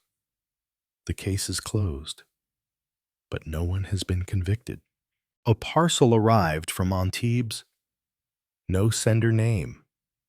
Just the words, Poor M. Maigret, Quai des Orfèvres. Inside was a small black suitcase. Worn leather. Rusty lock. You open it with a paper hook. There was no money or gun in the suitcase. There was only an old notebook. Soft cover. Tattered edges. Title page Carnet de Guerre. Not for print. You open read. Simple writing style. No embellishments. April 3, 1943. Today. I am not William, nor am I Hugo. I am only a shadow living on the oblivion of others. We were ordered to do things that no one wanted to remember. And then we were ordered to live as if we never existed. Those I love, I have to lie to. Those I betray never know my real name. But now, when I write, I don't need anyone to forgive me. I just need to leave a trace that I once lived. You turn to the last page, one short line. If anyone is reading this, I am probably no longer alive. But if you are a police officer, I hope you understand. Not every case requires a verdict. There are deaths, the only relief for a man with too many names, so you close the book. No signature, no record. Just put it in a drawer where no one will look. A place for what cannot be listed in a criminal record, but cannot be considered innocent either. Maigret did not smile. He did not conclude. He did not lift the burden. He just added another layer of dust to the memory and learned to live with it. Conclude. The Liberty Bar is a place where no one is free. Not William. Not Hugo. Not even Maigret. But at least the truth was seen in an unlocked cellar, through an unclaimed letter, and through an uninvestigated death.